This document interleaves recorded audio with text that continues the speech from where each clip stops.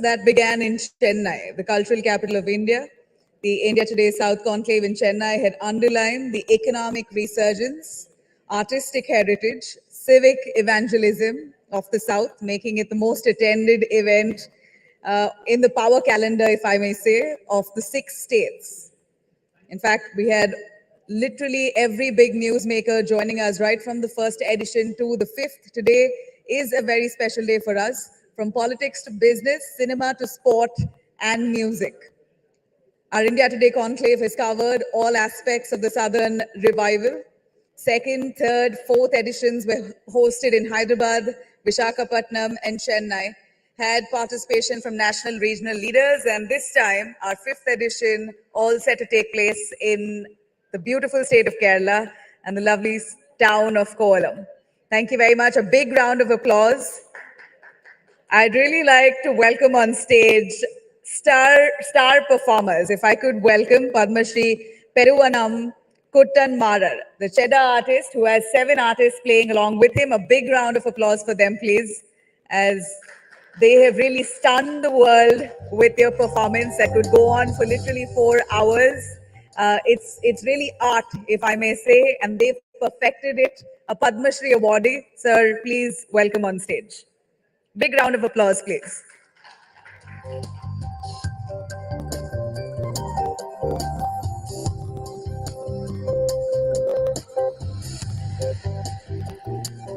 Percussionist, Padma Shri awardee, Peruvanam Kuttan Marar.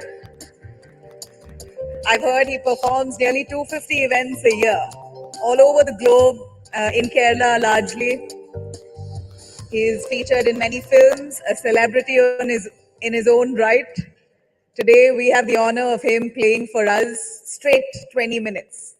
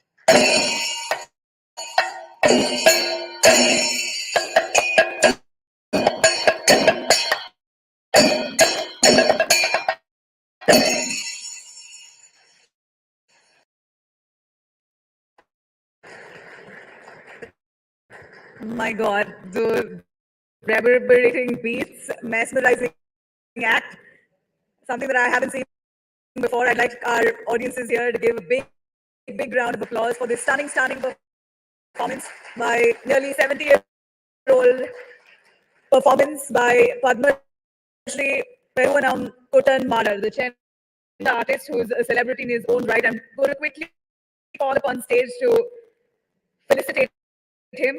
We have, in fact, our sponsors, Radico. I'd like to call on Amar Sinha, CEO, Radico Kaitan. And I must say that this performance, stunning performance, has been brought to you by Kerala Tourism, God's own country. A quick felicitation, please, Mr. Amar Sinha, CEO, Radico, on stage.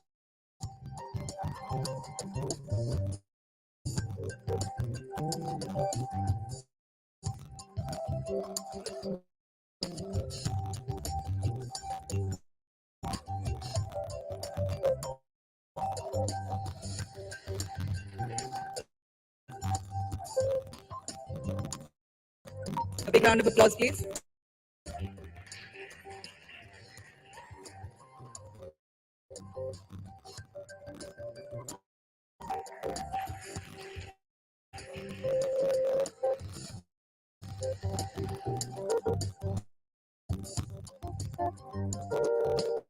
Thank you very, very much, sir. Again, as they get off stage, I'd like to thank you so much.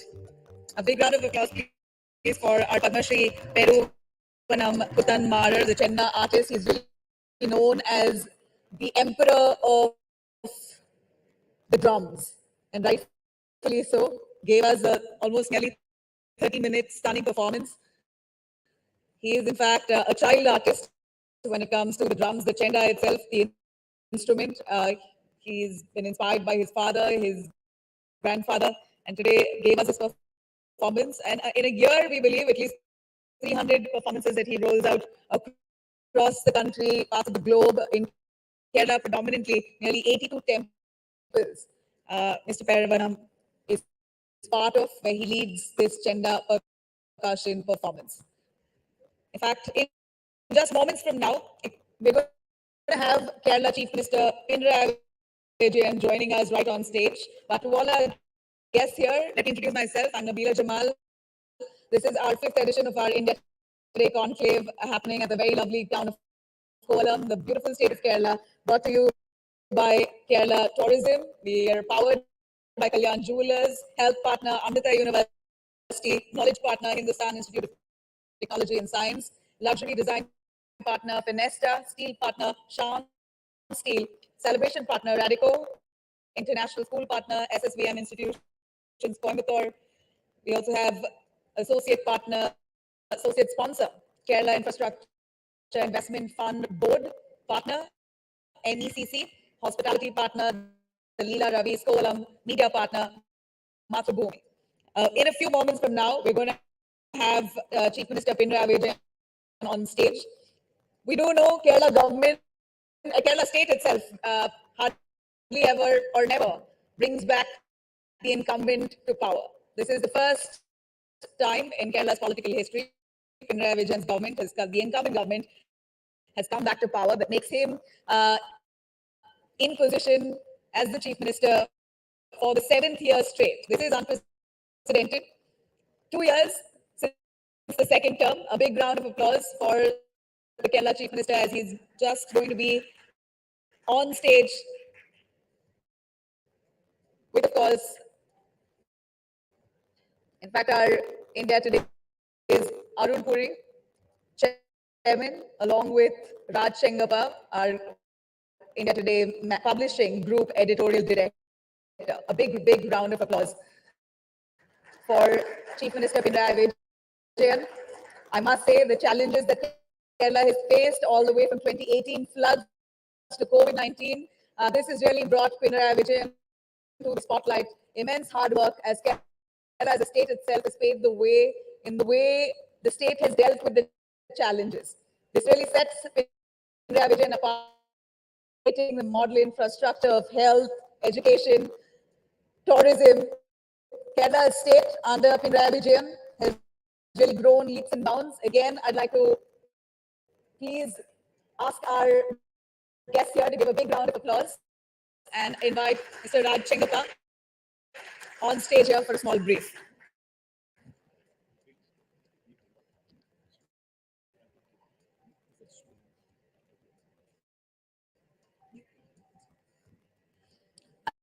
Sir, I'd like to request you to please move forward for lighting of the lamp. I'd also invite our group chairman, Arun Puri, on stage, please.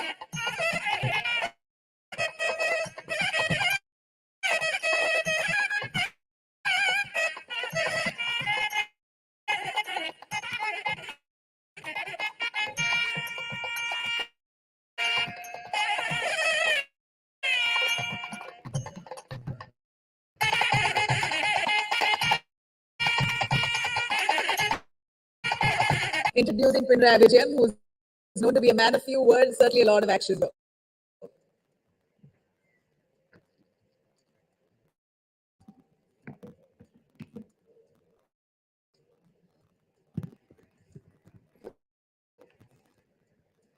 Thank you, Nabila. Honorable Chief Minister of Kerala, Mr. Pinarayi Vijayan, Chairman and Editor-in-Chief of the India Today Group, Mr. Arun Puri, distinguished speakers and friends. It is both an honor and pleasure to welcome you all to the 5th edition of the India Today Conclave South. This, by the way, is the first time that we are holding it in the capital of the southernmost state, Kerala. And I got up early this morning with the sounds of the roar of the ocean, the beautiful, bright, cloudy sky, and fresh air. And I thought, now I know why we call it God's own country.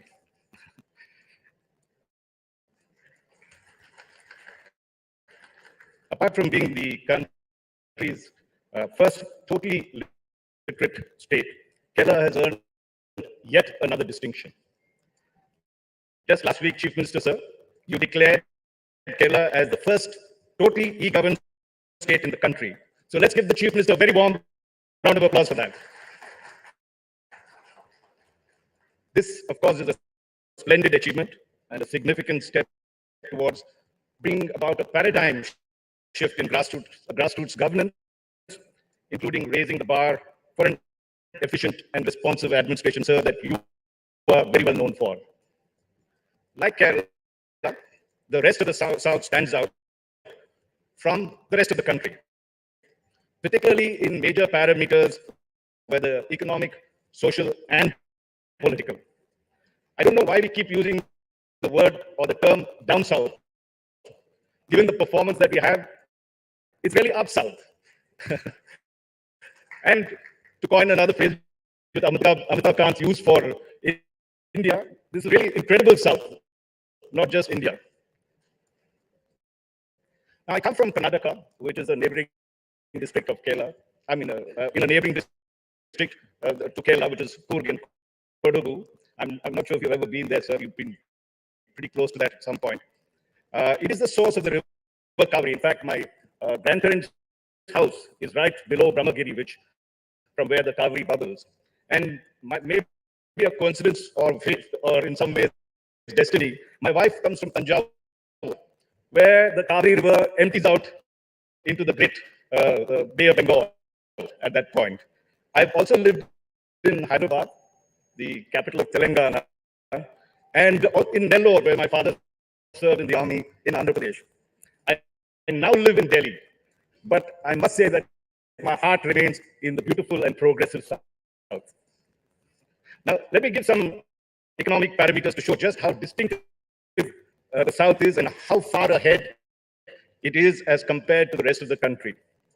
In the past few decades, South India has witnessed a sustained growth in its per capita income, and the technological innovation that it has brought about has proceeded with phenomenal pace, almost a frenetic pace, if you would like to call that. The economies of the South have registered a higher than national average growth over the past 3 decades. South India is the largest gross domestic product compared to any other regions of the country. I know Arun is here, he loves us, but I think I'm going to give a little pass. I don't want to load you with too many lakh crores and everything that we'll put it in the magazine. But just to give you a few, and as mentioned earlier, the South has one of the strongest economies in India, accounting for over 30% of the country's GDP. Data available in the Reserve Bank of India and economic surveys of the state show that in 2023, Tamil Nadu alone had a GSDP of around rupees 24.8 lakh crores. That makes it the largest economy in the South, followed by Karnataka, Telangana, Andhra Pradesh, and of course, Kerala being a smaller state. Now, if you take a look at the per capita income of these 5 states, they have a much higher per capita income as compared to the national average. The national average is around 1,50,000 a year. Telangana recorded the highest per capita income of 2,75,443 in financial year 2022. Karnataka comes second with around 2,65,623.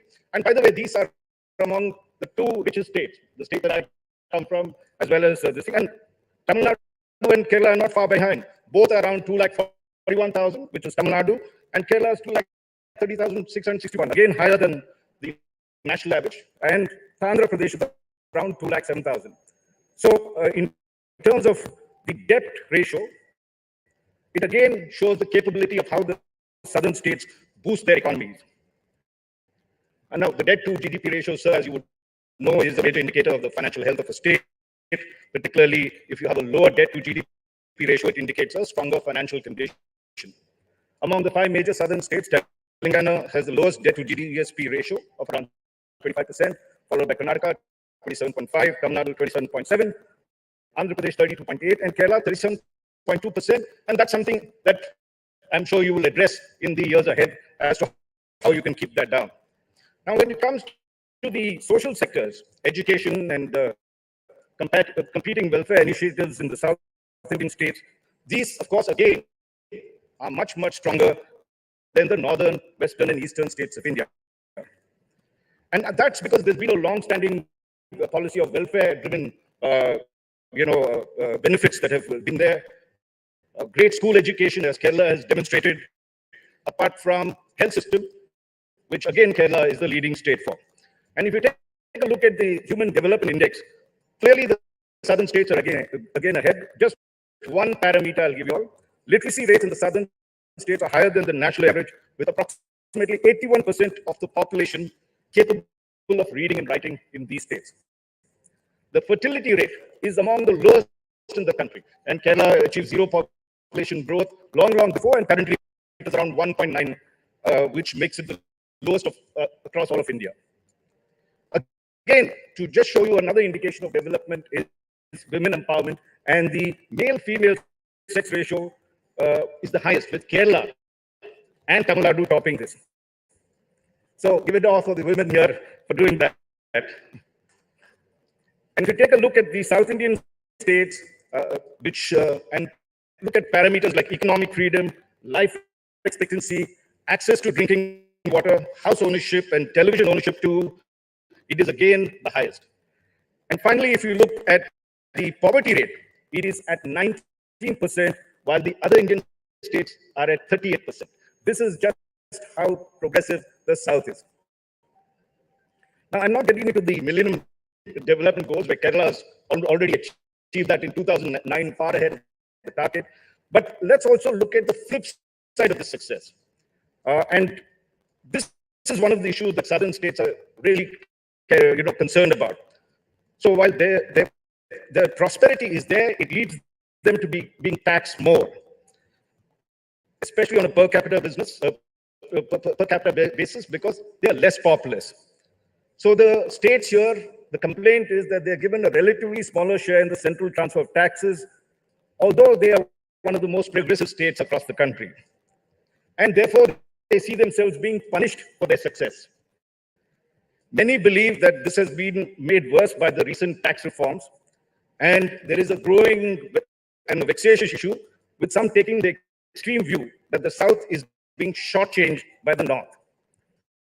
This and several other concerns, Chief Minister, sir, we hope will be addressed at this conclave. And finally, even the politics in the South is different. If you take, each state is ruled by a different political party currently, and for the first time in 10 years, the BJP doesn't have a government in the South, losing my home state, Karnataka, to the Congress. Regional parties, as you know, play a dominant role in Tamil Nadu, Telangana, and Andhra. And in Kerala, the CPM holds the levers of power. So, Chief Minister, we are delighted and honored that you have agreed to deliver the inaugural address, the keynote address of this South Conclave. Mr. Vijayan, you have a rare distinction that has led the Left Democratic Front to win the legislative elections twice and be the Chief Minister for the second term in a row. You are known to be a no-nonsense politician, a tough and quick decision maker who holds his grounds once you have made up your mind. These qualities have enabled you to put Kerala on the fast track. As Chief Minister, Mr. Vijayan, you have lifted the well-known Kerala model of development that we all talked about earlier to a much, much higher level. And you have won global recognition for your efforts. Your efforts to raise the standard of living in Kerala to the level of middle-income countries among the developed countries of the world in the next 25 years is laudable. And we wish you all the very best in that endeavor. And of course, we hope to hear more of your shining achievements from you yourself. And let me now request the Chief Minister of Kerala, Mr. Pinarayi Vijayan, to deliver the inaugural keynote address of the South Conclave. Mr. Vijay.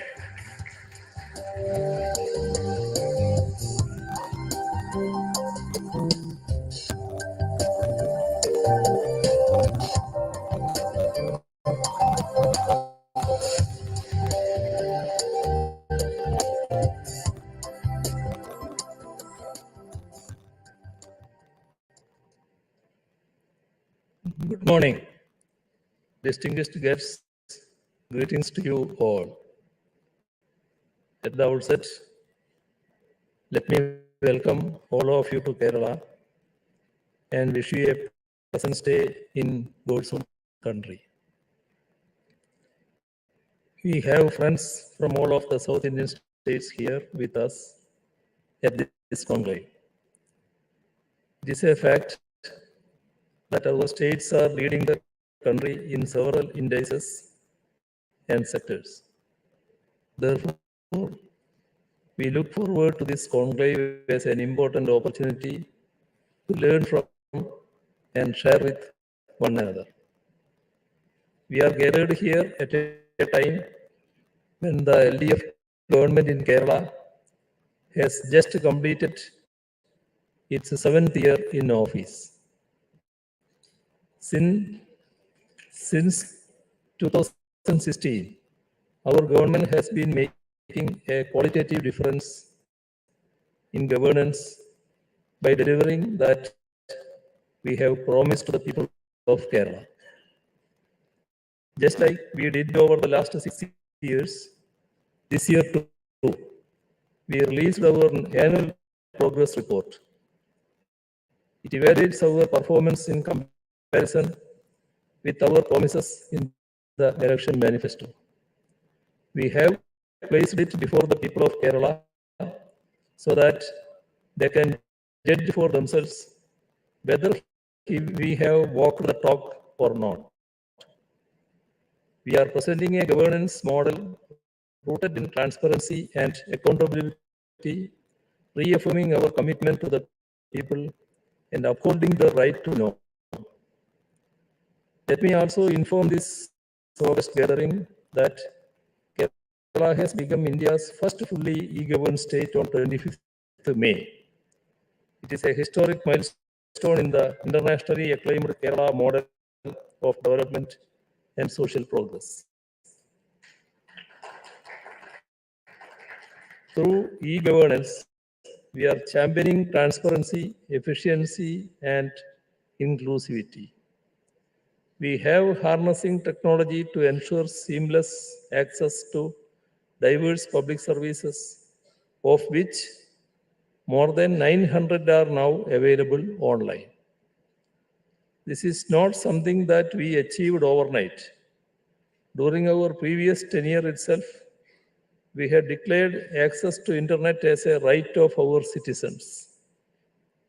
To ensure that such a right was accessible to all, we went ahead with the introduction of the Kerala Fiber Optic Network, K4, which provides broadband connectivity to all our houses and public offices.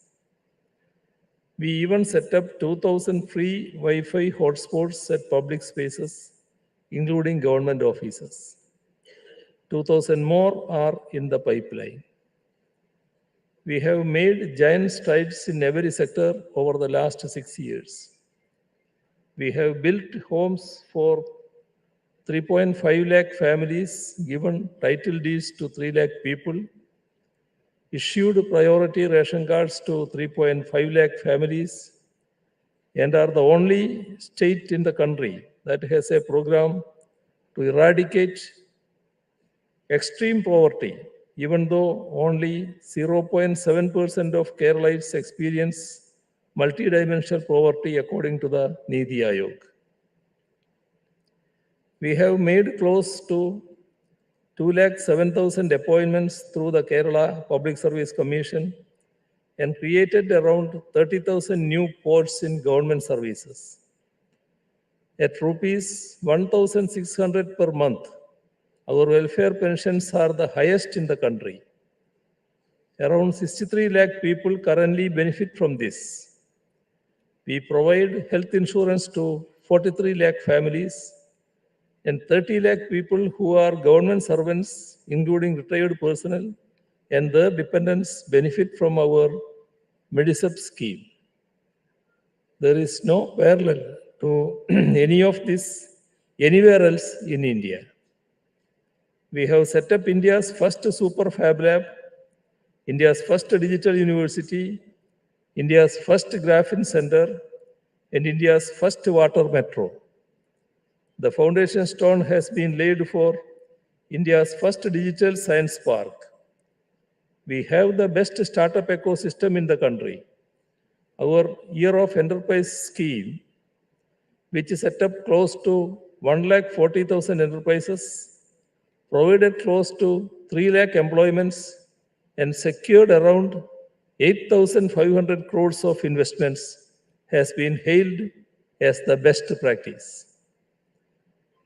Apart from being the only state to have declared internet access as a people's right, we are the only state that has provided electricity to every household. Development of national highways and national waterways is nearing completion. Hill Highway and Coastal Highway are being built at a cost of rupees 3,500 crores and rupees 3,500 crores respectively. Rupees 3,800 crores has been invested for the modernization of public schools. Rupees 19,000 crores has been invested in the public health system. In 2016, when our LDF government came to office, Kerala's unemployment rate was 12%. We have brought it down to 5%. We have brought it down to 5%. Kerala's GSDP was rupees 5,61,994 crores in 2015-16. It has grown to rupees 10,17,873 crore in 2022-23. It is a phenomenal growth of 81% in 7 years. Our per capita income has risen from rupees 1,48,133 to rupees 2,028. 2 lakh. Our per capita income has risen from rupees 1,48,133 to rupees 2,28,767 over the last 7 years. In this regard too, we have seen a spectacular growth of 54%. Kerala has achieved this tremendous growth across sectors despite facing an array of challenges like Oki, Nipah, the unprecedented floods in 2018, the monsoon calamity of 2019, and the COVID-19 pandemic, which essentially brought even the global economy to a standstill. The fact that we have overcome all this effectively is a testament to Kerala's resilience.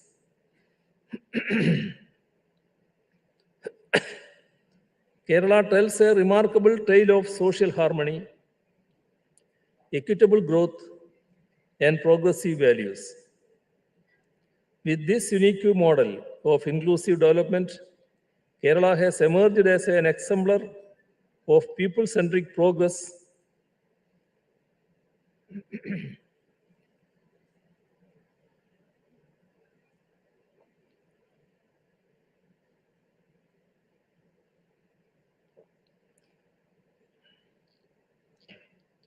Compassion and social justice drive our policies that empower marginalized communities and foster equal opportunities for all. Kerala shines as a beacon of a progressive ideals where every voice matters and the spirit of unity paves the way for a brighter future. Alternative policies of Kerala's progressive governments, despite constitutional limitations on state governments, have played a pivotal role in making us what we are today. Land reforms, free and universal primary education, welfare pensions, Maveri stores, literacy and people's plan campaigns, decentralization initiatives, and Kudumbashree program have gone a long way in highlighting the Kerala model of development and social progress at the international arena. We are the most literate state. Our infant and maternal mortality rates are at par with developed countries. Our government schools and hospitals have been adjudged as the best in the country by several agencies, including the Niti Aayog. We have the best law and order situation, and so on. This has been made possible because communal harmony and peaceful coexistence are always ensured. That is why there has not been even a single instance of communal violence in Kerala over the last several years. Despite the orchestrated efforts to tarnish our image and bring Kerala to disrepute, the people of Kerala stand united in its defense. Time and again, that defense has ensured that such nefarious designs got exposed and defeated. This is a pointer to all of us that at such a time as this, when it rightfully ours is denied to us, and when we are sought to be divided on shallow grounds, we should stand united in our defense and for the common good. No force, no matter how strong they may seem to be, will be able to stand up to our united defense. I hope that the deliberations and discussions during this two-day event would help us to protect our Constitution by upholding our secularism and strengthening our federal character so that India's parliamentary democracy ensures sustainable and inclusive development and comprehensive welfare. With these words, I declare the India Today South Conclave inaugurated. Thank you.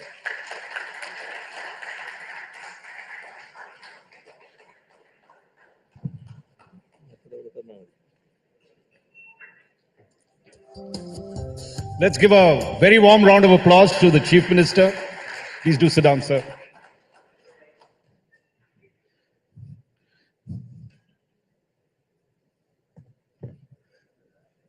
Chief Minister, now we know why you're among the most progressive chief ministers in the country and why you won a re-election just 2 years ago. Let's again, for the progressive steps that he's taken, give the Chief Minister another warm round of applause and for inaugurating the South Conclave of India today. Thank you for agreeing to, a few questions on this. I listened to what you had said, and you've really had innovative steps or taken innovative steps to develop the state for the future, particularly the infrastructure sector. What I'm asking is, what about mega investments? How can you attract them? What are you doing to promote the service sector? And of course, the overall theme, which is how do you improve employment in Kerala and ensure probably a reverse brain drain? Kerala has a lot of brain drain going outside. Is it possible for you all to hold your own people here and give them the jobs that they want?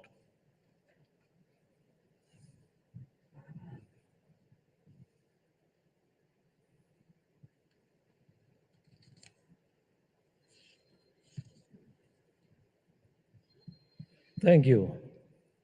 The main challenge is the paucity of land in Kerala. Yeah, that's a problem, yes. We have the coast on one side and the hills on the other. Right. In between, there is plenty of wetland and forest land as well. Right. 44 rivers. So in reality, there is only about 35% of the overall area of Kerala is available for people's use. Right. Still, we are able to make remarkable progress in industry. For example, consider the Year of Enterprises scheme, which I had mentioned in my speech. Yeah. Through the Year of Enterprises, Kerala has introduced the best practice for the whole country. It definitely points to the massive change taking place in Kerala's industrial and employment sectors by harnessing our strengths in IT, BT, electronics, tourism, healthcare, etc. We are transforming Kerala into a knowledge economy and an innovation society. Well, we wish you all the best on that. But there is, as we have seen recently, the floods that have been there, the pandemic that Kerala had to face, and it has put an enormous strain on your finances, given the fact that though you've brought down the debt, it is still very high. How do you propose to address this serious financial concern that is there in reducing the debt and getting more finances to fund your development projects that you talked about? I had already mentioned how robust Kerala's economy is during the inaugural address. The fact that we have increased our revenue and managed our expenses is amply evident in how Kerala would up the previous financial year. Despite many expressing apprehensions that Kerala's treasury would come to a standstill in March, we were able to tide over without any major difficulty. Since the financial year 2021, Kerala's own revenue and total revenue have increased by rupees 32,000 and rupees 35,000 crores respectively. Kerala's own revenue is 65% of our total revenue. Wow. This is far better than the national average of 55%. The debt to GSDP ratio has been brought down from 39% to 34%. We plan to move ahead in the same direction with renewed vigor. However, it is concerning that our borrowings are being further restricted. It has already been brought down from 5% of the GSDP to 3%. Now restrictions are sought to be imposed even beyond the purview of the FRBM Act and by misquoting the Constitution. Such excesses will affect all states. We will have to stand together and find a way out. I know we are short of time and you have to go to another appointment. My final question to you is about tourism. And we are in this beautiful place, Kovalam, you told me outside you're planning to develop. What is your major plans that you have up ahead to attract international travelers back to Kerala apart from domestic travelers? Kerala tourism has secured a pride of place in international tourism circuits. We have been featured in the New York Times as one of the best tourism spots in the world. Prior to COVID, we had record numbers in both domestic and international visitors, around 1.88 crores and 12 lakh respectively. The tourism sector had generated a total revenue of rupees 45,000 crore in 2019. Right now, we are at the pre-COVID levels in the number of domestic tourists. Kerala's tourism is surely on its way back. Interventions like caravan tourism, heritage tourism, destination wedding tourism, etc. are being spearheaded. So many people are coming for the wedding here in Kerala. They are part of our responsible tourism initiatives, which address even local needs. Thank you. Thank you, Chief Minister. This might be our first conclave here, but it's not the last. We're going to keep coming back, and we particularly wish your state all the very best. Let's give the Chief Minister a very warm round of applause for this. Always you are welcome. Thank you so much, sir. Thank you. Thank you, ladies and gentlemen.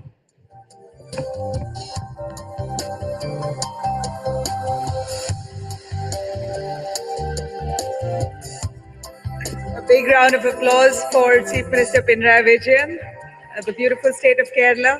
I'd say this is the first in history, political history, the incumbent government has come back to power. Second year for the second term. Pinarayi Vijayan listed out his party's achievements for the state's achievements.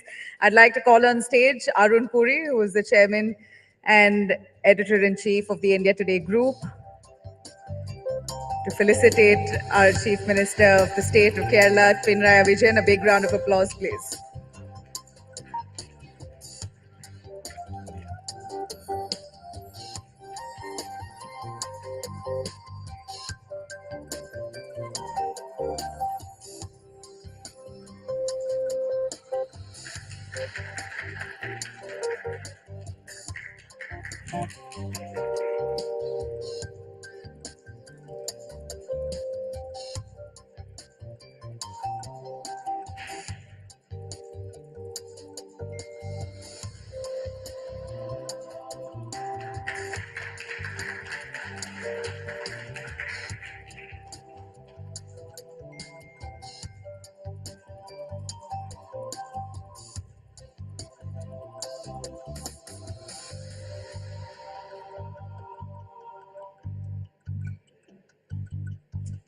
All right, that's Pinarayi Vijayan, the Chief Minister of Kerala. Very rare for him to speak elaborately. He's chosen the India Today platform, our India Today Conclave South, right here in Kovalam, Kerala, to elaborate about his party and his state's achievements in the last 7 years that he's been in power. A very, very A big thank you, in fact, coming from the India Today group to the Chief Minister Pinarayi Vijayan.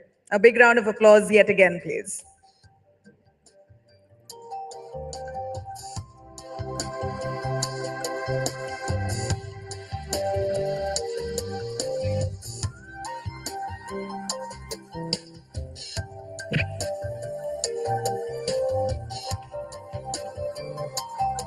Let me quick.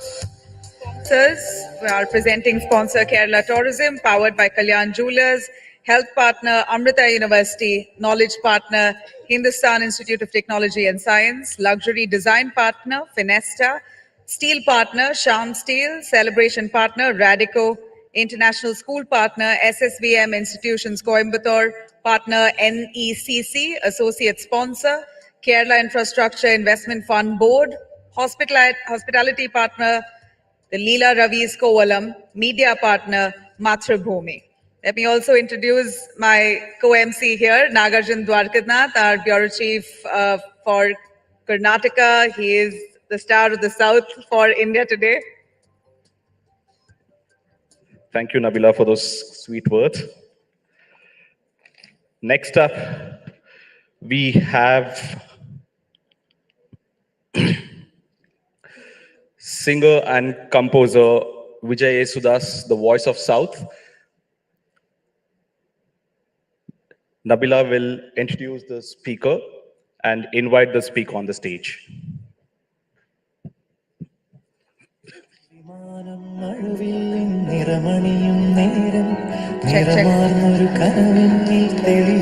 Well, it's such an honor to have you on our India Today platform. A big round of applause for Vijay.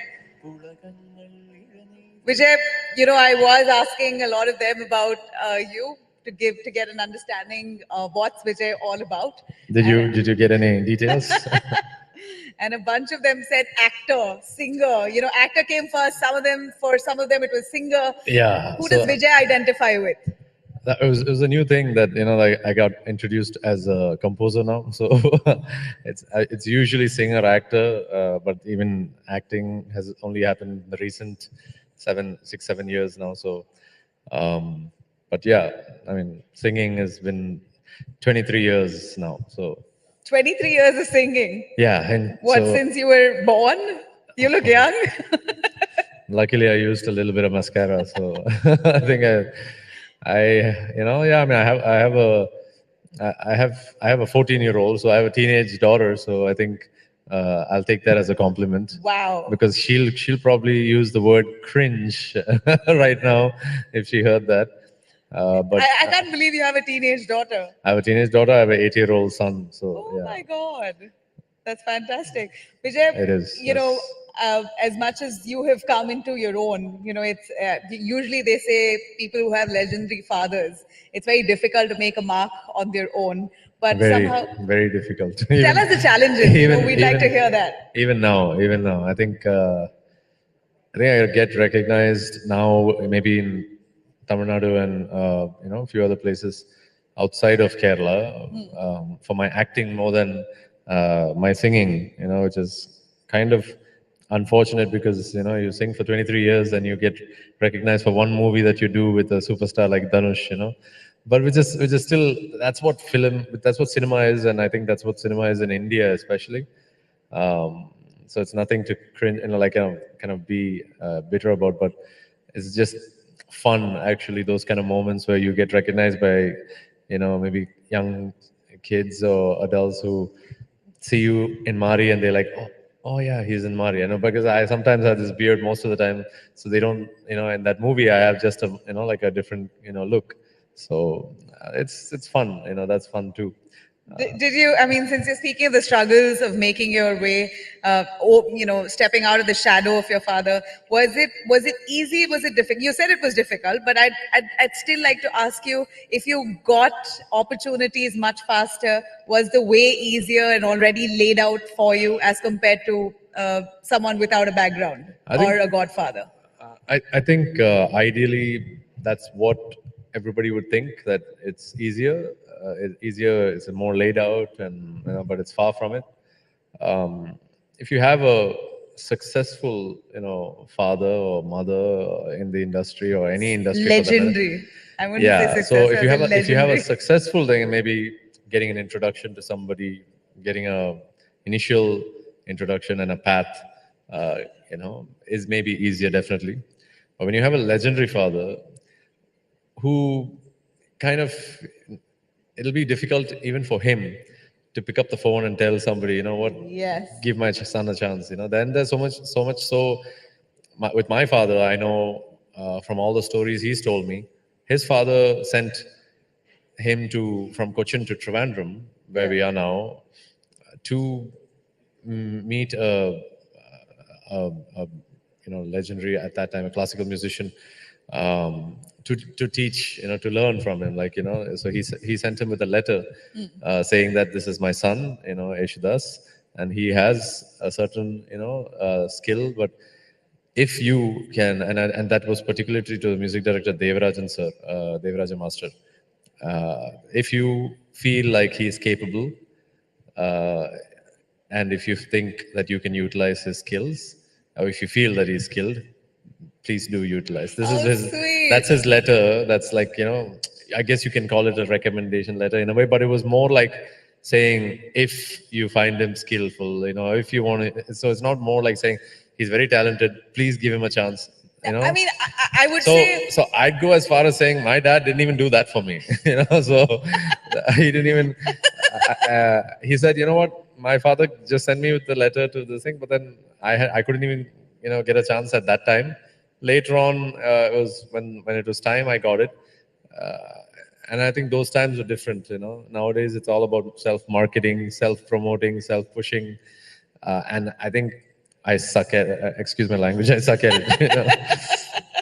I'm so terrible. I'm so bad. I'm so old school in that regard. You know what? It's either your content that speaks, or you need to heavily market it. I think you're the blessed with the content. two people in my career, in the starting of my career, that I went to, met, and maybe gave a CD of one or two songs of mine that I'd recorded at that time. One was Ilayaraja sir. Ilayaraja sir, I didn't give a CD as such, but A.R. Rahman sir, I went and gave a CD. That was a year later after I started singing a few songs there and here. Yeah. And I still remember in Rahman sir's office, he met me and he took the CD and he's like, okay, gave me a demo CD, that's fine. But what do you really look, forward to doing with your music? What do you feel like that you want to, really do in this industry? And so that question, even today, it's still stuck with me. And I still don't feel like I've really done what I wanted to do. And I'm still in search of it. I'm still getting there. I'm almost there. It kind of, I think this lockdown and this pandemic kind of keeping you at home for 6-7 months kind of triggered a few things. But Ilayaraja sir, on the other hand, was a different thing. He was a little more, traditional way of going about it. But Rahman sir's, that approach, and you can see it in his work too, the way he's globalized himself and our music as well.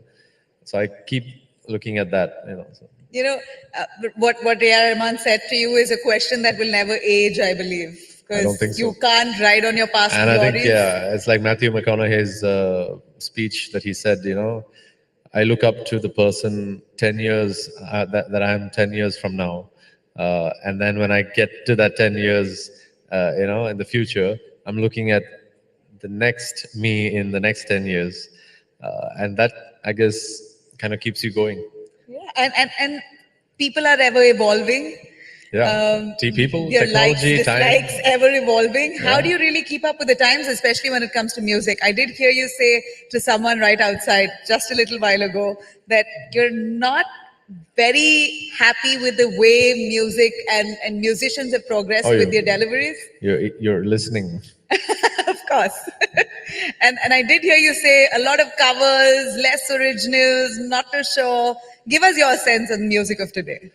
I'm far from at a level to really comment on where music should go and how music should be and all that stuff. But I know what I want to do with my music, what I love about music, and and it's to create your own is a big, difficult task. To get people to listen to something new is a huge task. Like when you have a name as a composer or an actor or whatever, you kind of, your reach is very important nowadays because people don't have time. People have TikTok and people have reels and all these things that they feel like they can sing, they can do all this, smule, they can do all this on their own. So they don't need to really see a person, sing. So it's like a song that's like really popular that my father maybe sang, or maybe Mohammed Rafi sir sang, or Kishore Kumar sir sang, SPB sir sang.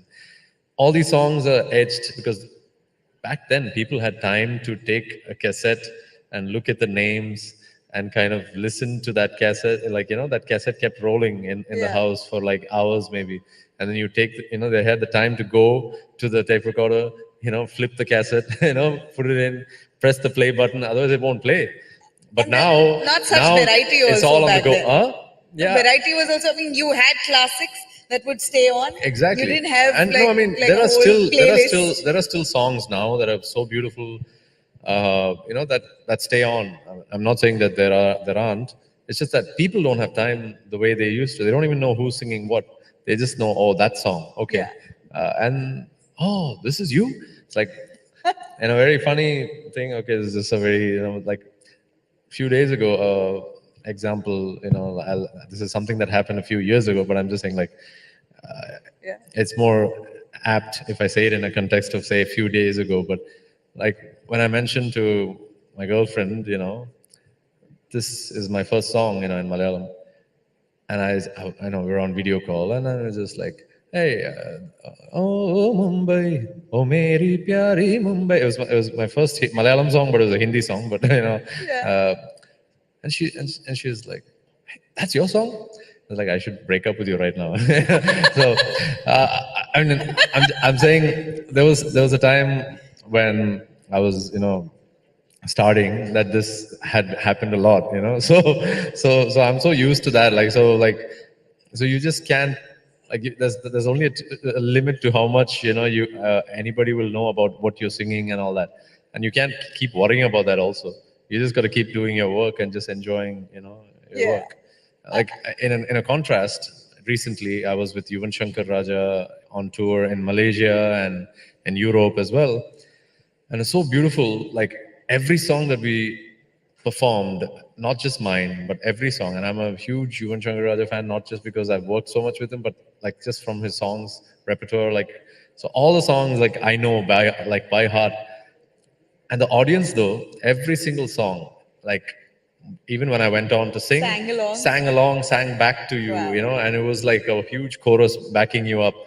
And that kind of feeling is so much contrast to saying like somebody saying, oh, that was you. So that kind of balances you out. This kind of grounds you, that kind of lifts you up. I think that balance is important. And I see the shine in your eyes when you speak of music. So for Vijay, is it films or is it music? Both. I mean, you'll hear me. I'm a big superstar Rajinikanth fan since I was a child. If you see old pictures of mine with my brothers. Did you say Rajinikanth? Rajinikanth sir, Yeah, yes. but I know Yesudas, your father himself, was an ardent follower and a fan of Rajinikanth. My father? Yeah. Oh no. I am. I won't give that to my father. His music was everything for him. So he sung a lot of songs for Rajni sir. Yeah. And Kamal sir, and obviously a lot of people. But for me, like I was a crazy till today, still going on, obsessive fan. So like if you see pictures of me and my brothers, like in a group photo, like they'll be standing normal, I'll be posing, I'll be like my jeans tucked into my boots, hands in my pocket, it'll be like something like that all the time. So I've always been a film buff as well. So movies, like when you ask me, I'll still have the same excitement talking about movies that I have about singing. So both with equal measure. Hopefully, I've just started. Like I said, I just started acting recently, 7 years now. And I know I've come from this industry in a way, so I know everything takes a little time, and I cannot suddenly become this, superstar or anything in acting or whatever. Aren't you a superstar? Huh? You're not a superstar. You don't believe you're a star. I wouldn't call myself a superstar or anything like that. I'm popular in my singing, and in acting I'm just getting started. So I think I have a long ways to go. You have a long way to go. You were part of Ponniyin Selvan. I was part of part one as an actor, which Yeah. is a very surprising, wonderful experience. It was because one of the associate directors, assistant directors, Dana, he was my second Tamil film's director, movie called Padaiveeran. So he was working back with Mani sir again for this film, and he had casually mentioned long time ago that there's this character with some negative shades and all that. I don't know if there's a chance, but we'll see and all that. And then one fine day, I'm like flying to Bangalore for a recording from Chennai, and I get a call from him, and he says, "Listen, that role I told you about, I just kind of put your name out there, to Mani sir, and he said, if you think he's appropriate, call him over, let's see, and all that." And so like I went like the next day to Rajamundry, and they were shooting at the Godavari River, and like all that boats and all the full set and everything, and full caravans, and they made me go, and they called me from the production, or rather from costume and all that. They said, "You might have to shave your head. Is that okay for you?" And I said, "Yeah, I mean, of course. I mean, just don't touch the beard," because I had the beard like this long, and I had sent photos of different looks. And so they said, "Don't touch the beard. You have the beard like this. Don't touch the beard." I said, "Yeah, okay. And then I got there, and then they buzzed my hair, and we put the costumes on and did all that stuff. And I think pictures were going to Mani sir, and he was looking, and then they said, "Okay." And then next morning, I did a shot on the boat. It was like one scene that we did. And then I went off, and then I don't know if I was there or not. And then I think a month and a half later, they called me to Hyderabad for the next set of, a few days of shoot, where I had to properly ride a horse and be on with Vikram sir. I was riding. All those experiences was amazing, and like being directed by Mani sir. Unfortunately, like this I was industry, just about to ask you. Some of your scenes were cut off from the not film. some of my scenes. I was not in the film at all because I didn't make the final cut. Were you told about it? Was that? Were you told? Were you informed about it? Yes, Dana himself actually, he was upset too, and I said, it's okay.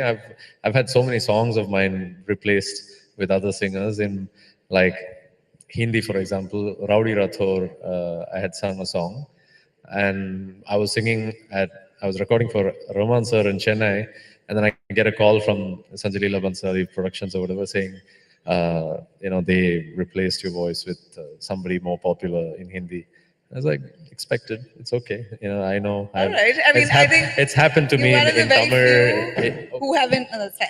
You're one of the very few who hasn't taken objection to your scenes being cut off from a film as big as. It's not about Selvan. objection. I think it's the director's cut, right? So I think he has all the right to it. And I think when I watched the film, I knew what my character was, and there were a lot of characters like that in the film. So one more episode of that might have, as a viewer, even like as a film, like what movie, like viewer, I think I would have also found that kind of a little boring. So okay. I think all the other people, of course, the way they performed and the kind of scenes that they had were more relevant to the film, maybe. All right. So. I mean, that's nice of you. And since you really are sensitive to emotions of the audience, we've got requests here from the audience to have you sing. Yeah. See, that's one of the good and bad, in a way, but like a curses for the singers that come on stages like this. Sing. Nobody, like especially when I go to colleges and they want you to make a speech or whatever, they want you to talk a few minutes. They don't want to talk. They don't want you to hear. They don't want to hear you talk. They don't want to. They just want to hear you sing. So I know. I think final icing on the cake has to be that. And yeah, I mean, what can I say? Go right ahead.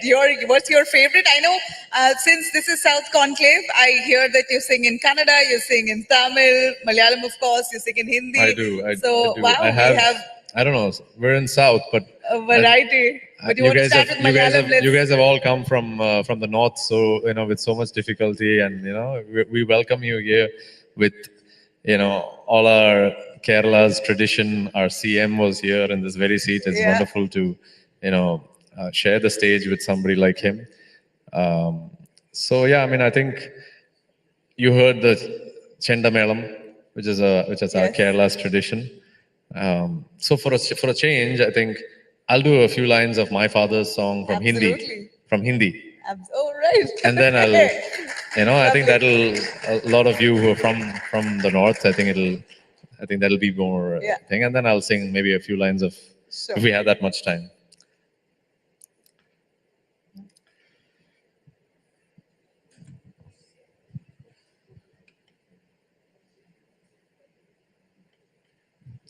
Yeah, so I had the privilege of being photographed by one of the most amazing photographers, Bandeep sir, who was here. The way he was just doing, like, making me pose, making me stand, and some of the pictures that he's taken, I can't wait to see them and share with the world.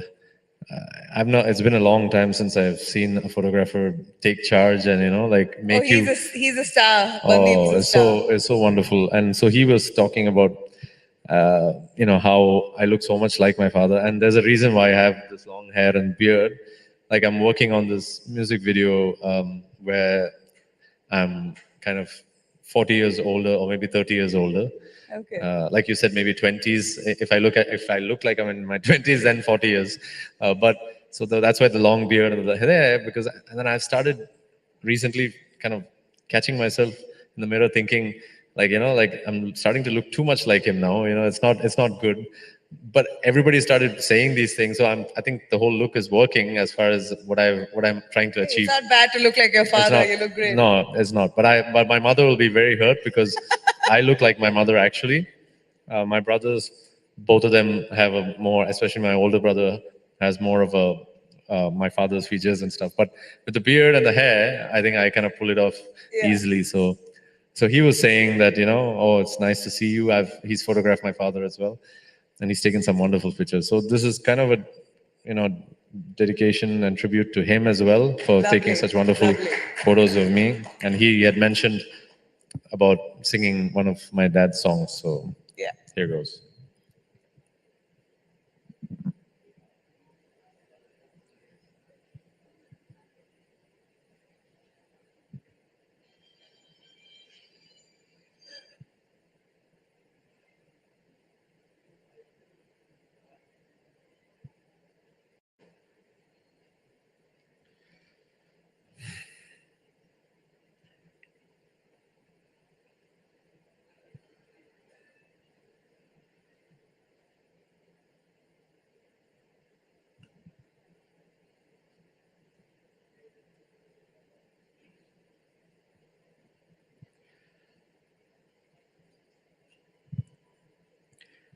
जहां पहली बार मिले थे हम, जिस जगह से संग चले थे हम, जहां पहली बार मिले थे हम, जिस जगह से संग चले थे हम, नदियां के किनारे आज उसी अमवा के थले आना,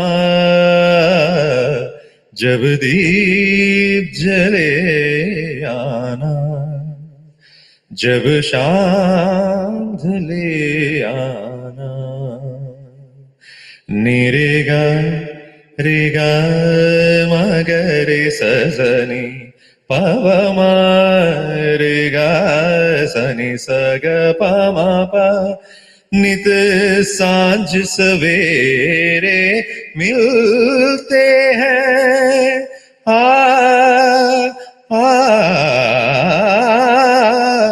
नित सांझ सवेरे मिलते हैं, उन्हें देख के तारे खिलते हैं, लेते हैं विदाई तू जैसे कहते हैं चले आना, जब दीप जले आना, जब शाम जले आना.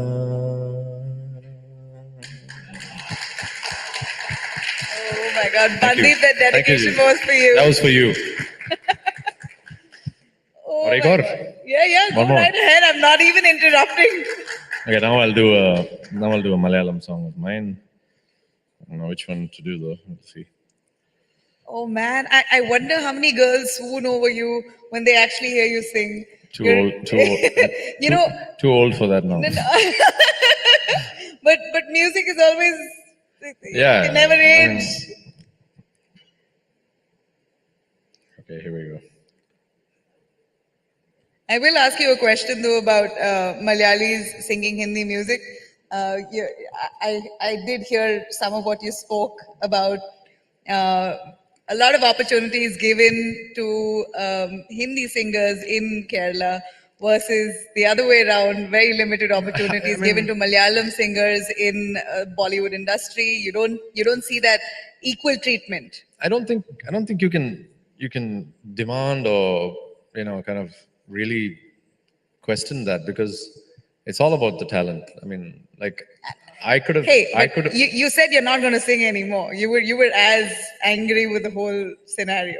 No, it wasn't because of that. Is that you think that's why I said that? No, it has nothing to do with it. It completely has nothing to do with that. It was just that was a different kind of a personal thing and it was that I think that came out in an interview. It was more about talking about people here, valuing people here more than So it's you're not saying about people in giving. It's not Kerala about don't giving value- something from somebody from the north or Tamil or. I think it's like it's a funny thing in India. Now you have given me an opportunity to say something that I've always wanted to say, but without controversy. Like I think usually in India, especially in India, now I think anywhere in the world for that matter, like rivers from Himalayas, we have such beautiful rivers. I wish it all flowed down further all the way till the tip of India to Kanyakumari with a little more ease, without restrictions, without walls that we humans have put up. That way, even for that matter, whatever rivers in any part of India is dried up wouldn't be. And I think farmers and whatever struggles that everybody goes through with that won't be there. But then that's just how it is everywhere. Like I think when I travel to Europe, the kind of restrictions there are for a person to go from border to border. Even from our state, from Kerala to Tamil Nadu, if we want to take something, if you want to bring back something, there's so many restrictions most of the time. I mean, there's always something, that we put. Kerala, some temples, if you're like, there are issues, like that. Tamil Nadu or maybe some other places, there's no restrictions like that.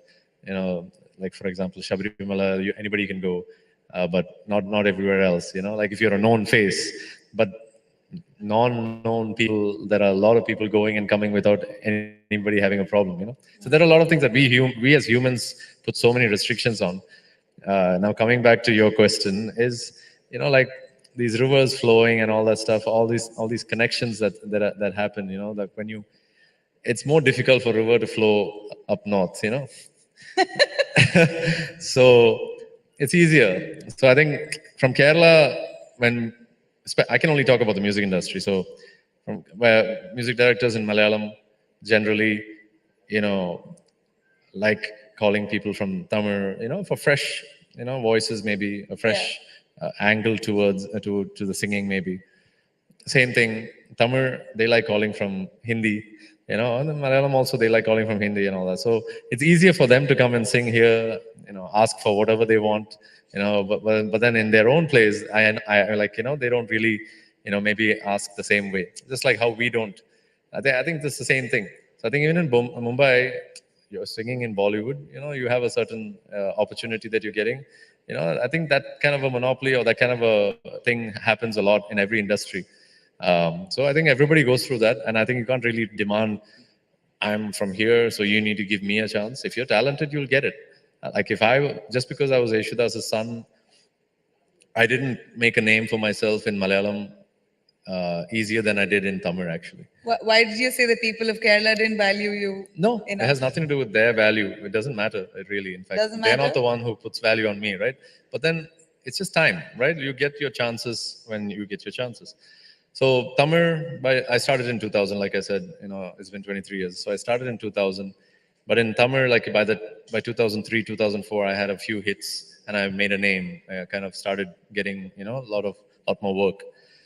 In Malayalam, in Kerala, it took me till 2008, 2007 for a big hit and a breakthrough and a Kerala State Award for people to, like music directors and even the audience, maybe to really recognize and say that, oh, okay, now he's like come out on his own. Like the first song that I sang, the Malayalam, a Hindi song, but in Malayalam film, O Mumbai, it was like a musical, and it was by Vidyasagar sir. And I had sung, and in fact, the intro was great. I had sung 3 songs in the film, all with my father and Hariharan sir.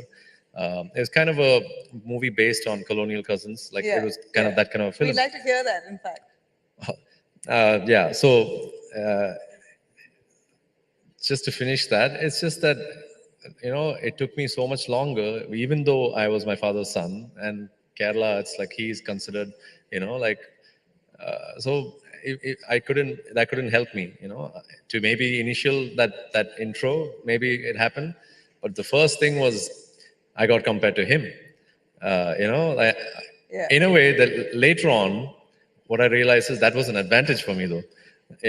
I kind of used that to my advantage because I was only getting compared to him and not anybody else between me and him. So that was I used that. You had to make a name in the Tamil industry to really be valued enough in the Malayalam industry. I got the crux of that. Yeah. That's the same exact thing that happened to him as well. When he went to Mumbai and he like, blew up like with all the songs that everybody listens to even now. Everybody wanted him back here and in Tamil and in Malayalam, or maybe not Tamil, but like especially Malayalam and all that.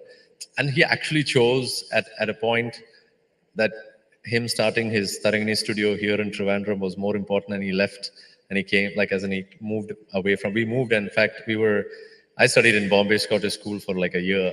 And I remember that. So the 1 year that we moved there, my mom was so scared about living in Mumbai and all that. Those times were difficult, I think. But I vaguely remember this. And so then we moved back to Chennai, and then he was focused here, building this huge studio and, thing and all that stuff. So yeah, so he chose, those kind of things. So and then he made it, he had a huge record label that he started on his own, and it made it big. And so, I've seen all that. So it's kind of a... but we're so proud and happy that you're here today, and you made a name for yourself. It's an honor. As we're at the fag end of the session, in fact, we're out of time. I'd like to leave our audiences with a lovely song. Yes, I will. Thank you so much for having me here and to let me share my experiences. It was our pleasure. Thank you so much once again to India Today and the whole team for having me here as a guest. So here's few lines of one more song. Malare ninne kaanadirunna മിഴിവേകിയ നിറമെല്ലാം അകലുന്ന പോലെ അലിവോടെന്നരികത്തിന്നണയാതിരുന്നാൽ അഴകേകിയ കനവെല്ലാം അകലുന്ന പോലെ ഞാൻ എൻ്റെ ആത്മാവിനാഴത്തിനുള്ളിൽ അതിലോലമാരോരുമറിയാതെ സൂക്ഷിച്ച രാഗങ്ങൾ താളങ്ങൾ ഈണങ്ങളായി ഓരോരോ വർണ്ണങ്ങളായി ഇടറുന്നൊരെന്റെ ഇടനെഞ്ചിനുള്ളിൽ പ്രണയത്തിൻ മഴയായി നീ പൊഴിയും നീ നാളിൽ തനുതോറും നിന്റെ അലതല്ലും പ്രണയത്താൽ ഉണരും മലരേ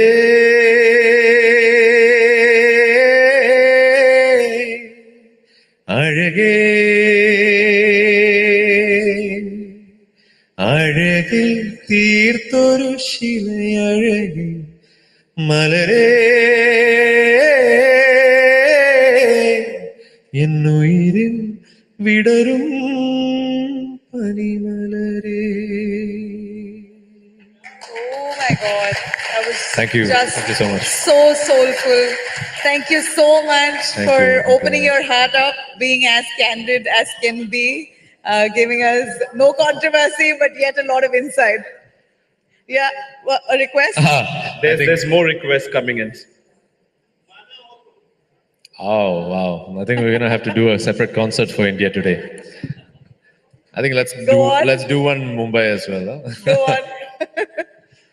Mana ho tum, huh? Mana ho tum, behad hasi, aise bure, hum bhi nahi. देखो कभी तो प्यार से डरते हो क्यों इकरार से माना हो तुम बेहद हंसी ऐसे बुरे हम भी नहीं. Absolutely fantastic. Thank you, Vijay. Thank you. Such pleasure chatting with you, and all the very best for your future Pleasure's all endeavors. mine. A big Thank round you. of applause. Thank you so much. Thank you, Nabila, and thank you, Vijay Yesudas. I'd invite Shushmita Nag, CMO Finista, to hand over a token of appreciation to the speaker. Vijay.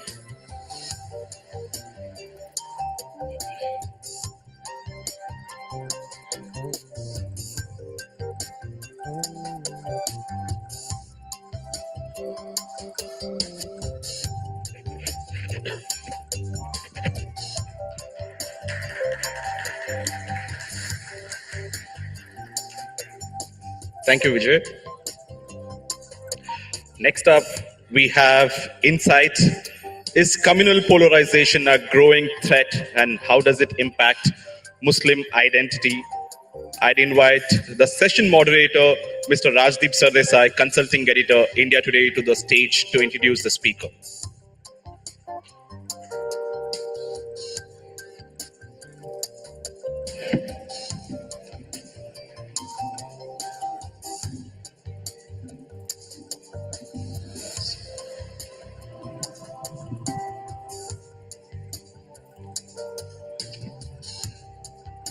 Wow, there was some musical session and wonderful to hear the... Give him a big hand once more, ladies and gentlemen. Father and son have delighted audiences over the years. Thank you very much. From the world of music, which can unite people, let's turn to the world of politics that often seems to only divide. Ladies and gentlemen, welcome to the India Today South Conclave 2023 here in lovely Kovalam in Kerala. The South has been the flavor of the month politically for the last few weeks because of what happened in Karnataka. The Karnataka verdict has opened up all kinds of intriguing possibilities and will lead, of course, into the winter elections of 2023 and then the general elections of 2024. And one of those intriguing questions is, what role will religious polarization play in the politics of this country over the next 12 months? Will we see a deepening of the Hindu-Muslim divide, or is religious polarization now subject to the law of diminishing returns? That's the question we are going to raise. I'm joined today at the India Today South Conclave by a controversial but charismatic figure, the AIMIM MP from Hyderabad, Asaduddin Owaisi. Please give him a big hand, ladies and gentlemen. Thank you very much, Mr. Owaisi, for joining me. We saw what happened in Karnataka just a few weeks ago, and there is a analysis being done that religious polarization is now subject to diminishing returns. The BJP played its cards with Azan, hijab, halal, eventually even Jai Bajrang Bali, but it didn't quite work. In fact, Muslim votes seem to get polarized around the Congress. The BJP was able to retain its vote share but didn't get incremental votes. How do you see it? Do you believe religious polarization, Mr. Owaisi, is now subject to diminishing returns leading up to 2024? See, in my opinion, there is no religious polarization. Religious polarization happens when there are two equal sides, which you don't have now. In reality, there is a majoritarian hate agenda which BJP is promoting. So that is why I say there is no religious polarization, and it has alienated Muslims, it has marginalized Muslims more than ever. And why I say that, I give you example. The state where I come from, the BJP president says that we will demolish the new secretariat domes because they're Islamic domes. In Telangana? In Telangana. Where is the other side? Mr. Amit Shah comes to Telangana and says we'll remove 4% reservation. Where is the other side?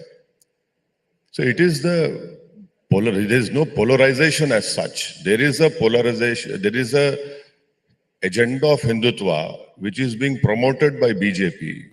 And that is what it is giving them electoral benefits. But it's leading to counter-polarization, Mr. Owaisi. Post-poll report suggests 88% Muslims in Karnataka voted for the Congress. It was almost as if the Muslims had decided almost uniformly to vote for one side. Isn't that a form of polarization? No, Muslims voting for the so-called secular parties has been a consistent voting pattern. Whether it is the India Today data of 2019 Lok Sabha elections or the CSDS data of 2019 Lok Sabha elections, all other Hindu communities cast, their vote percentage has increased for Narendra Modi. But it is the Muslim community which is consistently at 6% in 2014 and 19. Here also the Muslim vote is out of fear, not out of hope. If it had been out of hope, then it will have led to many other issues, positive issues. But you have here a vote for fear, the fear of becoming second-class citizens. How is it that every 5 years we hold elections and the Muslim community have to vote out of fear, not out of hope? That is not the case in this state. That is not the case in this state. But in majority of the state, the same thing. No, but the fear is being built out of paranoia, and many will accuse leaders like yourself of playing to this sense of Muslim fear or Muslim paranoia. I'll give you a statement that you made not too long ago, in April, in fact, of December of 2021, where you said in a rally in Kanpur, "We will not forget the injustice. We will remember this injustice. Allah will destroy you through his strength. Things will change. Who will come to save you then? When Yogi will return to his mutt and Modi will retreat to the mountains, then who will come?" So you are playing on Muslim fears. No. Listen to me. If you're quoting what I have said, why don't you book a case against me? There is no case against me at all. Have I made a statement against a community? No. I have made a statement against a government which does not run Uttar Pradesh on the basis of rule of law, but on the basis of rule of gun. That particular statement was made in Kanpur because a Muslim man was picked up by the police and tortured outside the police station and beaten up. His beard was pulled. It was made in that context. Now, if tomorrow I say that may the Almighty crush the killers of those two convicts who were in the police custody, what is wrong in that? Because you have failed in discharging your rule of law. Now, polarization is happening because of the Hindutva agenda. It is not because of me. If it was because of me, then I should have won seats in every part of India. The fact is, Mr. Owaisi, you have demonized Yogi Adityanath, Narendra Modi and the BJP to consolidate a Muslim vote wherever possible. Now it's increasingly possible that Muslim vote is turning to the Congress because they think the Congress is in a better place to defeat the BJP than Asaduddin Owaisi is. But the overall narrative that you're pushing is Islam khatre mein hai, Muslims are in danger. No, Islam kabhi khatre mein, Islam will never be in danger till this world is alive. It is the country which is in danger. It is the social fabric of this country which is in danger. It is the constitution which is in danger. How is it that you and me see that a prime minister prostrating in front of a religious symbol when a parliament is opened? Is he a prime minister of one religion or of all the Indians who do not believe in religion also? How is it that a prime minister enters a parliament with Hindu Vedic scholars, not with scholars of other religions? Who's promoting? That is why I'm saying it is the one-way propaganda of BJP. And let me finish. There were other religious communities also there at that parliament opening. No. Listen to me. Now you talk about demonizing Yogi and Modi. So is Congress doing hero worshipping? One should not criticize them for what they have done. You kill people who are in police custody, and these people enter near the convicts with banned weapons, and nothing happens. And to counter your question, take the killing of Junaid and Nasir in Rajasthan. Who's in power, Congress party or Asaduddin Owaisi? Udaipur happened, everyone condemned. But it takes 15 days for the Congress chief minister to go and visit Junaid and Nasir, who were kidnapped and burned alive in Haryana. And still the killers have not been caught. When it comes to compensation, you give 50 lakh somewhere, you give 15 lakh over here. So there are inconsistencies within the so-called secular parties. Take Madhya Pradesh. Now Congress party is going to hold Hindu festivals to counter BJP. That is why I say that the secularism which the constitution talks about, I am for it.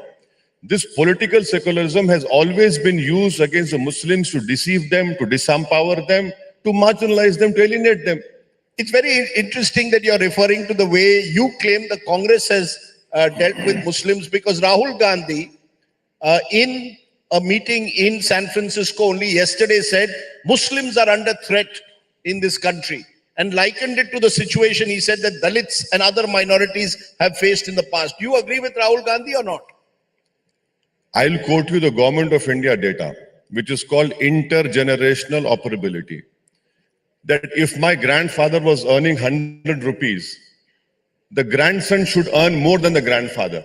You know what, in India, there's only one community which is earning less than what their grandfather was earning, are the Muslims.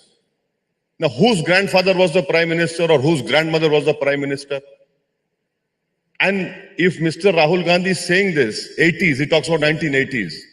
Muradabad, Eidgah killings, 390 Muslims were slaughtered on the day of Eid. Congress was in power. Hashimpura, Malyana, Congress was in power.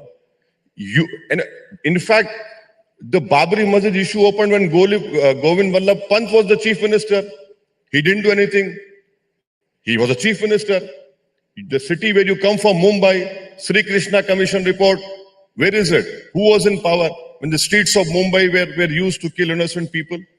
Whether post-Babri Masjid, pre-Babri Masjid, streets of Delhi were used to kill Sikhs. Genocide happened.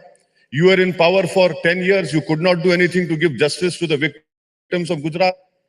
What are you talking about? I mean, it is like saying, oh, let others' MP's membership be gone, but my membership should not have gone. Does that mean that? How can he say that? I mean, he can explain what he's saying. I don't know. I don't understand him. It's very interesting the way you're targeting the Congress and mentioning the Congress. Just a minute. Rajdeep, this is not targeting. These are historical facts. Let the Congress party disprove what I'm saying. They were in power. It happened over there. And you know what? The state where I come from, their PCC president says that tomorrow, if we win Telangana, we will construct 100 Ram Mandirs and 100 assembly segments at the cost of 10 crores each. What is this? The whole fight between the so-called secular parties and BJP is who's a bigger Hindu.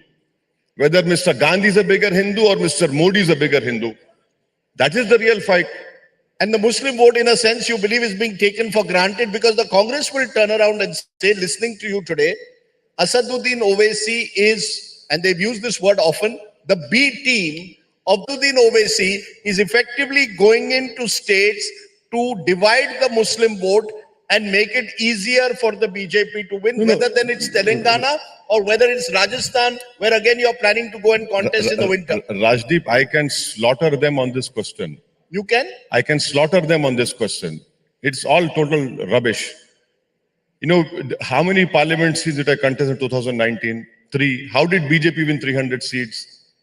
Why are you not able to make a Muslim MP win from Gujarat? You are there. How did Rahul Gandhi lose Amethi and win in Kerala? Why? Because the 30% minorities here. Win in Wayanad. Why? Did I contest over there? As long as you try to follow BJP, that we will do religious festivals, we'll construct this mandirs, you will never defeat BJP. You want to defeat BJP, defeat them on the basis of ideology. Turn the youth of this country against them. You know, ask them pointed question on China, how China is occupying 2,000 square kilometers. You don't do that. So you're saying in a way, you believe that the real battle is actually in this country leading up to 2024 for the Hindu vote. The real battle which is taking place is both the Congress and the BJP are looking for ways to reach out to the Hindu voter. Am I correct? Yes, it is very true. It is very apparent. I know I need not be a psephologist or even your data proves it. Your Karnataka data proves it that if tomorrow Lok Sabha elections are held, 11% of people voted for Congress will vote for Modi. Where does Asaduddin Owaisi then fit in? Because you seem to have worn the hat of some kind of, you seem to be appealing to a narrow Muslim identity. Let's be very clear. You are today targeting the Congress for playing vote bank politics with the Muslims, taking the Muslim vote for granted. You are targeting the BJP, saying the BJP demonizes Muslims. What is your role? You are also, in a way, accused of playing communal politics by only appealing to a single community's vote. Well, you see, both BJP and Congress believe in George Bush ideology. Either you're with us or you're not with us. So that cannot happen. You know, in a democracy, you need diverse voices. You need differing political opinions and voices. That is what I'm doing. How is it that if I am with Congress party, I become secular? If I oppose BJP, I'm not a nationalist? How is it? And you're saying narrow Muslim. What is narrow? Have you read the speeches of mine in Parliament? I have consistently criticized BJP for decreasing the minority budget. I have consistently criticized BJP on doing a constitutional breach on Article 370. I have consistently asked BJP, why did they decrease the pre-matric scholarship? Why have they finished the Maulana Azad fellowship? I have consistently criticized BJP on China. And the highest number of my criticism on China has been against BJP because they're quiet on it. What is this narrow identity of Muslim? What is this broader identity of Muslim? And I want to know, what is a broader Muslim identity? A person who comes and drinks wine with you. No, you appeal for votes. You appeal to a Muslim voter. Your entire appeal is to a Muslim voter. No, 20th April 2022. You say, I've said this before, bulldozer will work on Ansar Ahmed, but not on Arjun Ajay. That's the difference. 1 minute. You have this union minister's son who butchered 6 people, right? Has his house been demolished? No. You have a person who was fighting against the CAA law. The house was under his wife's name. A notice is issued to husband and the house is demolished in Allahabad. Have you demolished the houses of those people who killed 2 convicts who were in police custody? No, you have not done it. I'm giving examples of Madhya Pradesh. Have bulldozers been used? No. Wherever you are using this kind of high-handed behavior, I have to speak. And the problem with the secular parties is that, why have they not spoken about on all these issues? They said, no, we will not speak. If we speak, we will not get Hindu vote. Let us be quiet. Let us be quiet. How long do you want to be quiet? That is what I'm saying. You are assuming wrongly that the Muslim vote will come to you no matter how much Muslims are being marginalized, alienated, and taken for granted. Their houses can be demolished. They can be shot in police custody. They can be put under UAP. And mind you, the UAPA law, which has become more draconian, the Congress party openly supported in 2019 when Amit Shah brought the amendment. Where is secularism then? You know, it's interesting we are holding this conversation in Kerala. In the last few weeks, Kerala was in the headlines, perhaps for the wrong reasons. A film comes out, the Kerala story, which suggests that Hindu women are being brainwashed by Muslim men and made part of ISIS. And this movie was promoted by BJP leaders. It seems to have become a box office hit. The chief promoter, ideological scriptwriter was the Prime Minister of India for this movie. He promoted it. The Prime Minister's additional duty of now promoting movies also. I know all these film stars who are going to come here, they should be thanking the stars that had the Prime Minister started acting, their career would be finished. The Prime Minister is promoting a movie, and a movie that is based on complete lies. Now, 1 minute. You're saying it's based on complete lies. There are stories of at least 3 women which have been documented, who did convert, join ISIS. Even one case, surely Asaduddin Owaisi is one case too much. So when for example, this concept of love jihad is used, you claim it's a fictitious concept. But when we have a case like recently happened in Delhi, again, there is a debate over it. The BJP says, look at this is a case of love jihad. How do you respond? Do you believe that we need to look at ourselves in the mirror? Or do you believe this is all propaganda? Rajdeep, love jihad, you had a famous case from this state. It went all the way to Supreme Court. All the theories were proven wrong. And if what you're saying is right, should I blame the whole Hindu community because Nathuram Godse killed Mahatma Gandhi? Please tell me. Should I blame the whole Hindu community because Nathuram Godse? Should I blame all the community who killed Rajiv Gandhi? Should I blame that particular community because they killed Indira Gandhi? Please but do you condemn every case where violence is used? Of course. As was the case of Sahil recently in Delhi, or any case? Rajdeep, any violence that is used on anyone has to be condemned. But why is it that you don't talk about atrocities which other people commit on different religions? An atrocity on girl which happened, it highly condemnable, despicable. When I saw that video, I was so very sad, but give it a religious color. What about, if you start giving religious color to every incident, then where will we stop? So you believe that films like Kerala Story should not be shown, they should be banned? Rajdeep, I don't believe in banning things. I am saying that... So the film should be shown? No, I'm not, listen to me, let me complete. Yes, don't jump the gun. You cannot use freedom of expression to create hatred. This is what the movie has done. This is what the movie has done. And do they know? Do they know that all Islamic scholars of whether Deobandi, Barelvi, Salafi, Shias have unequivocally condemned ISIS, given a fatwa against them? And do these Johnnies know, who are making money by showing Muslims in a bad way, that ISIS released a video wherein they showed Asaduddin Owaisi and other 2 Maulanas as being the agents of Indian Hindu state. And that video had to be taken out by the ministry. That video was released by ISIS from Khorasan. Now you tell me I am promoting narrow Muslim identity. What is it? I cannot convince Rajdeep Sardesai, I cannot convince ISIS. So what does that make me? Please tell me. You're on the ISIS hit list. No, I don't care. You see, already an attempt has been made on my life. So I don't care. But as long as I live, I cannot mince my words. I cannot, succumb to Rajdeep Sardesai's view of, you have a narrow Muslim identity. I don't give out 2 hoots about it. Who cares? So you condemn any group that uses violence, then whether it's a Popular Front of India or whether it's a Hindutva vigilante group? When the Udaipur incident happened, I condemned it. When in this state, when a professor's hand was chopped, I condemned it. Violence has no place. But please understand, what if it is a state-sponsored violence? What would you do? It was state-sponsored violence as Hashimpura, Malyana, Sikhs genocide in Gujarat, pogrom, Mumbai streets. It was a state-sponsored, Nelly massacre was state-sponsored massacre. Do you also condemn, for example, when in your home city of Hyderabad, we hear Sartan se Juda slogans being brought Yes, out? we You condemn it?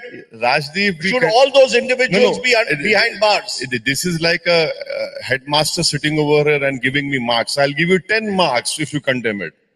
Rajdeep, stop it. You know, I'm a member of parliament. I've taken oath on the constitution in the name of Allah subhanahu wa ta'ala. If I believe in constitution, I have to condemn violence.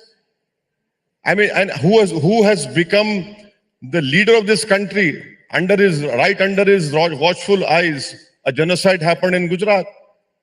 Who rewarded him? The majority community rewarded him, not once, twice. And you're asking me this question. You are, of course, Asaduddin Owaisi, a member of parliament. A number of the opposition parties boycotted the parliament inauguration. Do you believe that was the right step to take? I boycotted not because of what these so-called opposition parties who were saying that the president should have inaugurated it. Their knowledge of constitution is very limited. They should have read Article 53(1). The president is part of the executive. The speaker is a custodian of the house. The speaker should have inaugurated. And we have in our country called theory of separation of powers, which is basic structure of the constitution. The prime minister wants to walk forward and the speaker walking behind him. What is this? The prime minister is the superstar over there. It is the speaker who's the superstar over there. How can that happen? You know, how can the executive enter into a domain of legislature? No, the speaker is the authority in the Lok Sabha. When you bring both the houses together, possibly it's the president, the prime minister though, and the government says he represents the will of the majority and therefore he's there because he's won an election. No. Now this is disputable. Is that what troubled you, or is it the religious ceremonies that took place that troubled you? I have been consistently saying since the day he did that inauguration of the parliament with all Hindu religious scholars being present, I have condemned and criticized when that emblem was shown. And thirdly, the speaker is the custodian. The prime minister has no role. If a crime commits inside parliament, the Delhi police cannot enter. The speaker can give a sentence also. That is what I'm saying. I am worried about the executive's blatant entering into the domain of legislature. That is wrong. That should not have happened. Secondly, it has become a religious festival, that opening of parliament. You know, but Mr. Owaisi, today in this here you're targeting the Congress, you're questioning the Congress and its commitment to secularism. You're questioning the BJP's what you call majoritarian politics. So you tell me, is there a party that you think is ideal for promoting Hindu-Muslim amity? We are here in Kerala, the communists are in power and they claim they are the ones who actually have kept religion out of politics. Well, we have the Muslim League also in Kerala. The Aam Aadmi Party claimed to promote Hindu-Muslim amity, but you seem to believe that the Aam Aadmi Party has also betrayed Muslims. So who is, for you, the party that truly represents Hindu-Muslim amity? I truly believe in the people of India. They will soon wake up from this magic show which Mr. Modi is doing, and they'll realize what has happened. So very soon the people of India, especially the majority community, will realize that they have been taken for granted in the name of halal, hijab, love jihad, so-called movies, because they will have to realize, they'll have to introspect that what is it that they're leaving for their children. Aurangzeb died, Rama Raya died, Babar died, Krishna Deva died. They have died years ago. What is the future for them? Problem is that the majority community must condemn if someone is doing anything in their name. That is the issue. You know, it's very interesting. Someone has just sent me, we've got an interview with Nasiruddin Shah, actor, who says, I don't intend to see the Kerala story. I call it success, a dangerous trend. Worthwhile films like Bheed, Faraz, all three collapsed. Nobody went to see them. The Kerala story, which I have not seen and I don't intend to see because I have read enough about it. We seem to be heading the way of Nazi Germany, where in Hitler's time, filmmakers were co-opted, attempted to be co-opted by the supreme leader. Have you seen Kerala story? Will you go and see it? You see, Rajdeep, from last 50 years, I have been seeing a movie called How to Marginalize the Muslim Community. So I don't want to see this 2-hour movie. I have been seeing that movie, and then the good part about that 50-year-old movie is that I am the villain and you are the hero. You know, Amar Akbar Anthony. I saw Amar Akbar Anthony. I saw Amar Akbar Anthony Manmohan Desai. You can be happy in seeing all these 2-hour movies, but I am seeing a movie which is being made from last 50 years. Yes, Hitler did make Eternal Jew. That led to the Kristallnacht movement. Then, of course, the Reichstag was burned down. So you are seeing that the phase is happening.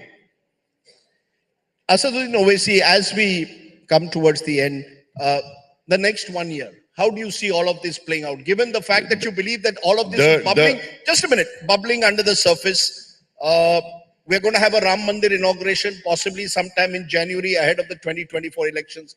Do you believe Hindutva politics, as the BJP sees it, will become a major factor in the 2024 elections? As long as the majority community continues to vote for Mr. Modi, yes, that will be the answer. The moment the majority community realizes that we have future for our children, what will be left for this country, 24 will be a different election. Thirdly, I am of the opinion that once G20 is over, there will be an open season against Christians and Muslims in this country. You mark my words. The moment G20 is over, G20 more hatred against Muslims and Christians. No, but that's fear mongering, Mr. It is not. And as we saw in Karnataka, it didn't work. Rajdeep, the BJP will course correct. You're playing again on the fears of the minority community. Rajdeep, the real test is a parliament election. Now, please don't disprove your own India Today analysis or your findings, wherein you sitting over there, I like you only on election day. Believe me, and you are like a Sachin Tendulkar on that day. I texted you also. I'm Sachin Tendulkar on election day. Yeah, I'll take it. And I'll take it as a compliment. Maybe another guy didn't like you from BJP who kept on hitting you with bouncers, but you were very clever in avoiding those bouncers. But in your own data is saying that 11-12% will vote for Modi. That is authentic data. You were one of the few channels who got everything right. The CSDS data still says that Mr. Modi is the most popular. That is why I say it is the majority community who have to wake up and see what is happening. You keep saying Mr. Modi targeting Muslims. Mr. Modi has said, and the BJP, Sabka Saath, Sabka Vikas, Sabka Vishwas. When someone opens a Jan Dhan bank account, it's not about Hindu and Muslim. When a road is built, it's not about Hindu and Muslim. When various schemes are done, a toilet is built, you get Yojana, it's not Hindu Muslim. They claim in the last 9 years, many more Muslims have got scholarships than they got in the previous 10. So therefore, if welfare is the focus, why divide people on Hindu and Muslim? Rajdeep, Hindutva ideology people have never believed in a republic India. They have never believed India is a secular country. They have never believed in India's constitution. They've always, they have this dying love for their lover. That is the British left India. Now, if that is what they believe, what is Article 20 and Article 30? What is right to equality? It is there because you have to uplift the minorities. When a toilet is built, is there a distinction between a Hindu toilet and a Muslim toilet? There isn't. Rajdeep, I am giving you data of intergenerational operability. Why is it that a grandfather used to earn so much and his grandson as a Muslim is earning less than his grandfather? Why did BJP decrease pre-matric scholarship? Why did BJP finish off fellowship, Maulana Azad fellowship? Decrease of minority budget. Why is BJP promoting love jihad? Your own state, BJP is in power. 50 rallies have been held in the name of love jihad. Where is the data of love jihad? Please tell us. Who is creating this fear of Muslims? Who is creating hatred for Muslims and Christians? Should the community also not introspect? What? If the community, you're suggesting that it's the majority community which must wake up. Many will say the minorities must also wake up, ensure much more women's education, ensure that you sort of move along with progressive laws. If there are regressive laws like triple talaq, you must reject them. You go into all those things. I will show you Muslim women. When I was coming back from the airport in the morning, 7:15, 7:15, 7:15, I have seen Muslim woman driving a car and a two-wheeler, wearing a hijab. What is wrong with that? And if they didn't wear one, would you object to it? It's their choice. No, it is their choice. Who's forcing them, Rajdeep? Who's forcing them? Who's forcing them? But people who are wearing it, you have no right to say they're regressive. You have no right to say that they're regressive. Because Article 29 is a right to culture, which is an unfettered fundamental right. What is... Because it's seen as a symbol of a patriarchal society that is virtually driving the women to wear a hijab. You're forcing them to wear it. Yeah, Rajdeep, if I make some personal attacks on Congress leaders, despite being 50-year-olds still living in a mother's home, is it patriarchal or not? Tell me. Don't take me to that level. Okay. I will ask you one last question, Mr. Owaisi, in conclusion, because I think we've heard your side of the story, but we are in Kerala. It's not a story. These are facts. Okay. Okay, we are in Kerala, and Kerala, as the Congress now claims, BJP Mukh Dakshin. South India doesn't have the lotus blooming. Is there a difference, you believe, between the way the Muslims and indeed Hindus, because you can't win an election without having both communities on your side, see politics and North India? Because you are a politician from Telangana, but you're increasingly exploring the north. You're going now to Rajasthan to contest. You won local board elections in UP. Is there a difference in the way minorities and the majority community perceives politics in South compared to the north? Well, Mr. Modi has proven that you can make Muslims invisible from Indian politics and still get 306 Lok Sabha seats on the basis of the majority community vote. Mind you, this is your problem, not my problem. We have always opposed all these divisive fascist forces. Yes, we have made inroads in the recently held in the local body elections. Thirdly, the biggest problem which will arise in 2026, which our minister also quoted, delimitation. You must ask BJP, are you going to penalize South Indian states because they've controlled the TFR rate by decreasing the Lok Sabha seats and reward those states which have not controlled population? This will be a huge friction point in coming years. I'm telling you, this will be a huge point. There will be a war on streets if the delimitation is done on the basis of population. How do you therefore see your role then in all of these politics? As I said, the Congress keeps targeting you as a B team. You yourself have defined your own identity on this program. What is your role? Because increasingly I find when you spread beyond Telangana, you have mixed success. Some states you've not been able to make a breakthrough, others you have. What is your role going to be in the next 12 months? Is it to heal, to bring people together, make efforts to reach out to the other side? Or is your role going to be to sort of stridently oppose the BJP and the Congress? A patient who's scarred for 50 years, you're asking me to heal Rajdeep Sardesai. Thank you very much. You should see this thing. You have every Hindu community, caste and religion-wise represented in Parliament according to the population. You don't even have 4% Muslims at Lok Sabha. About 27 MPs. No, not even 4%. Why? Because the majority community does not want to vote for them. The Muslims who are winning Lok Sabha are because of that constituency having 30% and above Muslim vote.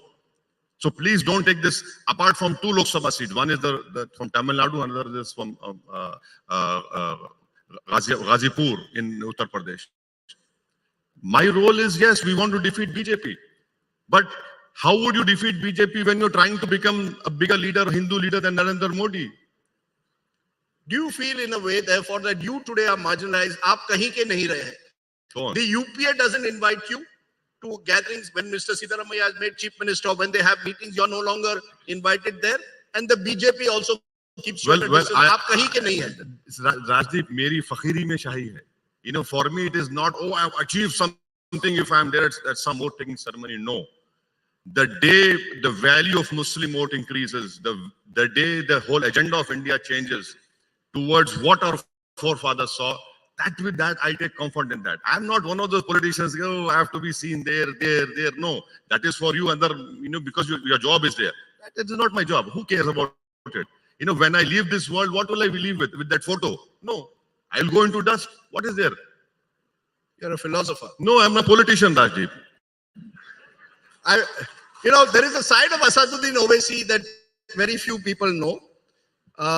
You were what, a fast bowler for Osmania University? No, let us leave it there. I don't want you to divulge more secrets. No, and you were a boxer also? Leave it there, Rajdeep. No, I think people want to know, what does Asaduddin Owaisi do when he's not doing politics? We know you as the politician now. I dutifully listen to my wife, whatever she says after my politics. Because that is the person I love more, So that is what I do. So in the house, Everywhere. she's the boss?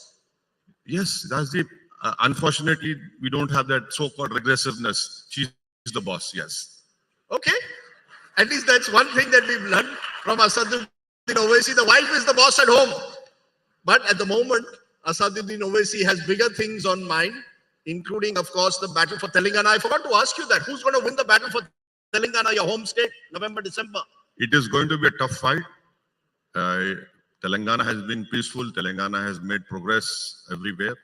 But elections are not easy. If any political party feels that, it's going to be a cakewalk, no. Every election is going to be tough. This election also is going to be tough. And you'll tie up with KCR or you'll fight on your own? No, these are questions too early to answer. I definitely would want to ensure that my party retains and also increase their strength. Now, rest the people of Telangana will decide. Okay. We leave it there. That's an answer you've given as a politician. Thank you. We will see. Now, I have been invited to this conclave not as a philosopher, as a politician only. Okay. Asaduddin Owaisi, ladies and gentlemen, you may agree with him, disagree with him, but he's never short of a strong opinion. Give him a big hand, ladies and gentlemen. Asaduddin Owaisi. Thank you, Rajdeep. Thank you, Mr. Asaduddin Owaisi. I'd like to invite Mr. Amar Sinha, CEO, Radico Khaitan, to hand over a token of appreciation to the speaker.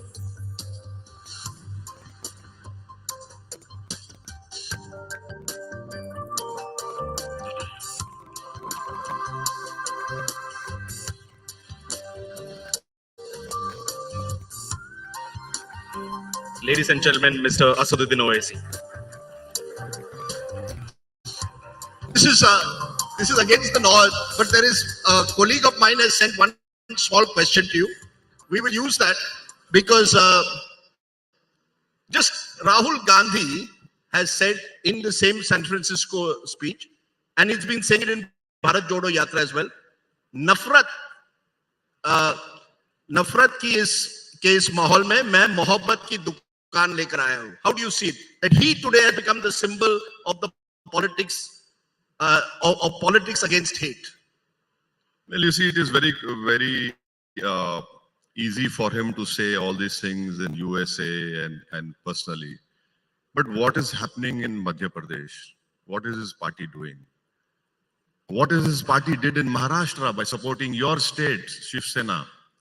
Congress minister is sitting beside Uddhav Thackeray. Uddhav Thackeray stands up in the assembly of Maharashtra and says, we demolish Babri Masjid. Where was Rahul Gandhi's nafrat ki dukaan, mohabbat ki dukaan at that time? Where was Rahul Gandhi when Babri Masjid was demolished? When the streets of Delhi were used to slaughter Sikhs? You want me to forget everything? So he's become a politician in 2004. You can't hold him responsible for what happened in the 1990s. It is his party which has been in power. It is his family which has led this country. So these questions are important. This will be raised. Okay, forget about that. Was he not in the Congress party when Congress supported Shiv Sena? And was his party ministers not sitting in the assembly when Uddhav Thackeray said we demolish Babri Masjid? Why did his party support the UAPA Act? Openly supported. And who's in prison? Muslims and Dalits.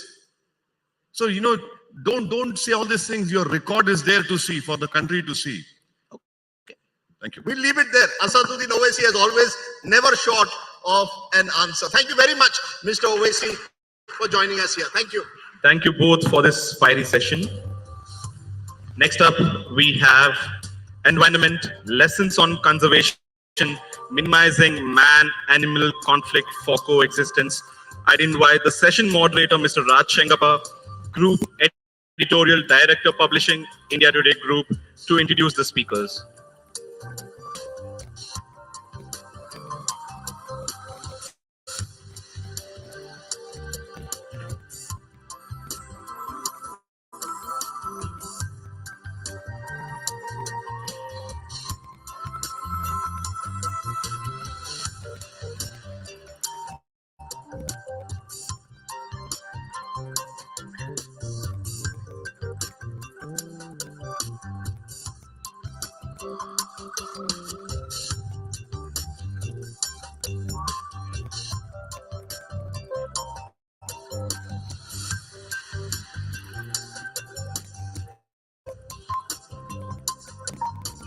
Okay, let's begin. From the political jungle, let's move to the real one.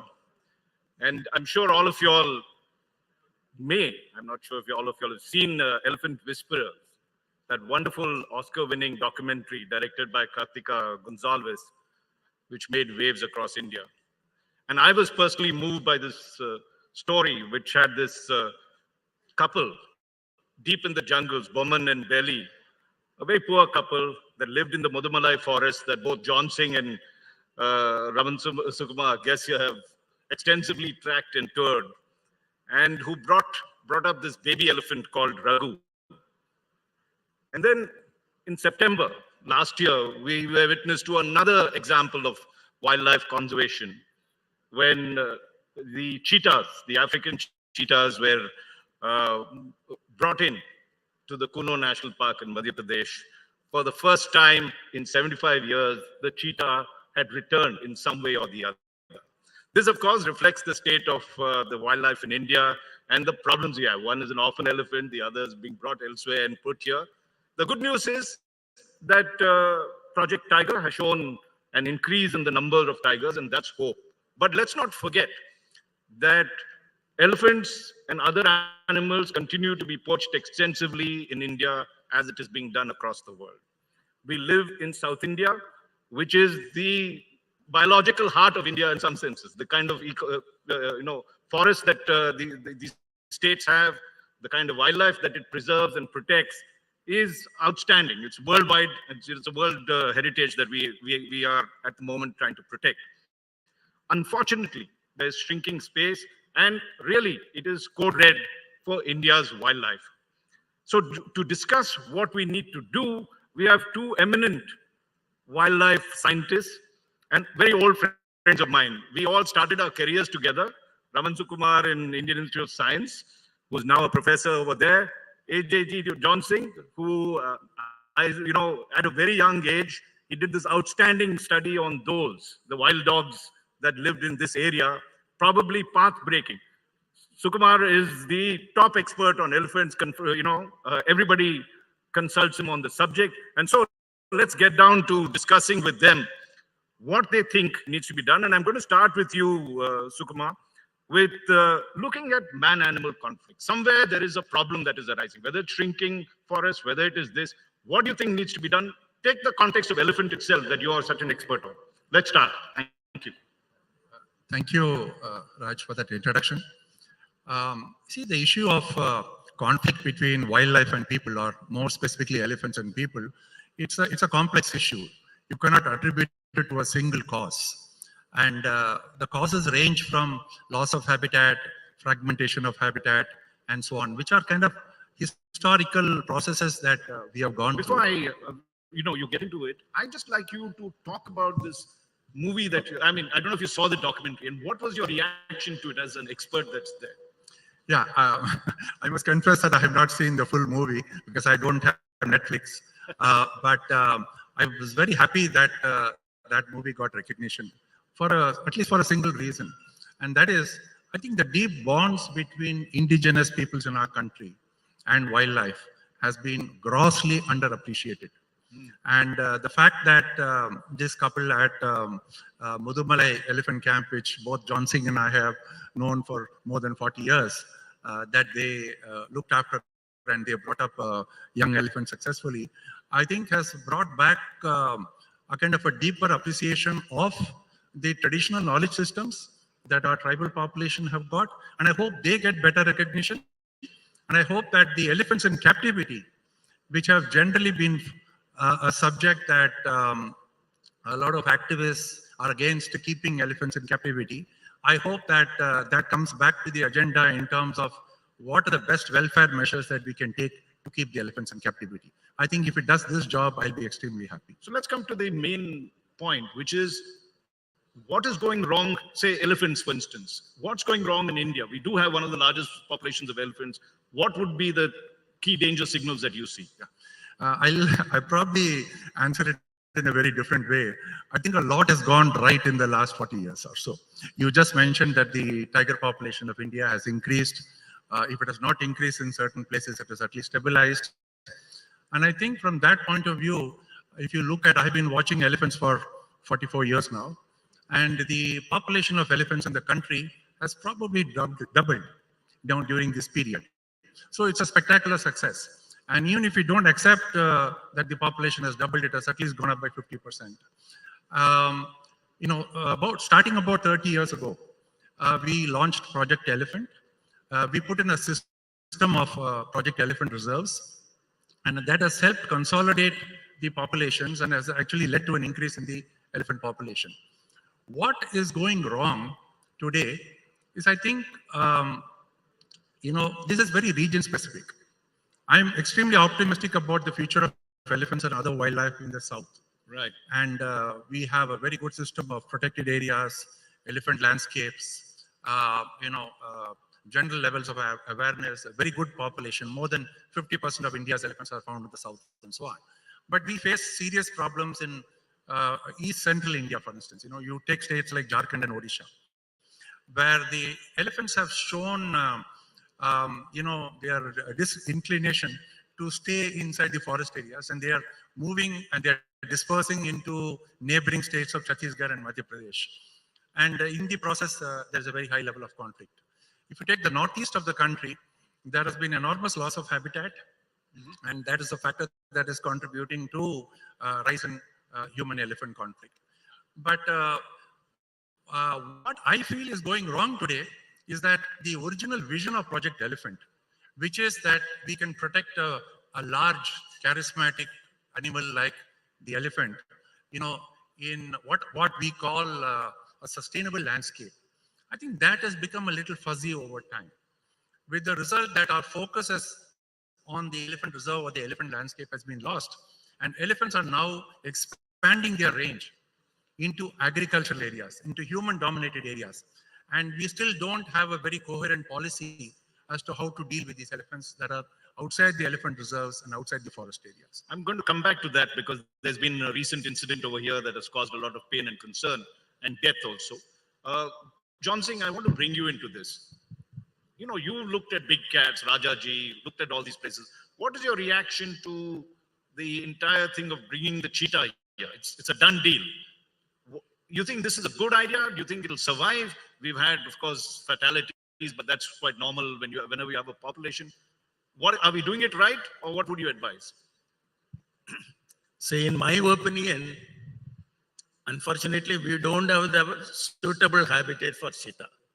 For example, Kuno, where they have introduced, 8 cheetah from Namibia and 12 from South Africa. I know that area exceedingly well.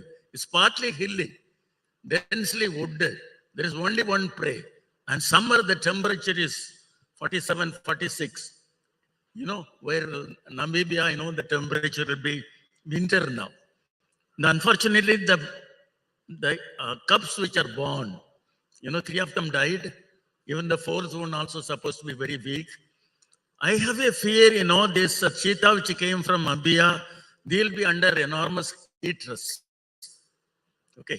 And there is a good population of leopard also. See, recently that our Vijayan Singh has brought out an excellent book. I read through that. I hope I read an article also to you people. Right. So that when I go through that book, there is no place in the history of Asiatic cheetah where leopard and leopard and cheetah occurred together. In the landscape level, they occurred. For example, in my district in Tirunelveli South, there were cheetah, there were black men in the flat area. But if you go up in the Western Ghats, you had leopard, wild dog, and tiger. Those 3 predators they came down. Cheetah never went up. On a landscape level, they occurred, but not in one place. But here we have put cheetah in a place where the case of 30, 40 leopards are there. So now the cheetah, when it comes out of that enclosure where the leopards are not there, they are going to have a problem. So there are several factors which are against cheetah in Kuno.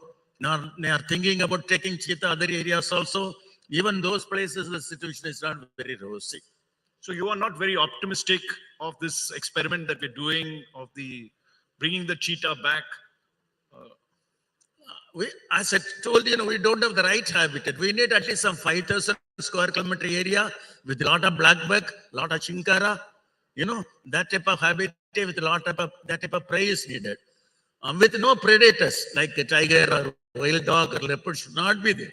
If they are there, cheetah is a very meek animal. When you read through that book by our Divya Bhanu Singh, you will find there is only one report of cheetah attacking a person. But on the contrary, leopard, you know about the man-eaters of Kumaun, man-eating leopard of Rudraprayag, enormous problem with the leopards in our country. So in front of leopard, the cheetah will be nowhere. So we don't have the habitat where there are no predators, a lot of prey like chinkara and blackbuck, a vast open area. We don't have the type of habitat actually. I'm going to come back to the big cats, particularly the lion, but I want to bring Sukumaran in because of this recent incident that I think the elephant's name was Arikombam. Am I right? That rogue elephant which killed more than 13 people close by here was tranquilized and transported to the Periyar Tiger Reserve. What lessons can be derived from this particular incident? What is it talking about the larger picture in India? You see, I actually went to that area very recently. Just last week I was there. And I think this is sort of symptomatic of the kind of conflict that elephants have with people. Essentially 80% of the conflict is because of these male elephants that are seeking superior nutrition and forage from agricultural areas, and they are also looking for stored food grain and salt and so on and so forth. And actually, if you look at the conflict situation between elephants and agriculture, it's essentially a conflict between male elephants by and large. I'm not saying everywhere, but by and large that's the situation. You also have very close to Bangalore, between Bangalore and Mysore, you have about 50 male elephants now that are totally outside the forest areas. They're totally outside the elephant reserves. And these elephants have no other reason to go there because there are no family groups, there are no female elephants there. They go only to feed on the agricultural crops that provide, they are like supermarkets out there. So the lessons that we have to learn from Arikomban is a lesson that is something that I wrote about more than 40 years ago, based on my research, that male elephants have an intrinsic biological urge, to come into greater conflict with people because they want that food, they want to grow large in size, they want to dominate other males, they want to come into mass successfully, and they want to mate with female elephants. Sounds familiar among men as well. It sounds very familiar, but that's a law of nature. That's a law of biology. And I think we have largely ignored, the lessons from this. And now, coming to Arikomban more specifically, what I must say is that if you look at southern India, if you come, if you look at the forest area south of the Palakkad Gap, there is a very large elephant reserve, which is the Nelliampathi's Annamalai's Iravikulam Elephant Reserve, which has got a sizable elephant population. And then at the southern edge of this is a town called Munnar. Now, you can drive for about 100 kilometers from Munnar south to Kumuli through tea gardens and through cardamom plantations. These are called the Cardamom Hills. And this is a landscape largely devoid of elephants, except that now you have about 20 or 30 or 40 elephants in that area. And Arikomban is part of that. Now, south of Kumuli, you have again a very large elephant population in Periyar, Rani, Konni, Sriviliputtur, Megamalai, and all those areas. So in 30 years ago, when we designed Project Elephant, the area where the Arikomban is found was not part of an elephant reserve, because the focus was on trying to provide, viable habitats, viable landscapes for sustaining viable populations of elephants in the long term. Right. Okay. Now, Arikomban and a few other elephants seem to have come into this area, and there was a story about relocation of people, on revenue land, which I think that 20 years ago that was the right thing to do, because this is not a traditional elephant habitat in the past few decades. I mean, you can always go back 100 years or 200 years and say elephants were there. Okay, so this population of elephants, about 30 or 40 elephants, in my considered opinion, does not constitute a viable demographically, genetically, it's not a viable population of elephants. It requires a different kind of a management perspective. Having said that, I think what the Kerala government has done in capturing these elephants and relocating this elephant to the Periyar area is absolutely the right thing that they have done, because a lot of human lives have been lost because this elephant has broken into houses and in search of food grain, and in the process people have been killed. So they're done absolutely the right thing in relocating it to Periyar. Also, for a secondary reason, you mentioned poaching. Ivory poaching, I remember you did one of the first stories on ivory poaching with me, I don't know, 30 or 40 years ago. 1981, yes. But those were the heydays of poaching in the south. And Periyar was one of the worst affected areas. And, because only male Asian elephants have tusks, only males were poached, and the male-female ratio became very, very unequal. So taking Arikomban and putting it into an area which has historically suffered poaching and loss of males was absolutely the right thing to do. You can augment the contribution of male genes into the population. But I'll just end this by just saying one more sentence. If Arikomban continues his old habits and kills more people or comes into conflict, then either Tamil Nadu or Kerala may have no other choice but to take him into captivity. Oh, okay. That's a very strong thing. John Singh, I want to... No, one more. I'll Yes. add to that.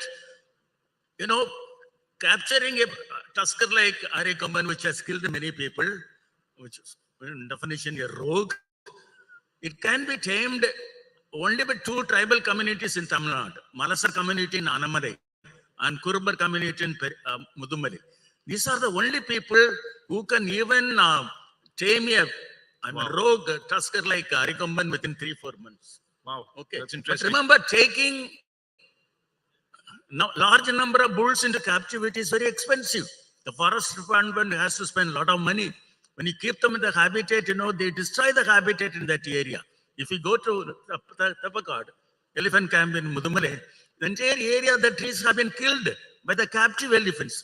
So having too many captive elephants also is not very good for the habitat, not very good for the economy of the state. But Arikomban should be removed From that.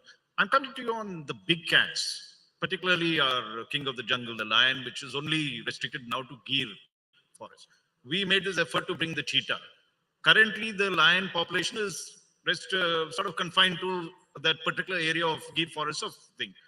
The concern has been for environmentalists and ecologists and wildlife biologists is that there is every danger that if there is a major disease attack, you could wipe out that entire population. Second, same man-animal conflict is going on because there are too many elephants, too little, habitat for them. What, in your opinion, John Singh, one needs to do to bring those big cats out? Where are the other places you would suggest that the Gir lions be located? See, now Gir lands, they have occupied nearly 30,000 square kilometer area. They spread all over the area. And if lion conservation is successful in Gujarat, remember Gujarat is a vegetarian state. Lot of beef, lot of cattle, lot of nilgai, wild pigs. I used to tell, if Kerala people are living in Gujarat, lion conservation won't be successful. Because, they'll eat all the beef. There won't be many cattle available for the lions. Lot of prey is available for the lions. So they are thriving very well there. And now, they are arguing, already our populations are a bit isolated. And so that, according to one argument by the Gujarat people, so that disease may not be a threat to the Gujarat. Unfortunately, what has happened, the former chief minister of Gujarat state, he has written in red ink in the file, lions will not be given for second home. You're talking of Prime Minister Modi, who was then Chief Minister of Gujarat. Yes, right? written. So one IAS officer told me, sir, even God cannot change it now. So that, even another thing, even the people of Gujarat, they are very much attached to lions. If any team goes to Gujarat to capture some lions, I tell you that team will be beaten up. Because they are very passionate about it. You're speaking away from the mic, yeah. Okay. So, but it would be nice to have 2-3 other populations away from Gujarat. But whether it's going to happen or not, it's a very $1 million question actually. Now, we've got barely 5 minutes left. I see Kaushik Deka, who's our Northeast editor expert. Kaushik, you must have heard Sukumar say that Northeast is a major problem for elephants. You want a question to ask him what to do there? Just give a mic to Kaushik, please. Or use, Kaushik, come use my mic. Save time. Come. I'll come there. We have earlier spoken, sir, on conservation, but my question is pretty simple, that man-elephant conflict, man-animal conflict, particularly about elephants in Assam. How do we resolve that? Because we need development, we need roads and other things. We're on the pathway to progress, but at the same time, that conflict is also increasing, and it's very difficult for the government agencies to explain to people that we also need to take care of animals. Yeah, I'm sort of quite familiar with the situation in Assam. The Assam, is probably one state that suffered enormous loss of habitat during the 1990s. Sonitpur and those areas, you're very familiar with that. So the conflict got exacerbated because several hundred elephants were left without a home, natural home. The forest was cleared and agriculture and settlements took over those areas. Having said that, I think the only hope for elephants in the Northeast, and the same holds true not just for Assam or the Northeast, but for the rest of the country, we need to bring the focus back firmly on integral landscape scale planning and for conservation of wildlife. Just when you say that, it's a big word. Can you just make it simple? Yeah. For layman to understand. I'll try to make it very simple. India started off with the individual protected area conservation. You had a Kaziranga, you had a Manas, you had an Amdafa, and so on and so forth. But this was largely in the context of tiger conservation. But when we designed Project Elephant, explicitly recognized the fact that elephant is a long-ranging animal, and therefore they cannot be confined to small protected areas. But we have a very complex land use pattern in the country, and land use because of historical patterns of colonization and agriculture and settlement, and now industrial development and so on. So you need to look at landscapes which are protected areas with intervening forms of land use, which is reserve forest, in some cases revenue for lands under forest, and settlements and agriculture. But this is an integrated area. They are not separated. A particular landscape has a free gene flow of elephants or whatever other wildlife across this area. And I think this is that approach, what I call sensible and sustainable landscape scale planning for conservation, is the one most suited to our national circumstances. Right. A lot of people talk about the fact that India is now the largest human population in the world, 1.4 or 1.5 billion. But what I would say, the irony of India is that in spite of 1.4 or 1.5 billion people, we still have 3,000 tigers and 30,000 elephants because of our close cultural connect.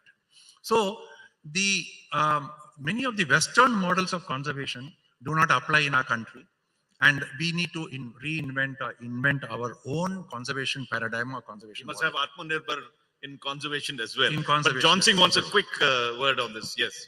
In my opinion, we have too many elephants in India. Our habitats are degraded. I used to tell my trainees and everybody, you walk in the elephant habitat, assuming that you are an elephant. With very difficulty, you will find something edible to eat in the forest. All inedible plants like lantana, Cassia spectabilis. The Cassia spectabilis in the lower Nilgiris is taken over all the moist areas. When I did my wild dog study 45 years ago, they were not there. They have fabulous flowers. Some officer planted it. Now it has spread all over the place. The habitat degradation is enormous. We have too many elephants. In my opinion, the elephant population in the conflict area need to be controlled, reduced. Very, very important. 500 people are getting killed by elephants. It's not affecting the consciences of people, decision makers, they are in Dehradun, Delhi, Bangalore, they talk about, but only the poor people are suffering. We can't say the poor people are suffering because of tolerance. No, they're voiceless. No, I just want to, before you intervene, there's a very interesting point. You have a problem of plenty. And as John Singh was saying, the habitat is degraded, so these become rogue elephants. Now, Africa, for a long time, they were allowed permitted culling of elephants to control the population. Is it time now to do this holy cow question and say, should we start culling elephants in the country? No, I think we should start confronting very tough questions, relating to conservation. I wouldn't advise culling in the African style of culling. I would say that selective capture of elephants certainly has a place. Given our long historical association, the fact that elephants have been captured and tamed and put to use over the last 4,000 years. But we have to be very prudent, scientific, and very selective about it. There could be these male elephants that have turned rogue, if I may, within quotes. There are these elephant groups or herds, like in southern Bengal, which have no natural habitat left anymore, and they are ravaging crops and they are killing people right and left. So we have to be very, very selective when we talk about elephant culling. Culling means it is not in our conservation ethos to go and shoot elephants. So let's rule that out almost completely, except in the case of a few rogue elephants. But otherwise, there is a place for very selective capture. At the same time, there is a need for reproductive control of elephants. And there are scientific biological means of reproductive control, which we need to explore. We need to experiment with it, especially in the case of elephant populations that are not in their designated elephant reserves or natural habitats, but are roaming, fairly freely in agricultural areas amongst human settlement and causing misery to people. Quick word from you, John Singh, on culling. Even in Africa nowadays, I think they're not doing culling. In those days, when they did the culling, what they did was, you'll go to an area, if there are 30, 40 elephants, they're excellent hunters or shooters. Within 2-3 minutes, all the elephants will be in the group will be killed. They thought the trauma was not passed on to other elephants. But elephants have amazing sense of communication. Now we have this, mobile. We send a message when you are in distress. Like that elephant can send a message.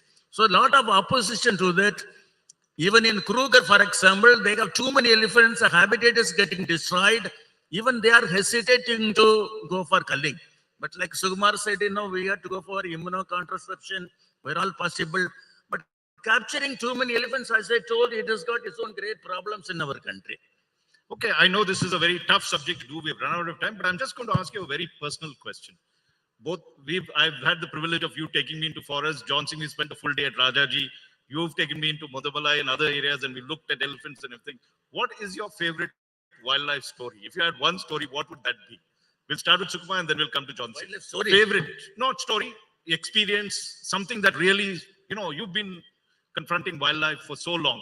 What would be that one story that you would remember? I think for me, it's a very, very simple story. In my book, Elephant Days and Nights, the very last paragraph I wrote about it.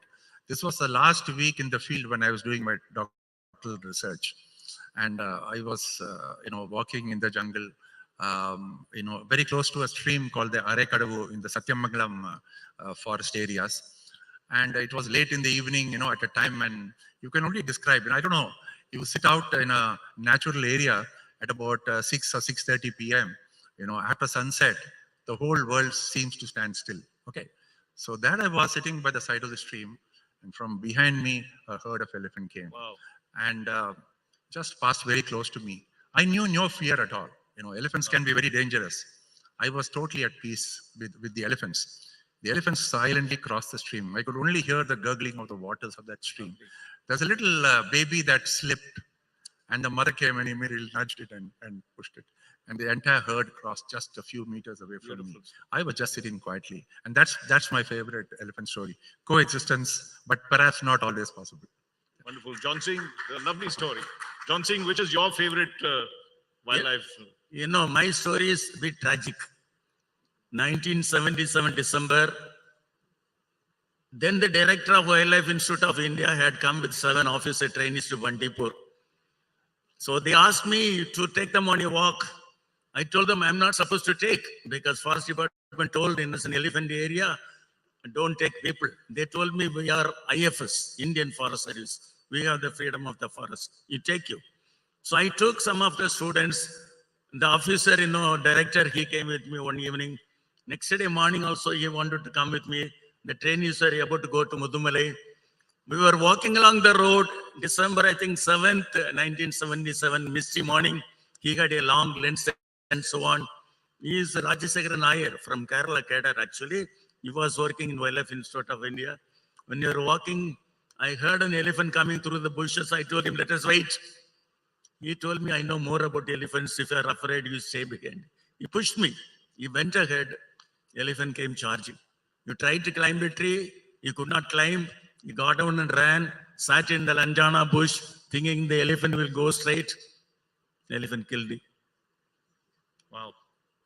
What a story. Many things, in Bandipur, the jungle crows used to locate the kills. I located all my leopard and tiger kills using the jungle crows. They used to even follow wild dogs because they know when wild dog make a kill, they'll be. So I ran. I also ran in one direction. I came back to the road. After 10 minutes, I was calling his name. And there was no response. And the jungle crows were flying around the bush. Then I knew that there is a kill. Wow. Well, what wonderful experience you've had. Both beautiful stories. On one side, you can bring peace and conservation. On the other side, if you're not careful, if you violate the laws of the jungle, you'll pay with your life. Ladies and gentlemen, let's give them a very warm round of applause for this very touching moment. Thank you very much. Thank you very much. Thank you, Mr. Raj Shengappa and the speakers also. I'd like to invite Shushmita Nag, CMO Finesta, to hand over a token of appreciation to the speakers.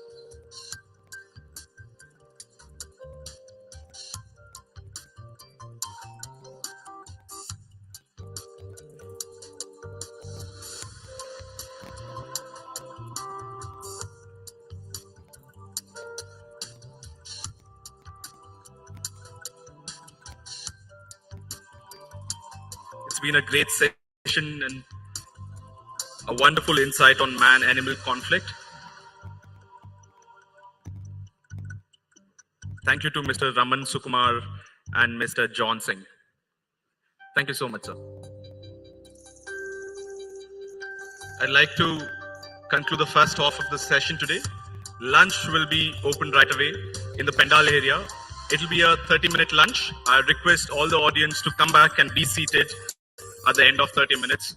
And I'd like to thank our sponsors present. This is a test of your grit and versus nature. No GPS. Danger lurking every turn. Season 22 coming soon. You've been watching this for 21 seasons? Has more adrenaline. तुम्हारा कितना lead बचा है? You gotta go zigzag, right? Back your back, get your sweat. Get away, you gotta go. You gotta go. You gotta go. Make up for lost time. Back up for Kerala. Yeah. Just hold on. Yeah. Sure. Really, Dad? I'm not 5 anymore. You know she's off to college next year, right? You gotta go zigzag, deep right. Back your back, get your sweat. Get away, you gotta go. You gotta go.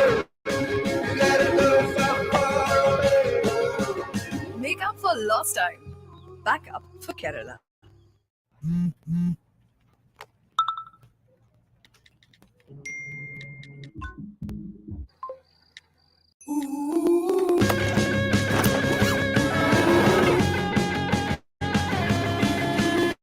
You gotta go zigzag, deep right. Back your back, get your sweat.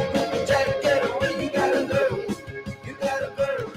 You gotta go far away. Make up for lost time. Back up for Kerala. Only the impossible is worth doing. Amrita Hospital. 25 years of doing the impossible. From a land older than time, amidst the magnificent palaces, enveloped in the mystic fog, where the elusive tigers exude a timeless valor, comes India's finest yet, for connoisseurs of fine taste. Royal Ranthambore. Only the impossible is worth doing. Amrita Hospital. 25 years of doing the impossible. Very nice.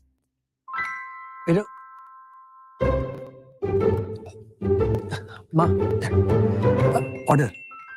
Cappuccino and butter cookies? Yeah, sure.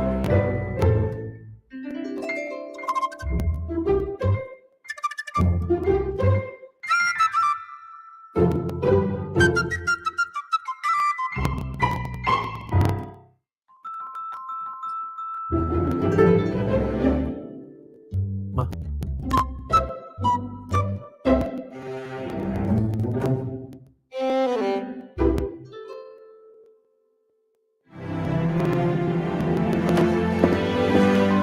Hello, Auntie. Big setbacks.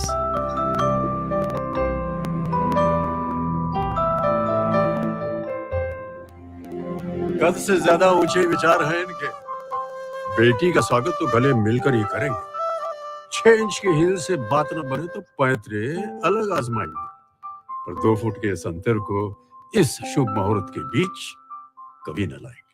This is a test of your grit and versus nature. No GPS. Danger lurking every turn. Season 22 coming soon. We've been watching this for 21 seasons. Has more adrenaline. तुम्हारा कितना lead बचा है? You gotta go zigzag different. Pack your bag, get your swag, protect it away. You gotta go. You gotta go. You gotta go. Make up for lost time. Back up for Kerala. Yeah. Just hold on. Yeah. Sure. Really, Dad? I'm not 5 anymore. You know she's off to college next year, right?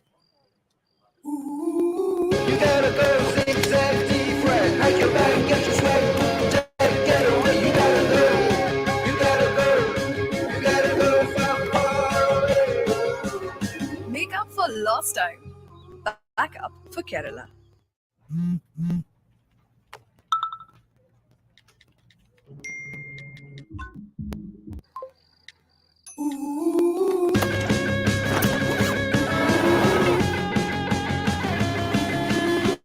You gotta go zigzag different. Pack your bag, get your swag, protect it away. You gotta go.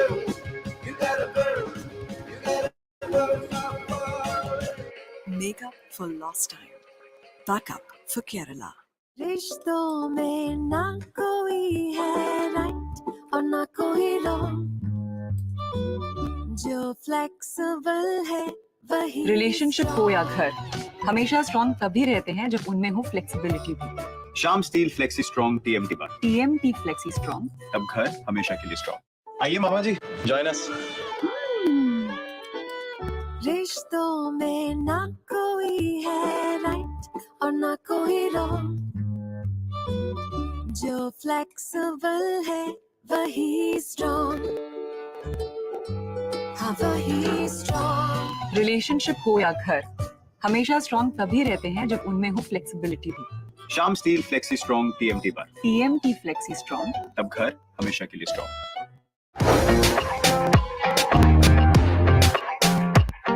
One of the most sought after universities in India, Hindustan, provides a safe space for learning and growing, not just as professionals, but as good human beings.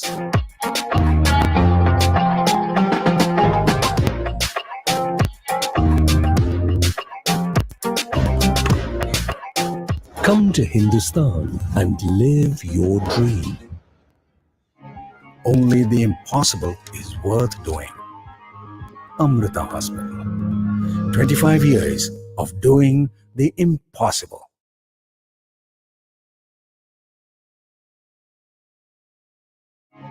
Only the impossible is worth doing. Amrita Hospital.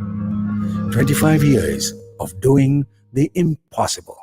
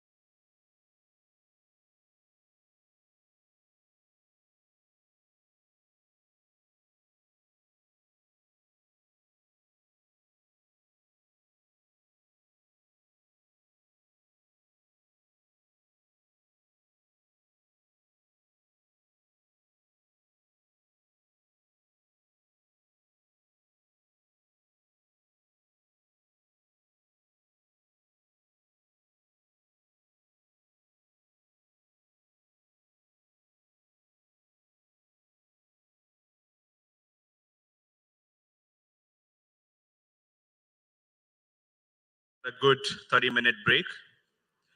Next up, we have Inspire, A Dangerous Romance, My Thirst with the High Seas.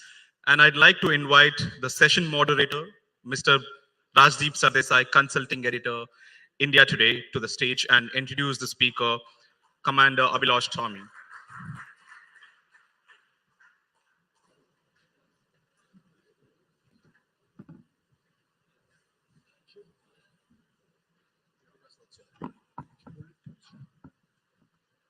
Ladies and gentlemen, welcome once again to the South Conclave 2023 of the India Today magazine and group. When we saw the list of the various participants in this wonderful two-day conclave, the one name that struck out for me is the gentleman who's before me.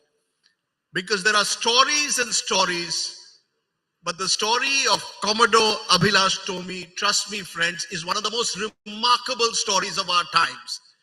To think that someone who suffered a serious spinal fracture while trying to complete the global race, the GGR as it's called, a solo round the world sailing challenge, 5 years later, has become the first Indian and Asian to successfully complete it and become and actually finish #2 is just remarkable.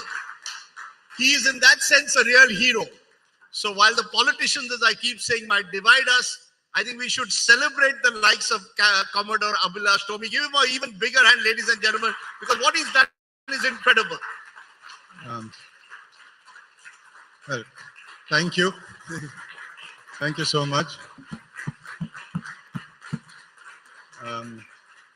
I want to thank you for two reasons. One is for the fantastic applause, and the other is for the promotion that I got today from Commander to Commodore. Thank you very much. Commander,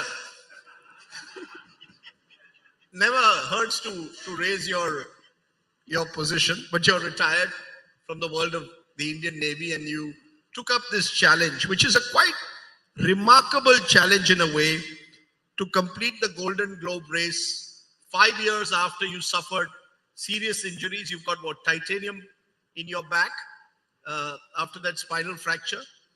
Just tell us what this journey has been about, Commander.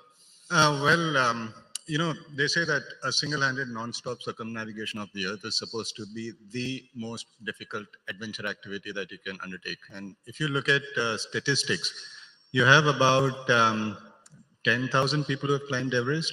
You've got about 600 people who have gone to space. But the number of people who have, you know, just done a non-stop circumnavigation all by himself or herself is less than 200. Now, to make it difficult, more difficult, you try to do it in a small boat, 10-meter boat, long keel, old design, slow-moving boats, using technology of 1968, which means no GPS, no electronic watches, no satellite internet, no computers, calculators, nothing like that. No communication, right? Because you cannot use your satellite phone to call your family. And to make it even more difficult, call it a race. That is a Golden Globe race. So you have to race around the Earth 30,000 nautical miles alone using technology of 1968 without taking anybody's help. And if you stop somewhere, or even if you borrow a spanner, you're disqualified. Wow. Wow. That is something. So it's you and the sea. Yes, it's the old man and the sea. No, it's the young man and the sea. But just tell us what it was like. 5 years ago, you attempted the same journey. You had an accident and you had a fracture. You put titanium in your back. Did you, in those days, think that 5 years later you'd be here as the first Indian to have completed the Golden Globe race?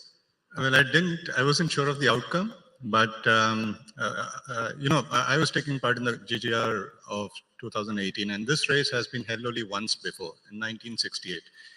And then in 1968, out of 9 entrants, only 1 finished. Out of 901? Yes, and for the next 50 years, this race itself was not held. And when, you know, 2018 was 50 years of the race, I thought, can I try? I asked the race organizers, and they said, we'll give you a special invitation. So I built a boat in India, took it for the race, and after 3 months, I was in third position. When I was struck by a very bad storm, I had a fall of between 5 to 9 meters. I fell on an aluminum pole, my spine broke, and the race was over for me. That was quite sure, because I couldn't get up, I was collapsing, my knees were not taking my weight, and I asked for rescue. When I realized that my race was over, and that it would take 3 to 4 days for somebody to come and rescue me, there was nothing to do. So I started, figuring out what to do next. And the most natural thing was to attempt the race all over again. And I started figuring out what sort of a team to have, what boat to buy, how to approach a sponsor. And I started planning my race then. So in a way, this has been a 5-year obsession. I mean, from the moment you lost out last time, you were thinking of when next can I go to the seas? Absolutely, absolutely. And like 4 days later, I was picked up, transferred to an island. 16 days after the injury, after the accident, I reached a hospital, had an MRI scan. And 2 days later, I was flown to Delhi and my back was cut open and 2 titanium rods were inserted. Bone grafting was done. And I got 1 day break. I could just lie down and do nothing for 1 day. But on the second day of the surgery, I started walking again. Wow. And from there, you've gone down to actually completing the race. Did your family ever say, what is this obsession? I mean, you have a young family. They must have said, Commander, let's do something else with life. I mean, what was their reaction to your decision? No, I'm going to try the Golden Globe race again. So this is where it gets interesting. Imagine a son who's just had an accident. He cannot get up and walk by himself. He needs crutches. And the mother calls him and tells him, I hope you're going to stop all this nonsense. And I tell the mother, maybe if I'm better, I'll try this race again. And my mother tells me, that's exactly what I wanted to hear from you. I want you to go back into the race. And my wife, her name, she's a Bengali, her name is Urmi Mala, which means a string of ocean waves. Wow. Right? How can she stop a sailor from going to sea? Well, she could have said, I'm leaving you if you continue with this. But the fact is she didn't. And I think it was because of her good advice and support that I was able to pull the 22 race off so well. So tell us what it was like in the high seas. Give us a sense. We have absolutely no clue about what the biggest challenges you faced when you're sort of, 30,000 nautical miles is huge. So what were the kind of challenges you faced as you moved from one sea to the ocean across the world? What was the biggest challenge? Well, there's, tremendous solitude, right? Imagine you're standing in the middle of the Pacific and land nearest is about 4,000 miles. And you cross a point which is known as the oceanic pole of inaccessibility or the graveyard of satellites. And you get warnings saying that, satellites are going to rain on you. And the nearest person is that astronaut in the International Space Station who's going around the Earth every so many hours. That's a kind of solitude that you experience. You're sailing in seas that are known to be without rules, without laws, without gods, and without even common sense. Because it's, in my wife's words, the Southern Ocean, God made the Southern Ocean so bad because God did not want humans to go there. We had storms, 60, 70 knot storms were like kind of everyday affair. My boat capsized a couple of times. I had problems with my self-steering. My wind generators punctured the deck and made holes in it. Sails ripped, running backstays parted. The list is kind of endless. So when the boat capsizes, what do you do? I mean, you're there, in the ocean, your boat is capsized. As per the rules, you can't take any help. Am I correct? No help, only a medical emergency, perhaps you can take external help. No, any help you take will disqualify you. You can take information, you can harvest the sea, but beyond that, anybody comes to help you, you're disqualified. So what did you do when your boat capsized? I prepared it for a capsize. I took off the sails, put a very small sail in the front, and then set up the wind pilot in such a way that it goes down the waves. And then once I realized that the boat was quite stable, I set up a camera and prayed hard.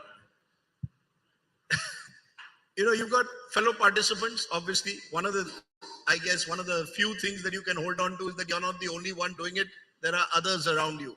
So is there that camaraderie that builds, or is there each one on his own or her own? You're not looking at what your competitors are doing. Your primary task is you and the water.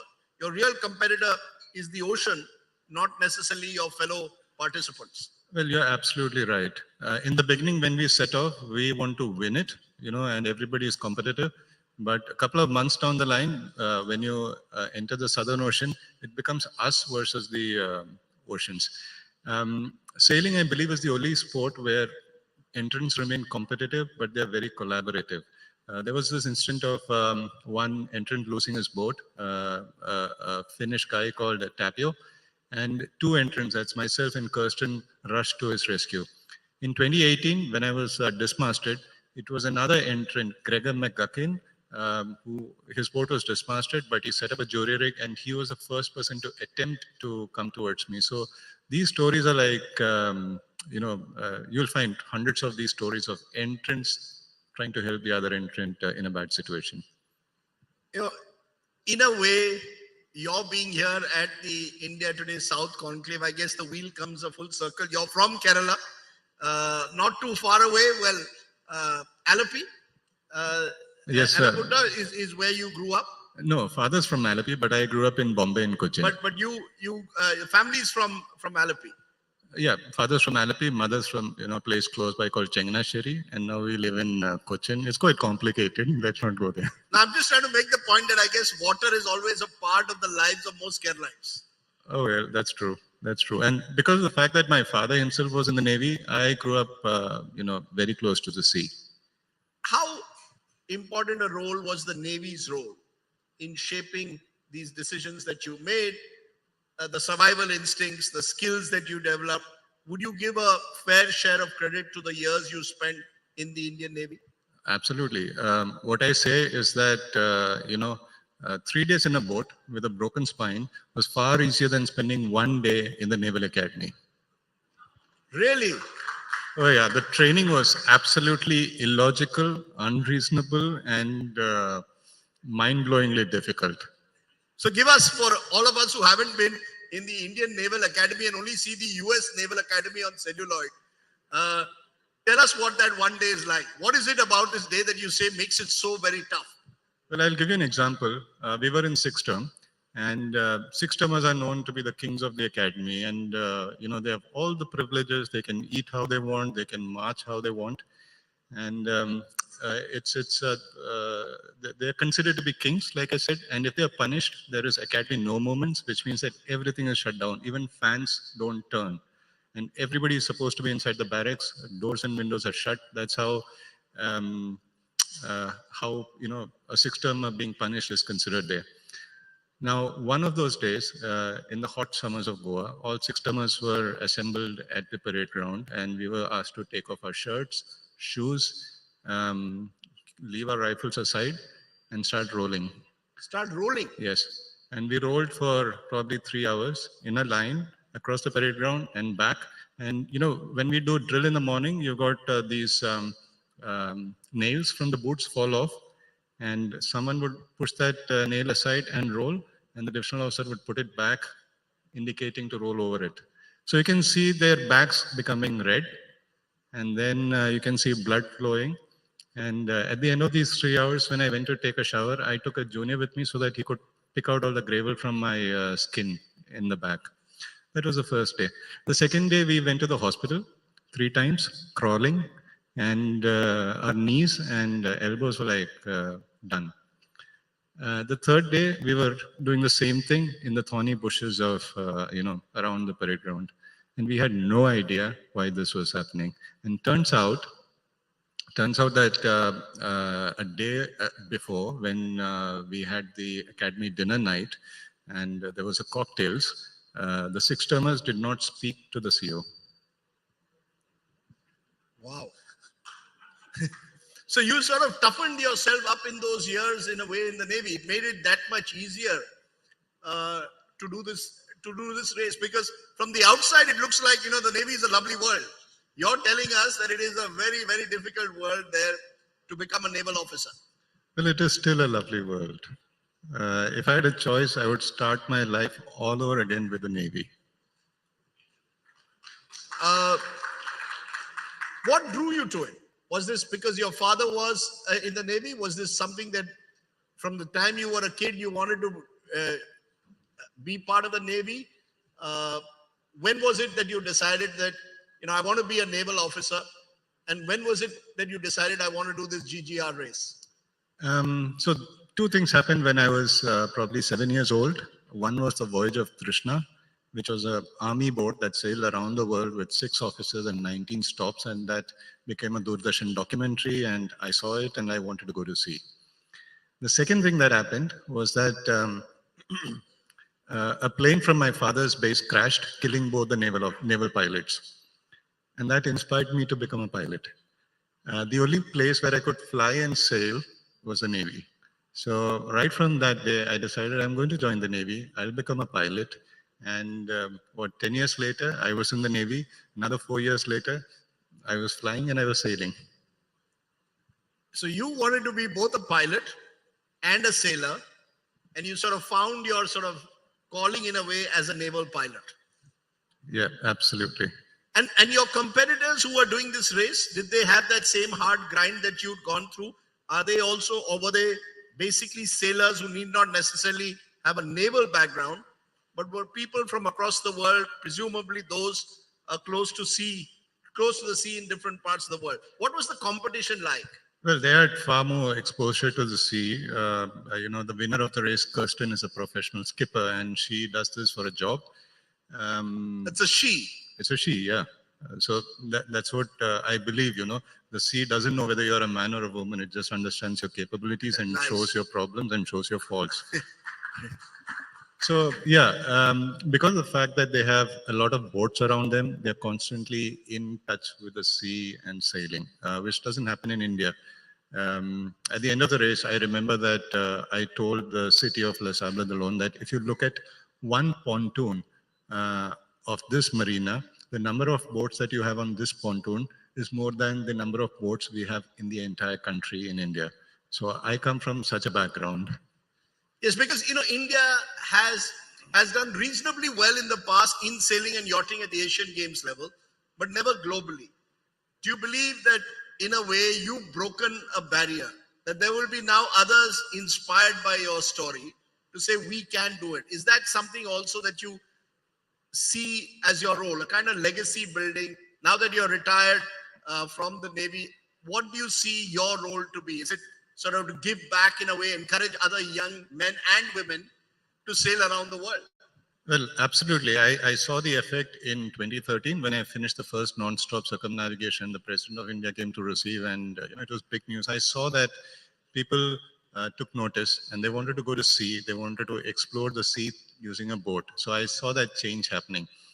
And now in 22, after I finished the Golden Globe race, I think more people are, taking notice. They want their kids to sail.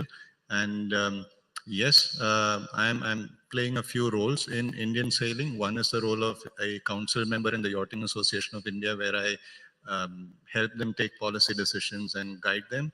I'm also probably going to mentor the women who are going to go around the world alone next year, sent by the Indian Navy. So yes, I do look forward to giving back in that sense. But you go, are people recognizing you? Are you a sort of, when you walk on the street, are you still relatively anonymous, or does somebody come and say, are you the guy who went solo around the world? Well, what I've noticed is that it's not an immediate recognition. If I pass by a couple of minutes later, I realize that somebody has taken out his phone and checked on Google if it's this guy, and then they come for a picture. So if I can clear that area within 2 or 3 minutes, I'm kind of, I've escaped it. Let's come back to the race itself. We spoke about the difficulties. You said the boat capsizes, and those are challenging moments when your boat is capsized. What's the biggest joy? Which part of the world, as you travel, the 7 seas literally, which sea or ocean is the one that truly sends you as a sailor saying, wow, that's one hell of a water body out there? So in terms of a sense of achievement, it was rounding Cape Horn. It's known as the Everest of the oceans. if you round Cape Horn, you're allowed to wear an earring on the ear that faced the horn when you rounded it. So that's how important it is for us. And we don't have words to describe that place, so we just simply call it the Everest of the oceans. And this time it was really difficult for me. I had a lot of damage, and when I rounded Cape Horn on Mahashivratri, I thought that I had achieved something. But that was not the day that gave me the biggest joy. In this entire circumnavigation, my biggest joy came not from sailing, but from something that happened back at home. Now, the thing is, one of the rules of this race is that you cannot use satellite phones to speak to your wife. So you're literally out of touch. When you see a ship, you send them a message and ask them to relay to your wife. And if your wife reads it and sends a message back to the same ship, and you're still within VHF range, you get the response. Now, one of the things that really bugged me in the first 2 months was whether my son had started school or not. And I'll tell you, it was really bugging me. When I crossed the Cape Town gate, my sponsors came out in a boat. They opened the laptop from their boat. They did a video call with my wife. Your son's gone to school. Cape Horn to hota rahega. Yeah, that's true. What is it about Cape Horn? Because, you know, those of us who studied geography, the great sailors who came to India, including this part of the world, came via Cape of Good Hope. What is it that makes Cape Horn in particular so difficult to navigate or circumnavigate? It's very windy. It's very treacherous. It's unbelievably dangerous. It's cold. You know, these are the characteristics of the Horn. But to get to the Horn, you have to first sail almost 20,000 miles. And by the time you get there, your boat has become really weak. The weather is like bad. Let's say if you've seen the monsoons, if you're going to sea in the monsoons and you think that is bad, that's an average day at Cape Horn. To be honest, I don't have words to describe Cape Horn. So yeah, it's Cape Horn. Wow. You know, all these challenges and adversities that you faced, what's the message that you have to the next generation who may want to, you know, scale the Everest of sailing, as you call it? Should they be mad enough? Do you have to be a little mad? I'm using it in a nice sense, to decide even after you've had a spinal fracture, I'm going to do this race. Does it require courage in your view? Does it require a bit of madness? Or does it just require celebration of life? That you believe, you know, this is the way you should celebrate life. What is that emotion that drives someone to do the GGR? It's all of it. It's a cocktail of all these things that you said. But if I were to give an advice, you know, I would tell them to start by taking a risk and increase the amount of risk that they take. And yeah, one day they will be able to finish a GGR, probably win in first position. But it's always about taking risk. And I believe it is in human nature to take risk. So let nobody stop them so that these people can live life to their fullest potential. Wow. You know, Commander, how did you practice for this race? Where did you practice? Where did you do all your practice? The training, the day-to-day grind that perhaps was involved? What was it to prepare for a Cape Horn and the worst conditions that come? How does a sailor practice for an event like the GGR? So this is one of the drawbacks that I had. I found a sponsor, you know, quite late. And then because of COVID and all, I couldn't start my preparations. We had competitors who spent roughly 2 years preparing for the race, and they sailed from North Atlantic to South Atlantic and all the way back, amassing like 10, 15,000 miles of experience before they started. But in my case, I found a sponsor I signed the sponsorship in March. I had 1.5 months to prepare the boat and 18 days of practice. That's it. And as I was approaching the start line, my boat met with a collision. The bow was completely damaged. There was damage to the mast. And the 3 weeks that I had in La Sable d'Olonne before the start, 90% of the time went in repairing this and somehow making sure that I made it to the start line. So who prepares this for you? The boat, is that your sponsor, or did you have to do it yourself? Well, the sponsor puts in the money, and thankfully I found a fantastic sponsor in Bionath, which is a geospatial artificial intelligence company based out of UAE. and a supporter in jellyfish water sports from Kerala. I'm very proud of them. But I'm very thankful that I've found really good sponsors. But the boat itself was prepared by a boat designer called Dick Koopmans and myself. And we worked probably 10 to 12 hours every day for 1.5 months to make sure that the boat was on water. Just 2 people. And physical training, what about making yourself fit enough to be able to last all those turbulent waters? What kind of fitness? You know, I'm trying to position you as some kind of an Indian Rocky. You know, we grew up on the Rocky Balboa, running down the streets of Philadelphia, practicing every morning, 5 a.m. And many sports persons across the world do it. So what was it like waking up at 5 a.m., possibly doing a run on the beach?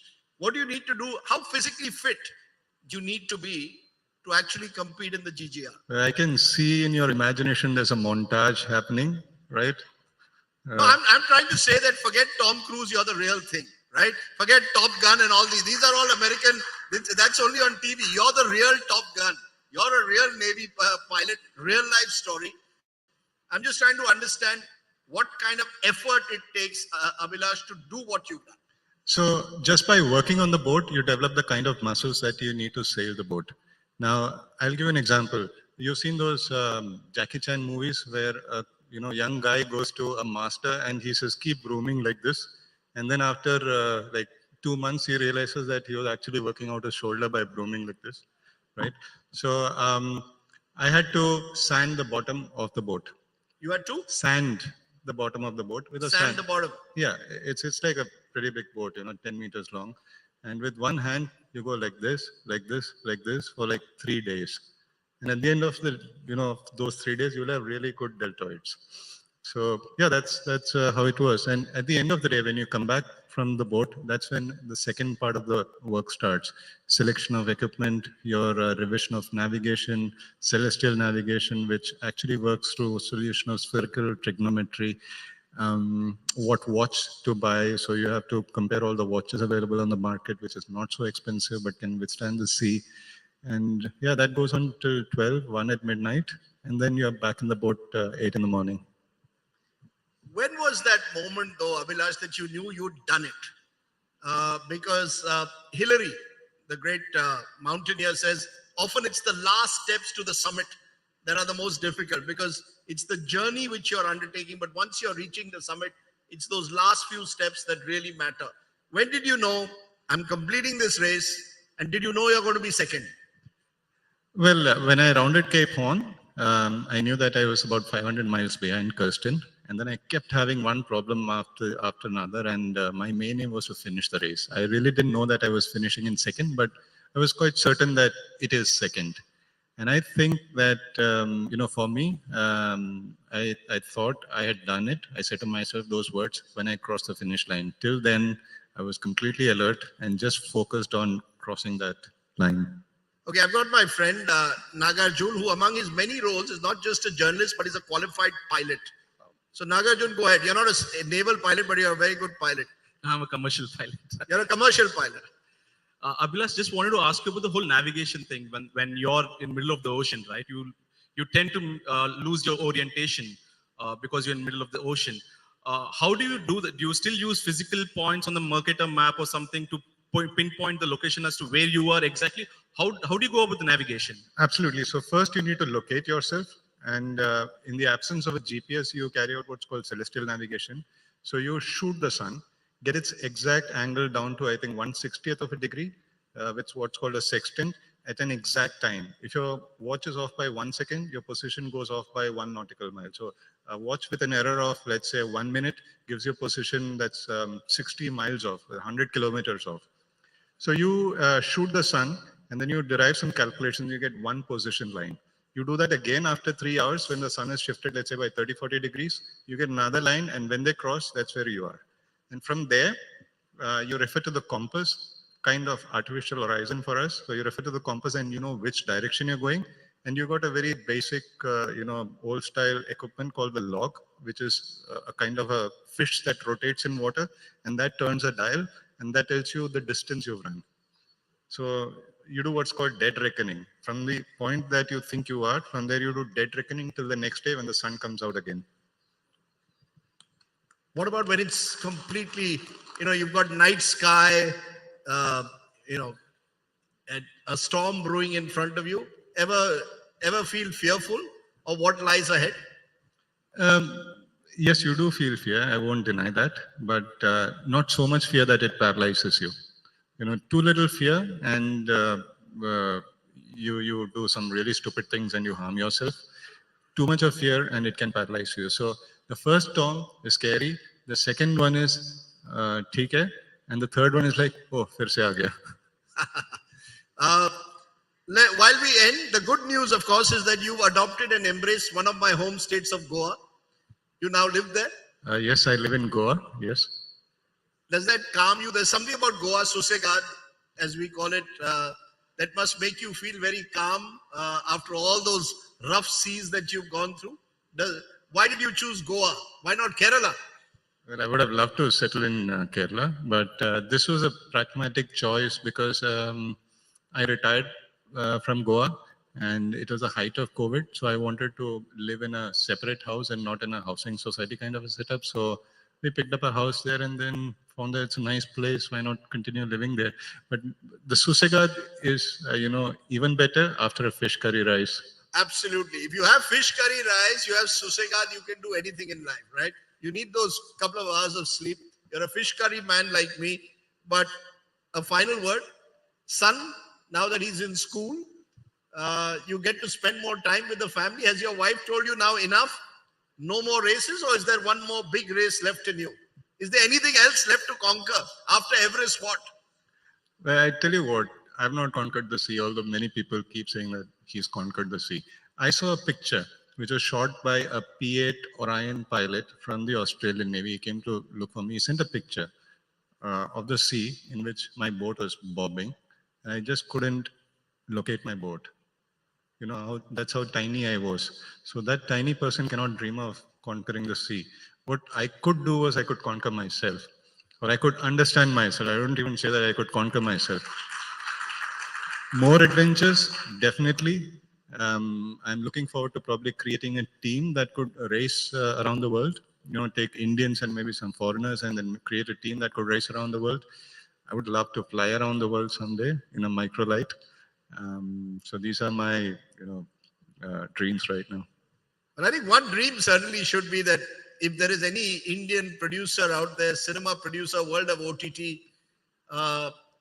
the Tarini team's story is now a documentary, but hopefully your story will be much more than that. As I said, you're a real-life Tom Cruise, a real-life naval pilot, and you made this country, your family, the people of Kerala and the people of India very, very proud by what you've done. It is a remarkable story of what human endeavor can achieve. So, Commander, Yes. Abhilash Tomy, congratulations and keep inspiring us. It's a joy and an honor to have you here at the India Today South Conclave. Ladies and gentlemen, the first Indian to solo navigate the world, Commander Abhilash Tomy. Give him a big hand, ladies and gentlemen. It's a great story. Thank you very much. Thank you so much. That truly deserves a standing ovation. What an inspiring journey, Commander Abhilash. Thank you so much, Mr. Rajdeep Sardesai. I'd like to invite Dr. Manjunatha SV, DGM Venkis, to hand over token of appreciation to the speaker.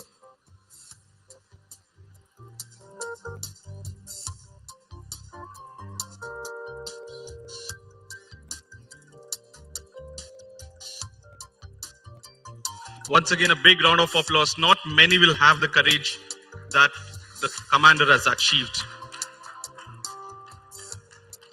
Thank you so much, sir. Thank you.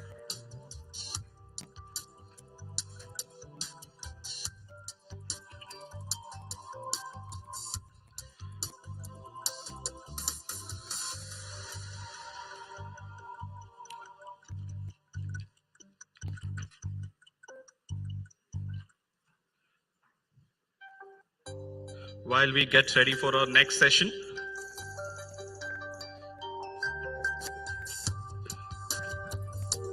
next up we have Bright Star, many languages, many formats, lessons from navigating a diverse terrain. The session is sponsored by Kalyan Jewelers, and I'd like to invite the session moderator Nabila anchor and deputy editor, India Today Television, and she would introduce the speaker on stage.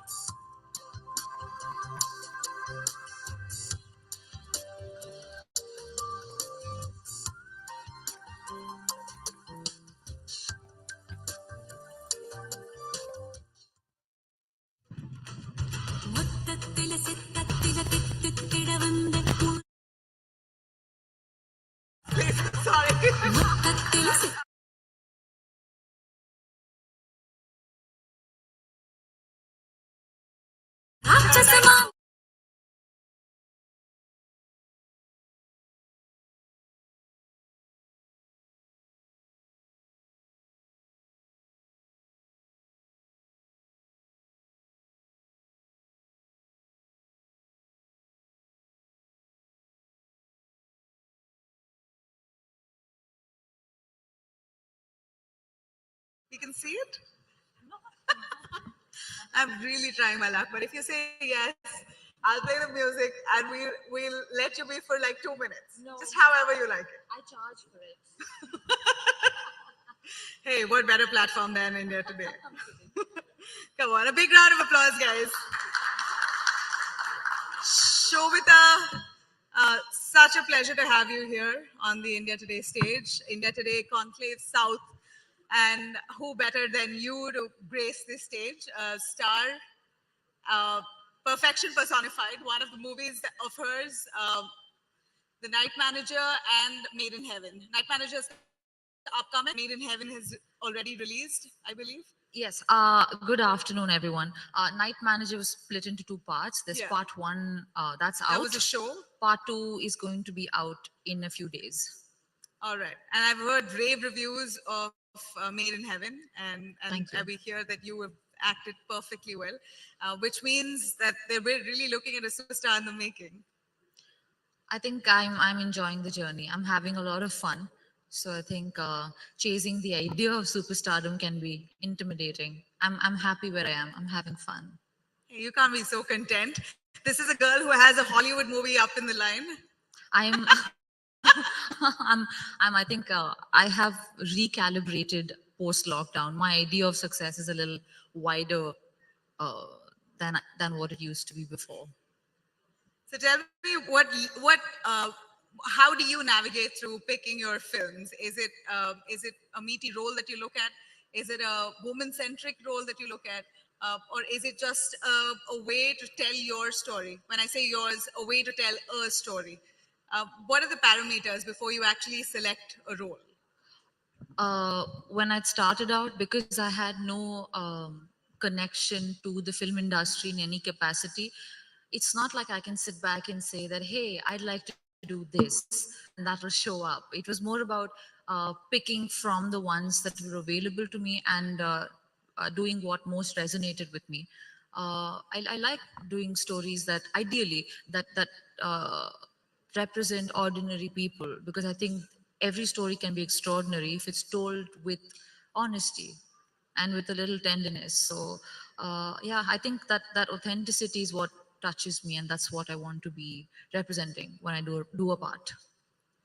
What, Sobhita, in fact, she has won Miss India in 2013, went on to participate in Miss Earth. So she's been globetrotting ever since, and now has a Hollywood movie lined up, as she said. I'm going to ask you about that a little later. But Sobhita, what really got you from modeling to films?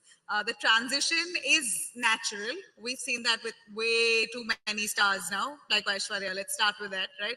Or Deepika Padukone, a model turned actor. What really sparked that actor in you? Was it always is actor who you always wanted to be? Miss India really happened at the tail end of my college. I just graduated, and it was like summer vacation. I'd enrolled in masters, and I think I just wanted to be cool. Honestly, I didn't have much thought around it, and I got through, and it was exciting, and I wanted to pursue it, but I didn't know what one does after the event, so I was just trying to figure it out on the go. I always found fashion to be really cool. It's something I saw in the magazines or on television, and I'd look at these, models and just be amazed. And I wanted to belong with it. However, when I started modeling, I found myself to be a little. There was no fulfillment that I could find there, and that was the time when I was backpacking a lot on my own, and somehow I think I arrived at a certain kind of clarity that I want to be able to express creatively, and I started auditioning for ads, television commercials, and through that route I found myself at a film audition, and halfway through that audition I knew that that was my calling. It just took me a while. I had to take the longer route to get there. I was discovering what I felt for by sampling everything that came my way. Can I ask you, what was that winning question that you answered while you won Miss India? I was asked, do you think, something on the lines of, do you think schools and colleges should have a say in imposing a code on uniforms, like a school uniform or a college uniform? Should there be a code, a dress code? A dress code, in school? Yeah. We'd love to hear your answer. I grew up in Vizag. I moved to Mumbai because I just really wanted to experience that sort of mix of cultures, and I wanted that exposure. So I was all like, no uniform. No uniform? I think I just felt like, and also it was, I think, coming from the context of so girls can be safer, people can behave better. So I just felt like I don't think imposing restrictions on uniform should be the route. A better sense of, I guess, code of conduct inculcated in kids, I think that's a more progressive step. That's what I said at that point. I don't remember, I didn't word it like that, but that's what I said. It's interesting because I somehow see your vision on a lot more of the discussion around uniformity in schools, a dress code, what to wear, what not to wear. Looking back, I do cherish, when I think of, oh, that's my school uniform, when I see a kid on the street in Vizag. So there is a certain sense of unity, a certain sense of we are one pack when there's a uniform, but obviously it shouldn't be because girls can be safer. I think that's a bit skewed. That's a bit skewed. That shouldn't be the reason. When you think of safety, security, women, how would you look at that in our country today? Do you feel safe as an actor, as just a woman? I'm in a very privileged position. I live in the confines of my apartment in a city like Mumbai, in highly populated suburb. I don't think I'm an accurate representation of the average girl on the street. My experiences have your been experience. Good. I went backpacking alone in my early 20s, and it didn't occur to me that I should feel scared. It's part foolishness, but I'm fortunate. I had a good experience, but I don't think that is the case with many. So I shouldn't have a generalized. That's not fair to have a generalized opinion. I'm speaking of your perspective alone. Yeah. No, I've had your experience. Yeah. I'm more. I feel more unsafe with people in a crowded room. You're safer alone. Yes. Imagine. All right. Sobhita, tell me more about films for you. And when we speak of, you spoke about privilege. You said you come from a place of privilege. I'd like to ask you if that privilege took you to land movie roles. There's a lot to talk around nepotism on kids or stars and their children having a freeway. But you made it. Did you have a godfather? I actually don't come from privilege as much as I recognize the privilege that a lot of us live with. I've had the chance. I have healthy living parents. I'm educated. I speak a couple of languages. I'm able to take care of myself, physically, mentally sound, and I think in itself is a huge privilege. It's nice to be able to acknowledge it.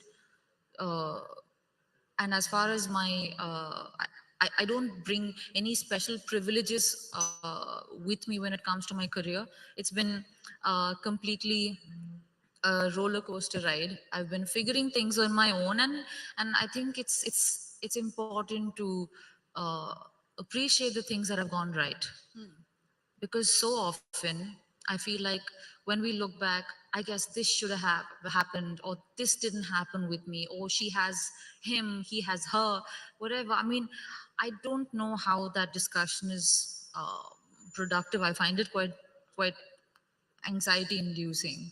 So I think I think of, I mean, stronger the shoulders, tougher the challenges, no? And they say the harder you work, the luckier you get. So I just, I'm like, Absolutely. yeah. I totally reckon. I think that's how it works. You know, even if you land a role out of influence or someone's reference, you probably that one movie paves the way for you, and then after it's all your talent that really will shine. And I if mean, you don't, then that's it. It's a dead end. I wouldn't really know that experience because I had given hundreds of auditions before I got my first film audition. And just getting that film audition, the opportunity, and to think that, wow, a filmmaker is going to watch this, that was very exciting. So I think I was just so in love with um, the ability to just try to do things. And You said hundreds of auditions. Yeah. Hundreds of auditions, Yeah. right? So have people within the industry been receptive of your the auditions that you gave? Have they dismissed it? What kind of challenges did you really face when you transitioned from modeling to acting? I'm asking you this because there's usually a notion that not all models can't be actors. Not all of them actually have the talent to act. And people could be dismissive of actors, say a model saying that that's just all looks on camera, you need talent, not too sure if you have it. So how did you really work towards busting that myth around you? I was very aware of just like what you said just now. I had heard it so many times, and I remember being a kid watching, a pageant on TV and be like, she looks good. Maybe she's just, that's all there is to it. Yeah. I think it's a common way of thinking. I was quite conscious of it, and I felt like I needed to do the kind of content which allowed people to see that I could deliver performance. So that became a priority. So my first film, the first audition, it was for a film Raman Raghav 2.0 with Anurag Kashyap, who I believe is incredibly talented, and he's like a front runner when it comes to casting people that he believes in, and makes cinema with a lot of passion. Yeah. And that film went to Cannes Film Festival, and I was nominated for my performance. And I was very young at that time, young also because of my lack of experiences, not just age. I remember feeling very, very inspired, very motivated to do work that is that's meaningful, that makes me feel something. I think from that point onwards, I was single-mindedly focusing on wanting to do films or do things that show variety. I was on the go building my portfolio with each opportunity. That's what I understood at that time. And I think that did help me, because in the same spirit Made in Heaven happened. It was a time when OTT did not blow up in India. It was very new. I think one or two shows had come out, and it still hadn't become what it is today. Yeah. So it was a bit experimental, but what was I to lose? Where I come from, Timbuktu, like it doesn't matter. I am from Tenali. I grew up in Vizag. I really wanted to give it my best, and I think practicing gratitude comes naturally to me, and I'm very lucky for that. Yeah. Patience, I think that's what's worked for you then. 100 auditions, I can only imagine how that felt. I think it's not about not feeling bad. It's about being able to pick yourself up after that. Yeah. Because the larger picture, you've got to constantly look at the larger picture. And I think somewhere. So tell me about your larger picture. What's Sobhita's larger picture? What's your purpose? Where do you envision yourself? And is there a motive behind what you're doing? Honestly, I don't think life has purpose. I just think we're here to witness this ride, going from one shore to another. This body is a vessel. I genuinely believe that. With that in mind, everything that I get to do is a blessing. Obviously, some days are tough. Some days we feel, some days we feel small or insecure or uh, just, I guess, maybe jealous or angry or just upset that we are not given, something that we believe we deserve. I think if we can find things outside of that job that can bring us comfort, that can bring us joy, that can bring us growth, it is great to be able to employ those things during those lows so that we don't become bitter people, because I don't think an artist or a storyteller of any kind should be bitter or judgmental. They should be able to imbibe and not be changed. It's tough, but it is a discipline, it's a craft, it's not a gift. You seem like a very opinionated, thoughtful person to me. Within the industry, to land a role that's women centric itself today, well, in compared to the past to today, more number of roles are made keeping women in mind or the woman in mind. But to actually land one, you have so early on in your career is certainly not easy. So how do you look at that? Women empowerment, women centric roles. Have we evolved finally? There are times in the past where there's been cinema that was extraordinary in its representation of women. We've had our highs and lows depending on the kind of political environment, I guess, and the kind of like the cultural mood of the country. Cinema was a reflection of that, and I guess vice versa. I, for one, am fortunate to, I think it is my desire to experiment that has sometimes led me into really beautiful experiences. And sometimes it's just a film doesn't do well because it's not something people resonate with. But I chose to be a part of Made in Heaven with the same spirit as I chose to be a part of Muton. Yeah. It's a Malayalam film. Absolutely proud of it. It's a really small part, but I was just so thrilled to belong with that canvas. Such a beautiful, incredible, sensitive film. One might not be commercially the most popular one, most successful one in terms of box office or whatever, but I think it's important to do what you feel for. That's been the way I looked at it. And it's okay And to not filmmakers are be right. receptive today? You do your bit. Yeah? You do your You bit. do your bit, irrespective. Everything, I mean, everything can't be transactional because then I'm in the wrong field. Then okay, let me put it like this. If everything was about taking a step forward, marching ahead, you would never dance, because when you dance, you don't move forward. You're in the same spot, but you are changed because you feel happy, joy, release. Thank you. But I think the purpose of life is not progression. It's experiences. And the greatest thing one can do is service, which is obviously that's just the way I look at it. I'm often terrified of sounding, quite bougie, and because I feel like people have a certain idea of how an actor, actress is, and the kind of things they want to speak to them about, and so I just keep to myself often. So it's all about your experience. It's all about experiences. I'm taking away from what you said. It's experiences. It's sensitivity. It's so amazing to be an actor in a way, because one cannot experience everything, but where you cannot go, your empathy goes and you tell their story. Absolutely. That's amazing. Absolutely. So I feel like what I'm doing is incredible. If box office success is coupled with it, you feel Why not? validated, you feel loved, you feel the love back, it nurtures you. But I don't think that can be the motivation, because then Well, you that feel is bad that is when the expectation and motivation, whether you achieve it or not. Like you said, ultimately lands in an experience, whichever way it goes. You got to embrace that.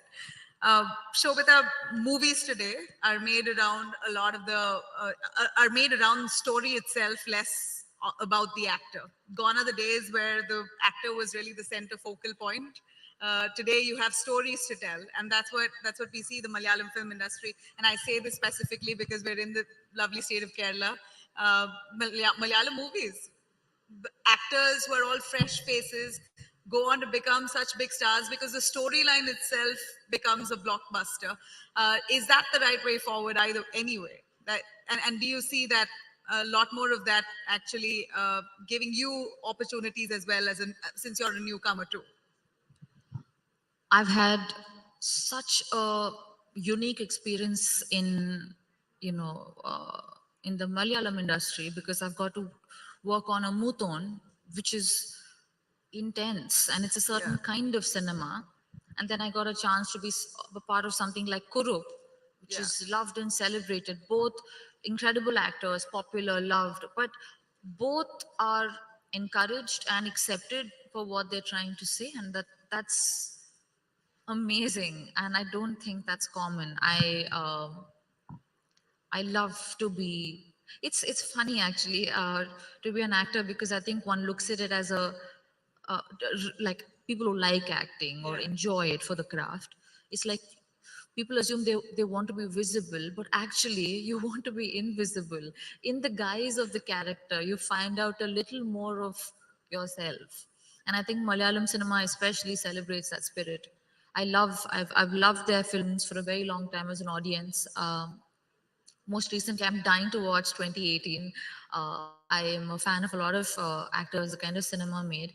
And I don't know if there's a right or wrong. I know that there's like waves. I don't think one can say this is the right way to be, because sometimes I've had this argument actually with a friend, and she was like, no, but like if a film is successful, it's because people have watched it because they liked it. Therefore, it's made money. So maybe like commercially successful cinema is good cinema. But then maybe cinema is also an instrument. You need different kind of cinema for different emotion, different moments, different days. I'd like to watch a horror today, an emotional one tomorrow, a comedy one the after. Yeah. So Also, yeah, I you think have takers for all kinds of films. The films that you want to watch as a community in a theater might be very different from the stuff that you want to watch on your screen when you're alone after a hard day at work. So I guess there's something for everyone. Yeah, absolutely. You know, since you're from the South, can I say that?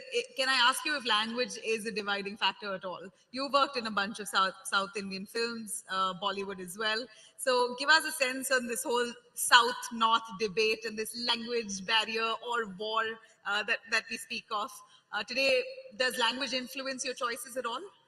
But I don't think it's a new war at all. I think No, the it's war's not. been It's not, but it's an ongoing one, which I want your comment on. No, I just think the war's become a little more visible because of perhaps cinematic successes. Yeah. But pre-independence, I think there's always like, what should be the national language?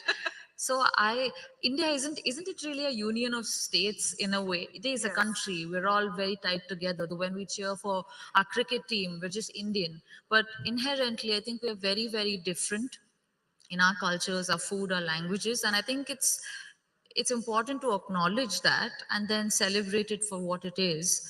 Homogeneity, I think, is not something I think is natural or something I root for. So I think I like the differences. And I mean, we are a diverse culture, and why not celebrate that? Absolutely. India moment internationally, how is India being viewed? I mean, I'm asking you this question because you've represented India in the Miss Earth pageant. So as of today, the way India is viewed, several artists from India, Alia Bhatt is doing a Hollywood film, Deepika Padukone is doing a Hollywood movie, you are doing a Hollywood movie now. So a lot more takers globally for India, Indians. It's fascinating, isn't it?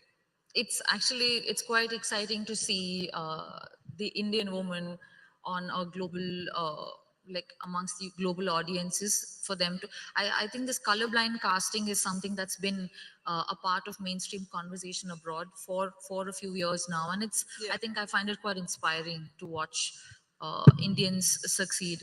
I mean, athletes, actors, just I think getting visibility abroad. I think it's something that can be quite inspiring. How may I ask? I mean, what was the real challenge for you to land the Hollywood role? Where auditions at that point, where these directors or the casting directors, they're looking for Indians? Is there a lot more interest in Indians itself?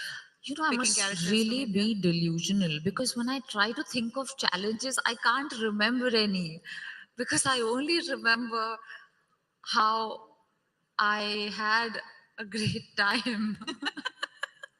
But I've cried a lot on tough days. But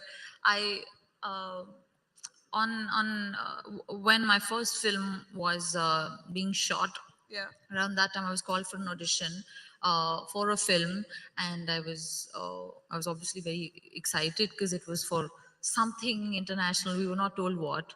I had multiple rounds of screenings, and Dev Patel had come. So and then I hadn't really heard. 5 years go by, 6 years, and then he drops like, "Hey, remember the test?" And then we sort of picked it off from there. It's a film directed by Dev Patel. It's something Lovely. he's worked very hard on for the past many years. Wow. It's called Monkey Man, and it's produced by Braun Studios, Thunder Road, and serious guys who made some like solid films like a Joker, Bombshell, Sicario, John Wick. Yeah. So it's pretty awesome to see people really go for it. Yeah, I mean, we're so excited to see. We're going to be seeing you in that film, and what could be better? I feel like I've done like 2 films in Malayalam, 2 in Tamil, 2 in Telugu, a few in Hindi, some in the OTT space, one the Hollywood film. So you have a nice mixed bag, yeah. It's a mixed bag. It's like a packet of gems. What could you ask for more? I can't even imagine for a better start, and Sobhita has had one of the best. It was such a delight to have you here to speak Thank with you. us. Can I ask you, as we end this, we're out of time here, but as we end this, what makes Sobhita smile? I see you very calm, composed, pious. Anything that really cracks you up crazy? I don't need anything, huh? Really old people acting like children. I think it's quite adorable. So you like a little humor and Yeah, I think innocence is something that breaks my heart in a beautiful way. all right. Thank you. Wow, that sounded very intense. I didn't Yeah, mean to- I've been thinking for the young 31-year-old Sobhita, you are so philosophical. I apologize. It's just I'm just so like this is an important stage where Hey, very be very yourself. Absolutely. I think it is a prestigious stage, but like Bandeep, me and you were having a conversation. It's always so refreshing to have someone young and with a fresh mindset. And we're just going to go with your flow. And that's what we did today. Thank you. Very much. Do Thank you you. sing? Can I ask you to sing as I let you go? No. Come on.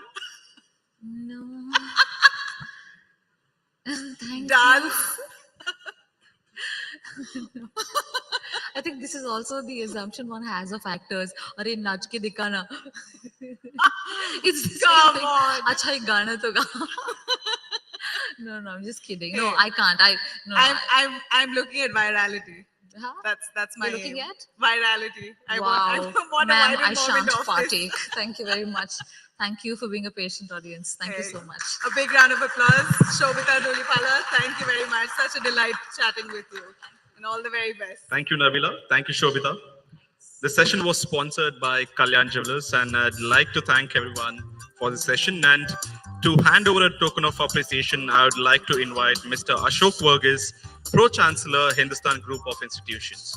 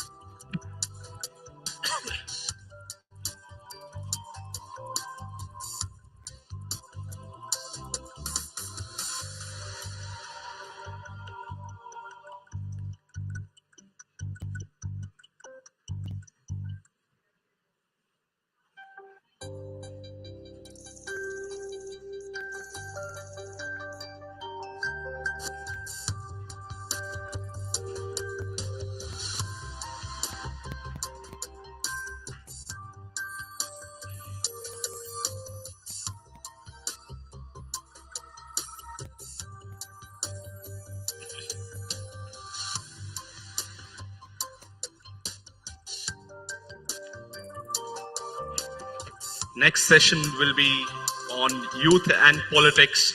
What difference can they make? And we have some young leaders today joining us in our panel. I'd like to invite Dr. Chinta Jerome, CPIM State Committee member, Rahul Ishwar, Hindu activist, Fatima Tahiliya, activist and youth leader. I'd like all the three of you to come onto the stage, please.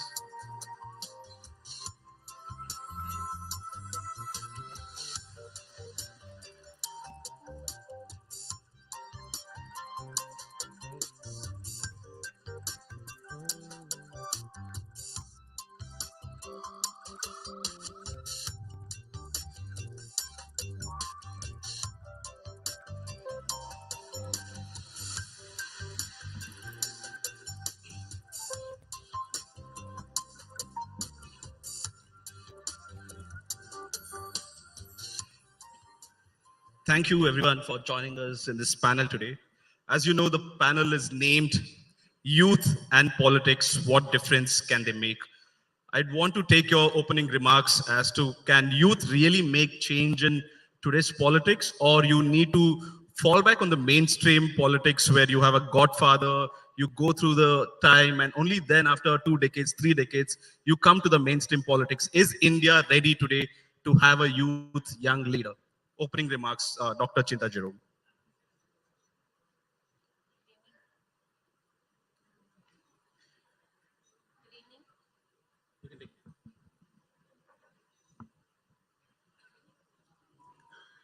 Good evening, everyone. Politics and youth have a very problematic and very difficult relationship. That is, in some point of view, we can say that young people, they are disengagers in politics. But at some point of view, they are the leaders of some significant mass movements and political movements. Actually, it's very difficult. It's a very complex term. Youth, the word youth itself is a complex term. A young man at the age of 20 can be old. And a man at 90 years can act as a young leader. So it's a very complex term. I think it's not the age matters. Young age or youthfulness, it's a mental status. But in the history, we can see many of the significant movements were led by young people. Jesus Christ, his public life was from age 30 to 33. He done all the revolutionary things during his young age. And Karl Marx and Engels wrote Communist Manifesto. At the time, Marx was 30 and Engels was 28. Che Guevara led Cuban Revolution along with Fidel at the age of 30s. Mahatma Gandhi, Tagore, Swami Vivekananda, Ambedkar, all of them came to social sphere during their young age. Not only political leaders, we know that the famous romantic poets, Keats, Shelley, all of them died before the age of 30. So their poems, the Ode to the Nightingale, Ode to the West Wind, all wrote at the age of 20s. So youth is very significant. We have to utilize the power, the energy, the creativity of the youth. Actually, what is politics? Politics, I think politics is the art of changing impossible things of today to the possible things of tomorrow. So I can firmly say that youth can do that. Youth can change impossible things of today. They can embrace change. They can do a lot of creative things, lot of new ideas are there, but now, as you commented that it's very difficult for a normal young leader to achieve some positions or some decision, to grow up to a decision-making position. So there must come some change. Everyone should be strong enough to make changes, and if winter comes, can spring be far behind? So we thought for a very glorious future where India is guided and led by young people, young brains, and fresh blood. I'd like Rahul to come in right now. Do you have to be in mainstream politics in the society to bring in change as youth, or an individual is good enough to bring in changes? Good evening. It's a great privilege to be in India Today Conclave. Last time I was invited was 4 years ago, but I was arrested and was in jail for 2-3 weeks regarding Shabarimala protests. So my wife, Deepa Rahul Isro, participated. Even from that time, I always told Deepa that I was jealous of you because I couldn't participate. So this is a great honor for me coming here and taking that question ahead.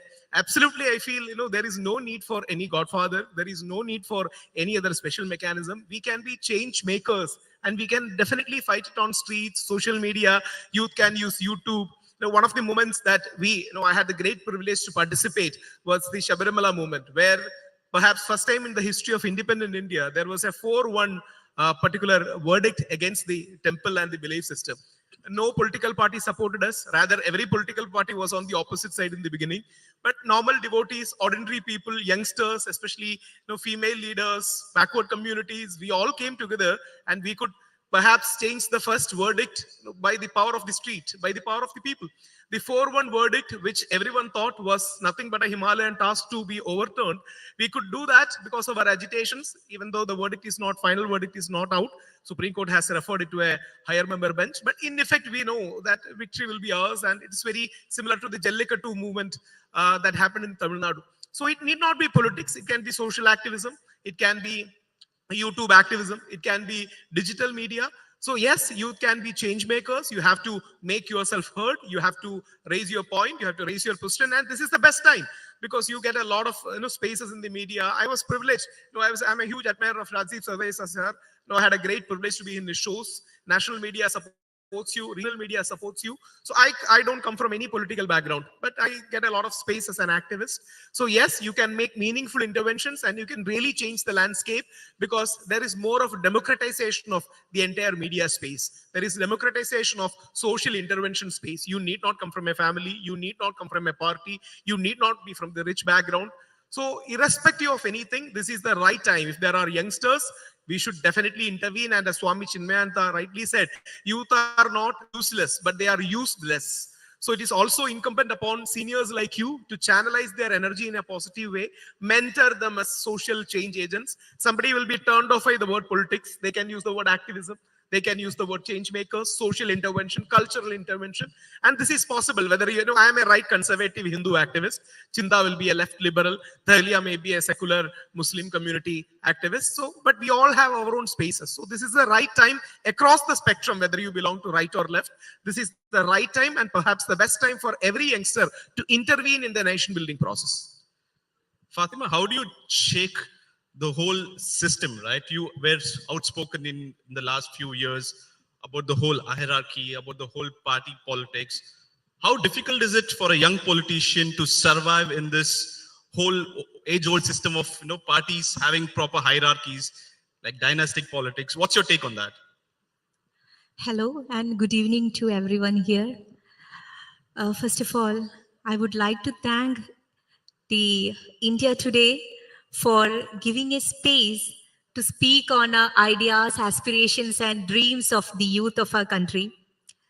Normally, we can see numerous promises, concerns, which goes on fading after the election happens. In manifesto, you will see numerous promises, but when a party come into existence or when they come into power, all these things start with, it will diminish. So it's a huge platform for such a important discussion which will affect the future of our country. See, your question is so relevant. Like coming from a marginalized society and being involved in this policy making and all those stuffs, it is a tough journey. It was a tough journey.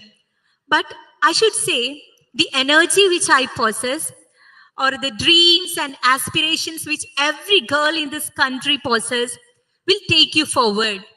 I'm sure, like we have the freedom fighters like Sarojini Naidu and the Prime Minister of India, Srimati Indira Gandhi, all those personalities have the inborn fire, like living in a country with such a diversified culture, with a fantastic vibe, will definitely bring you forward. And it is the major thing which is keeping you live in the situation, which is making you speak up whenever your rights are hurdled. And the thing which is very much concerned about the youth of our country now is they are being hesitated or they are being marginalized in some sort of way when coming into the policy making or in the their appearance in the political parties. The main reason for these things is there is experienced personalities here, and the fresh mind or the fresh thoughts of these persons are not being heard. We need place where these things are to be heard or where we can say such stuffs. We have to bring our ideas into the table. Then only the people will know these stuffs are here and these are new innovative ideas. So a major drastic change is a great expectation for our country. And from where it will start, it is an important question.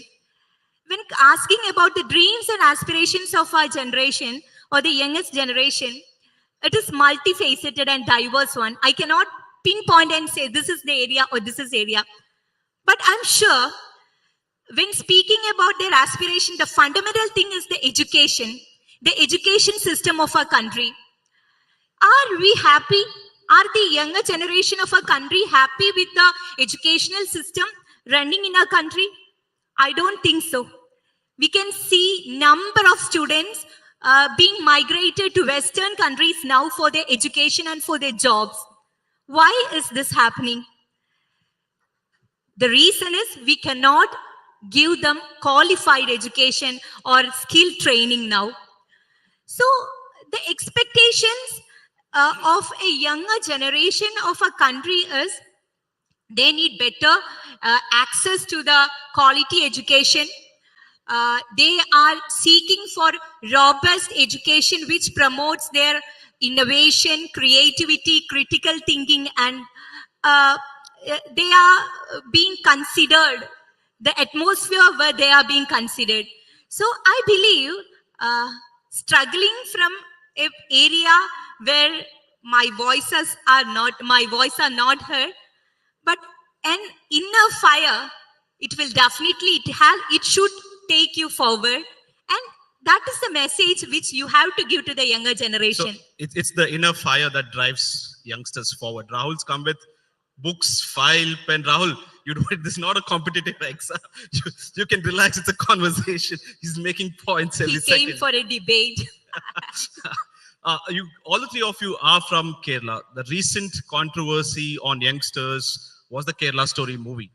What's your take on it? As youngsters, do you have to look at this subjectively, objectively, or do you have to keep fact checking on every step that you take in politics? Because you have access to tech, you have access to information. How do you fight this fake news information as well? And if you have a movie like Kerala Story, few people on the other side are saying this is false, while few are saying even one case makes a story. What do you have to say? Actually, it's a fake story, no? Everybody knows that very well. We all know what's the real Kerala story is. Kerala, the smallest state in the southern part, it stands as a model. It is not competing with the other states of the nation. It's competing with the developing countries. In the COVID pandemic period, during the floods, the plane crash happened in Karipur.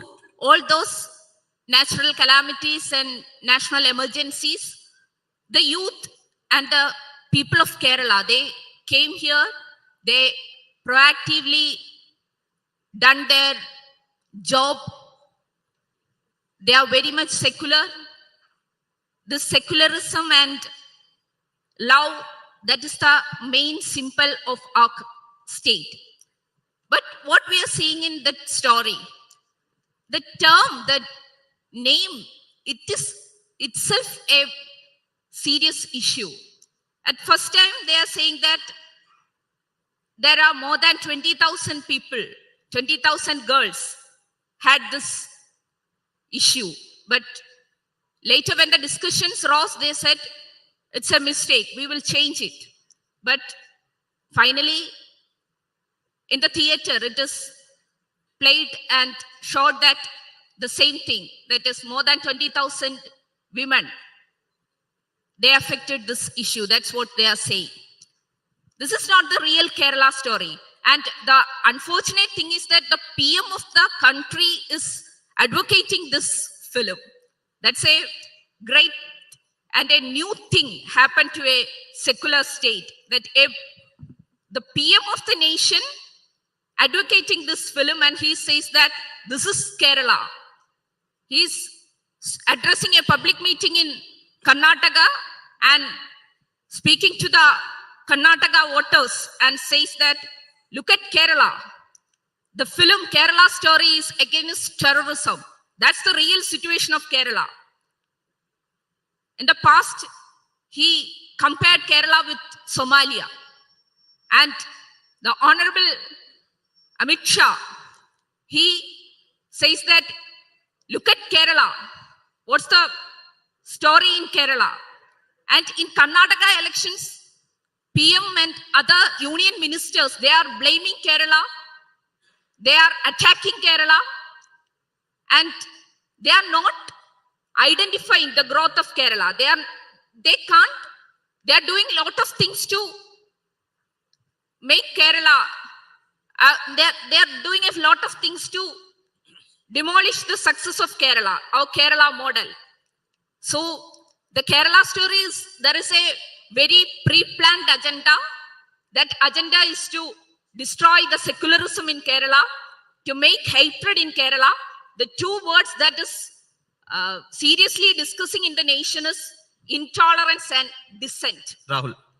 So, 1 minute. So, intolerance and dissent is strongly advocating in our nation, and that is clearly picturized in this film. So, this film is against a community. They are creating the other. The other means one religion. They are using the dress code of that religion. They are using the name of that religion, and they are trying to advocate hatred, and they are creating the other among the Keralites, which that is not our history. That's not our culture. Our culture is a secular thing. So that is a post-truth film. Are we following the age-old tradition, or as youngsters, do we have to not talk of communalism, only on development? What's your take? Because she also spoke about the Prime Minister and the Home Minister trying to create intolerance here. two submissions. One, I don't belong to any political party, and I have the highest of respect to Chindaji. You know, she's a very vibrant young leader. But let me do a quick fact check. Our PM Narendra Modi ji rightly pointed out that the infant mortality in a tribal space called Attapadi is similar to Somalia. This is not comparing Somalia to Kerala. This is only pointing out a fact which comrade Sri V.S. Achudanandan, one of the most respected left leaders or communist leaders, the senior most, also said 2 years back. So, you know, it is very unfortunate when we brand everything for the sake of politics. So that's only a fact check from my side. I respectfully differ with her. Second, Kerala story, we all know that 3 incidents really happened. Their names are Nimisha Fatima, Sonia Sebastian, Mariam, and we all know them personally. People like Jimon Jacob ji have interacted with her mother, Bindu, who is the mother of Nimisha Fatima, who is represented as Shalini.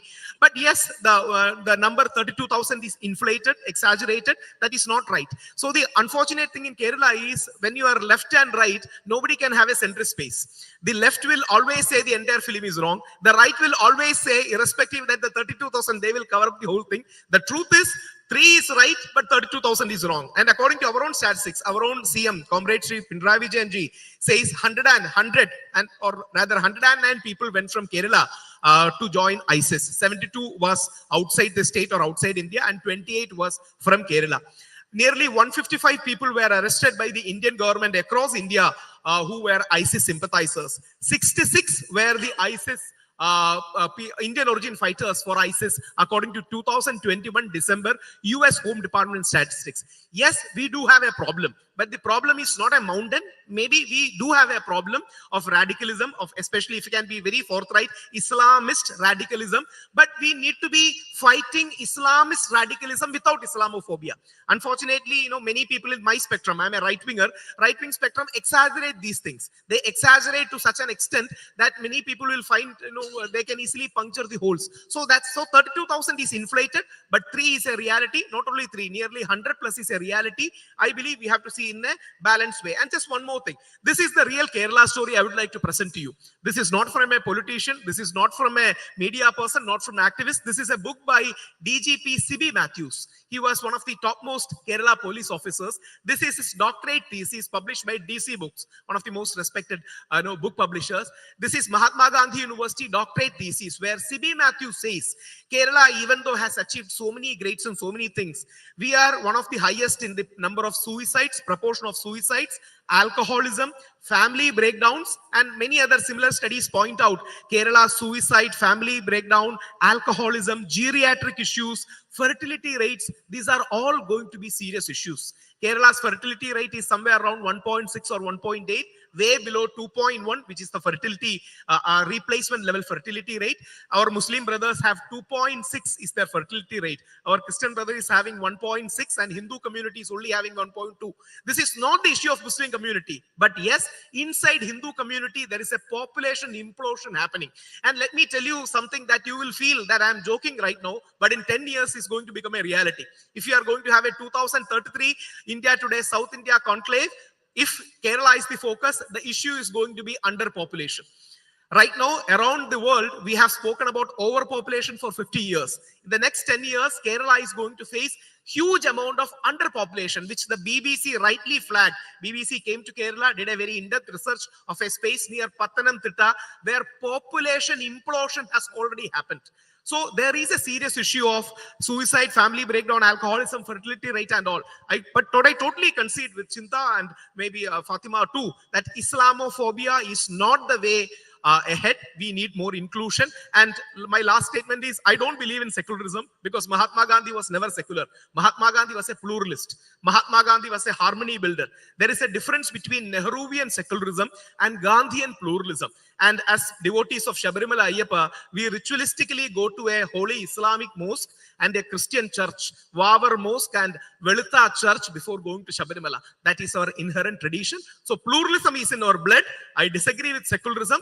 Kerala story also has issues. Let us not forget. I mean, the real But Kerala it's one of the normative principle of our constitution. So you are not for secularism, you are against constitution. It was added later by Indira Gandhi. It was not there in original. Time out.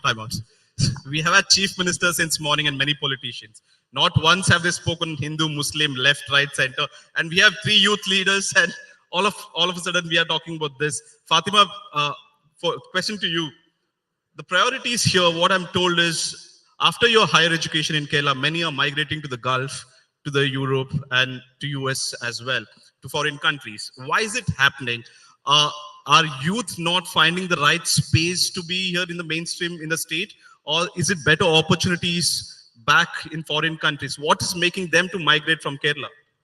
See, let me ask you, you don't have any question regarding the Kerala story towards me. I'm a living Muslim from the south. Apologies, go for it. Obviously, you have to ask on that. See, I wish to know your opinion about the Muslim girls in South, particularly in Kerala. Are they that stupid enough to say, if someone come and say, hey, I love you, okay, ready, we'll go and change the religion, then we'll get recruited to ISIS. Are these girls that much stupid? Do you think, what is your, I don't know what you people in North think about us. It is totally false. It is wrong. You're saying not even one case is there? Not even one case? You cannot. I was wondering why Rahul Ishwar is pointing when we ask, when all the political parties except the BJP in Kerala asked, can you point any one case, 2 case, 3 case? There were no cases. What is love jihad first? You have to explain me what is love jihad. There is no forceful conversion of religion in Kerala. There is no forceful. The examples which he quoted is not a forceful one. Not at all a forceful one. Then the Kerala story, which I had watched its premiere, the ad. And in that, you can see the hijab wearing girls are like so stubborn. No, it is wrong. We know to smile. We know to laugh. We have the caring nature. We love the nation. We care our nation. And we have all sort of diversified belief. We have the inclusion nature. We absorb the Hindu, we go to them when we have Onam. We have Vishu. We go to church when they have the festive season. So the thing which is captured, I'm sorry, one minute, Why Rahul is Ishwar. Fatima in Afghan jail? See, let us accept the reality too. There are some examples, not 32,000, but some realities are there, right? There are some Rahul, realities. I want to blame is to Amit Shah. He's the Home Minister. They have to take care of that if there are 1 or 2 cases. See, one but question it's not to the Rahul Kerala Ishwar. story. It's When not before the real 2014. Kerala thing. She went before 2014. On a lighter note. Anyway, the central is the responsible, not the state government. And how can you name it with a state? Kerala story. Extremists are responsible, not center or states. Extremists and radicals are responsible. Only 2 or 3 cases. Why are you saying this 20,000, 30,000 cases? No. Rahul, what about the High Court of Kerala? What about the Parliament of India? They said there is no story, there is no love jihad in the country. It is there in the evidence. They said it. And even the NIA, investigation agency, they said no love jihad in Kerala.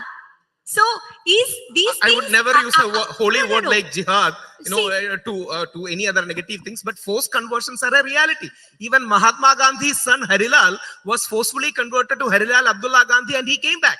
I'm speaking about the father of the nation, Mahatma Gandhi's son. So let us not close our eyes towards some realities, even though it should not be exaggerated. I concede that. See, this is wondering, like Rahul Ishwar speaks like this, so childish. See this, when you said some examples, and we have the NIA, High Court of Kerala, Parliament of India here, and they say there is no love jihad. You are speaking about the Kerala story. The Kerala story is purely based on the love jihad issue, which is just a fake story, which is not a Kerala story. So that is my point. You cannot just elaborate and say some fake stories and put all those things to make it true. And picking your next question, which is, I'm sorry, can you just repeat it? About why the youth of Kerala are migrating to the Gulf and the Europe. See, the reason which I believe is they cannot find a quality education in India.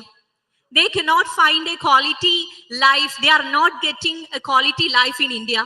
When comparing to the Western countries, Just imagine the situation of a middle class society in a Western country, and imagine a middle class family in our country.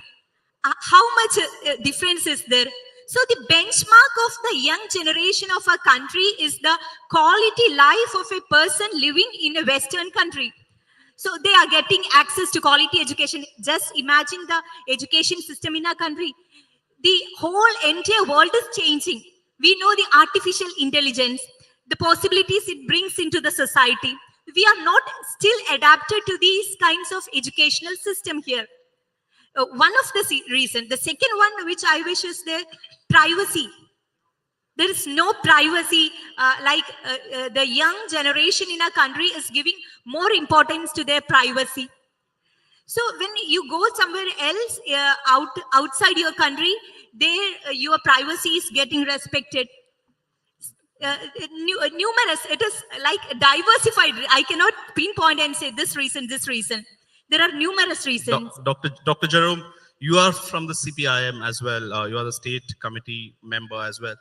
Do youth, the agenda of youth and the priorities of youth are discussed in mainstream politics also? Do you think they have the interest and agenda to bring in some change for the youth? Yeah, sure. Actually, the destiny of the nation lies in the youth.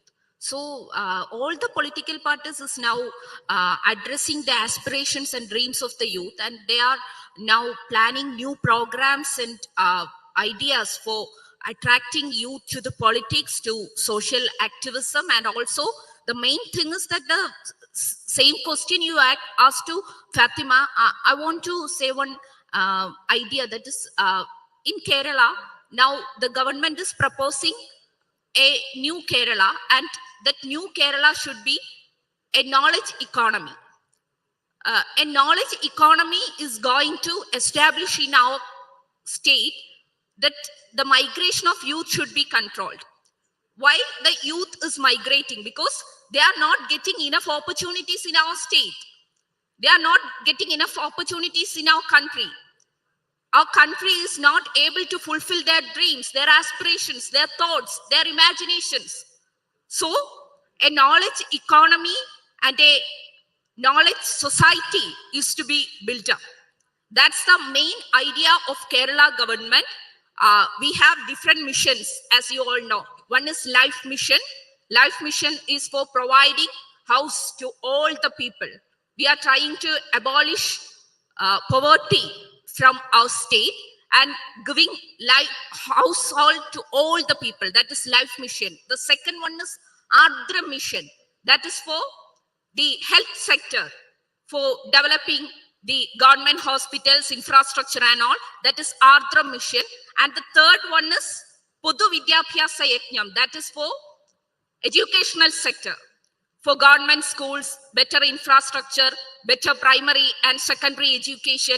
And the fourth mission is this knowledge economy building. The Kerala will be becoming a knowledge society. The youth will be here. Now we know that this is the era of artificial intelligence. There is diverse opportunities among our youth. So our government and the left party, they are planning new ideas and new opportunities for the youth. That's what we have. Final comments. We are out of time, so last 10 seconds. Two things. One, Chinta was leading the Kerala Youth Commission. That's a brilliant idea. I believe R.V. Rajesh from Congress was there, Chinta was there.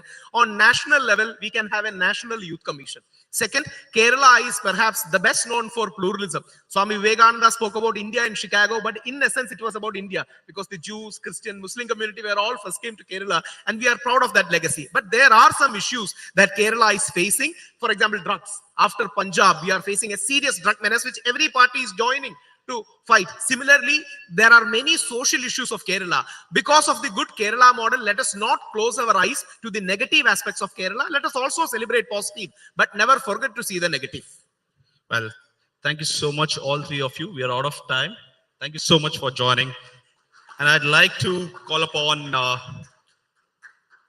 associates from the Sham Steel, Mr. Anup Burgess, Thomas Kurvilla, and Francis Jose to hand over a token of appreciation to all the panelists.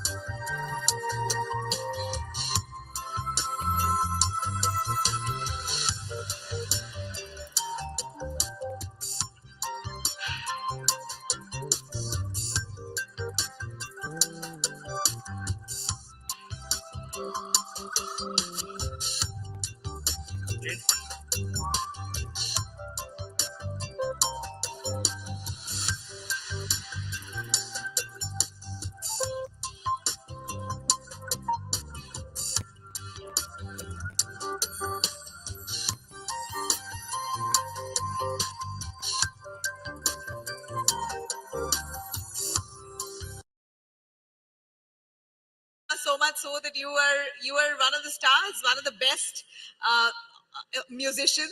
Could I call you a musician? Yes, I could. Yes, I am absolutely. a musician. You are a musician. Churning out music from an iPad. How cool is that? So, How did you start? So I've been making music on the iPad for say 10 years now. And what's really cool about the iPad is that there are so many different possibilities. And there, on the iPad, it's just like a computer, right? It's just a computer with a touch screen. And what is there on the iPad right now is just multiple apps with multiple possibilities for music. So there are apps that you can record music on. There are apps where you can make music on. We all have, if you have an iPad, you already have GarageBand. Yeah. And something that I've been working on are apps that you can play music on, like use the iPad as an instrument. Yeah. So that's what I have been doing. And the iPad, unlike any other instrument, it's a touchscreen glass surface, right? So basically, the app that I practice on and play, the app is called GeoShred. It's spelled GeoShred. So it looks like this. So there are multiple boxes on the screen, and each box represents a different music note. So if I play any of these boxes, so I'm just going to turn up the volume a little. So yeah.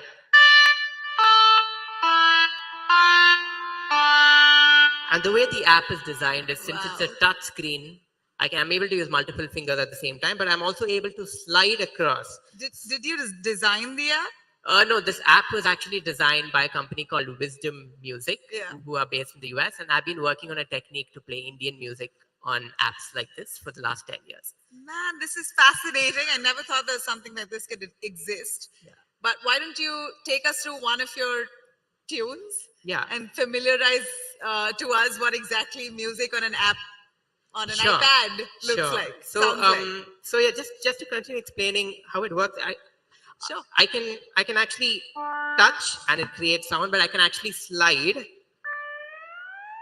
and you can move between notes. So I'm just going to show you a quick demo of how I can play a small tune, for example. Yeah. So now.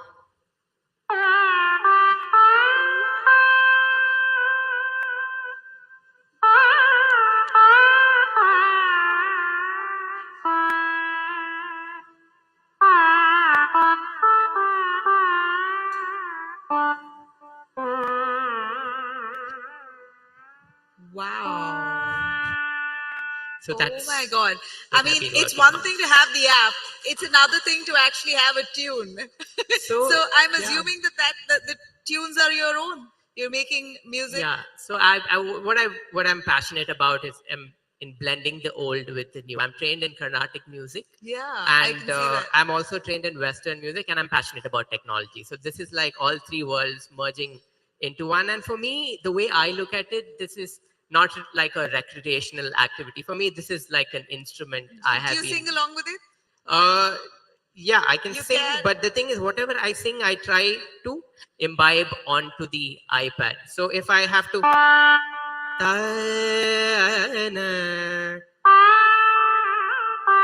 so whatever I'm able to sing, I've been working on the technique to play the exact same thing on the Amazing. iPad. I'm totally blown with the idea of it. Could we listen to one? Yeah. So so what I do with the iPad, it's not just the iPad that I'm passionate about. I'm also passionate about giving a fresh look to our music. And I've been trained in Carnatic music, and I've been always wanting to blend the traditional with the modern. And what I'm going to be playing is just a little excerpt. So this is a piece that is something that all Carnatic music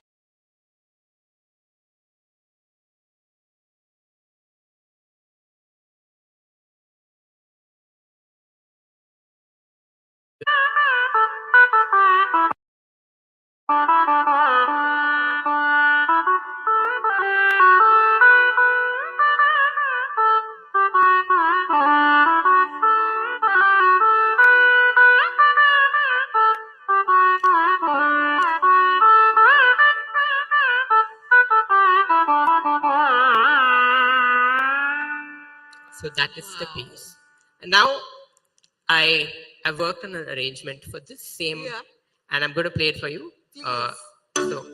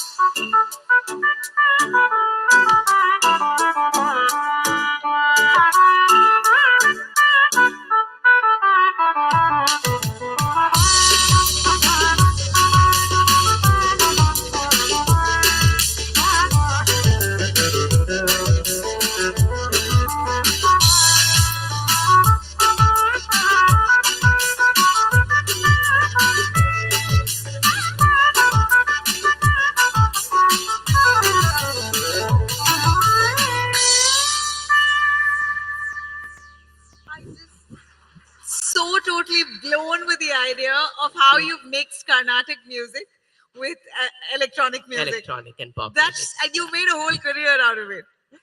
Yes. So this is what I do. I perform. I've recently had the honor of performing for Apple for their launch in Bombay, the new store. We performed. My wife and I. We performed for the launch of the Apple Store in front of Tim Cook. So that was married also. You look. You know, I've seen a lot of the young kids today, young boys who are playing with their iPads and are actually playing with and are actually making music.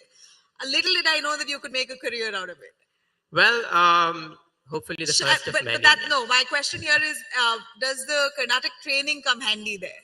Yes. So one thing that is a lot of people make fusion music, and the thing is, when I make music like this, it's very important. Whenever you're making fusion music, there are basically a couple of things that you have to remember. So whenever you're mixing Carnatic with, say, something new, it's very important to get a seamless blend of things. So if I'm saying Carnatic plus electronic means, it has to be a seamless blend. Let's take the analogy of a milkshake, right?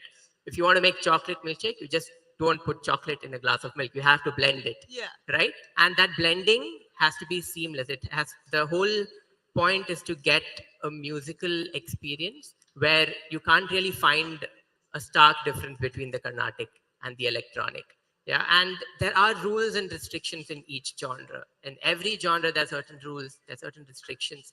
Carnatic music has ragas, you have talas, you have a way of representing certain phrases and notes. So in Western and electronic and every other genre.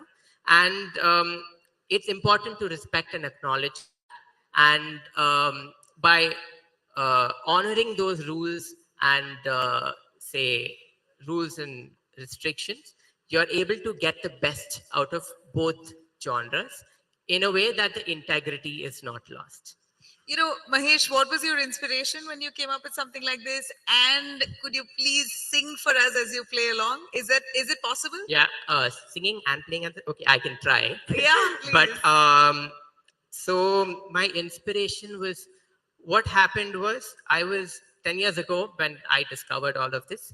I was in college doing my master's in music tech. And there I was researching how technology and music can kind of combine. So I discovered this app called GeoSynth, which was an earlier version of GeoShred. And in that app, I was able to slide between the notes. And then I thought, okay, I'm able to slide between the notes.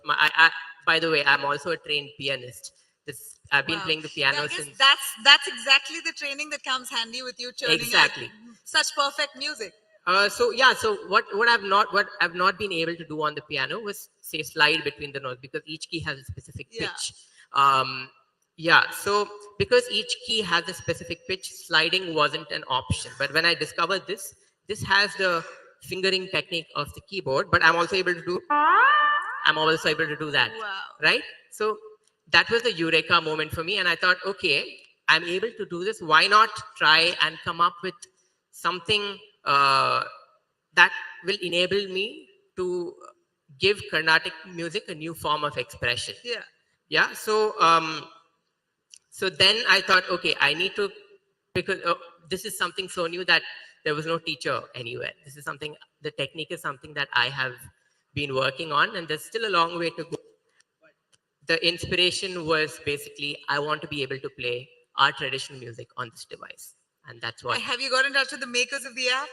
Yes, I work with them right now. So you must be their brand ambassador. So what I've been working with them to kind of introduce Indian sounds on this app. So basically, right now, wait, you've asked me to sing as well, Yeah, so I will sing. We'd love to hear. So this is the Saraswati Veena, which is modeled on this application right now. Right. So I'll sing a line and I'll play it, Yeah. just so that you can understand the possibilities. Begane baro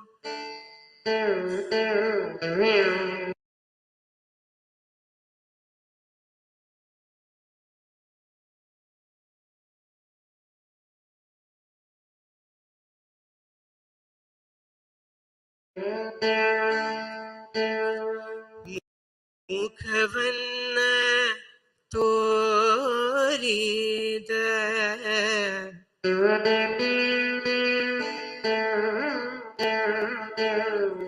begane baro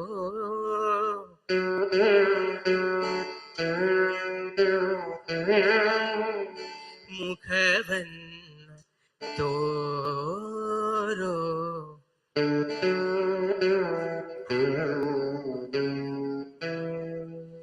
Krishnani begane baro. So, Oh my God, this is so amazing. I'm truly blown.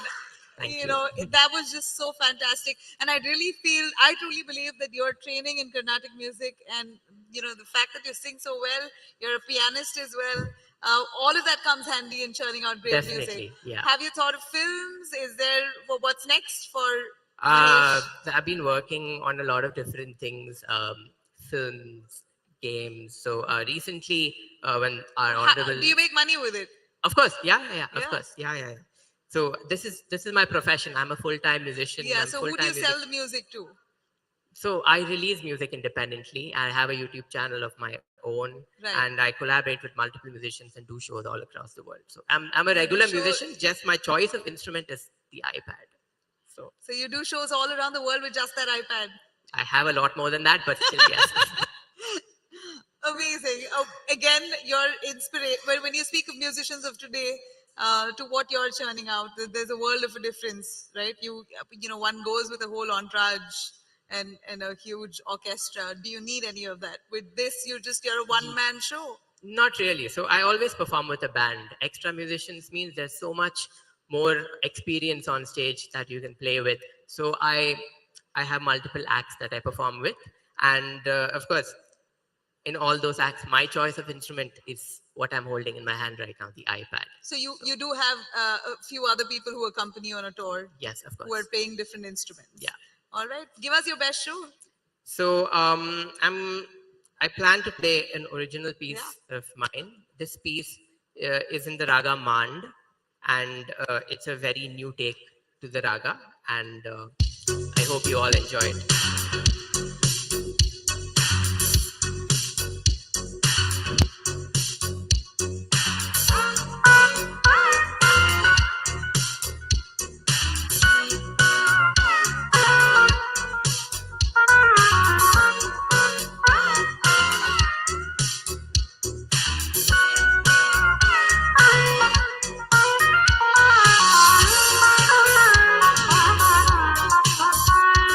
Ah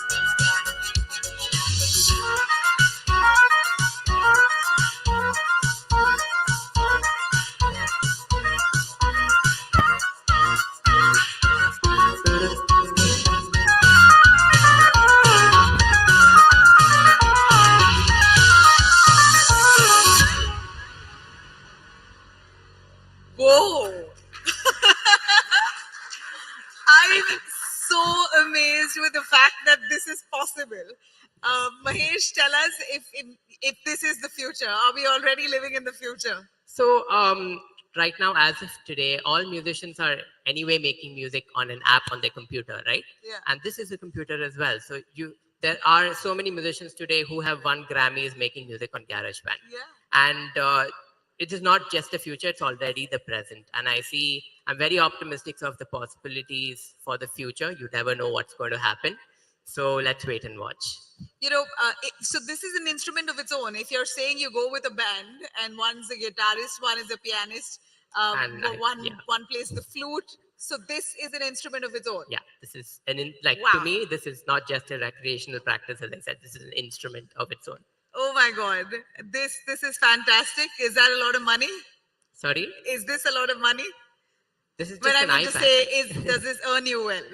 Well, I'm just like any other musician, so whatever other musicians make is what I make. So. Since you do this, I'm assuming since you're playing world over, and this kind of music, since you also have electronic music that's mixed with Carnatic, there's a global appeal to it.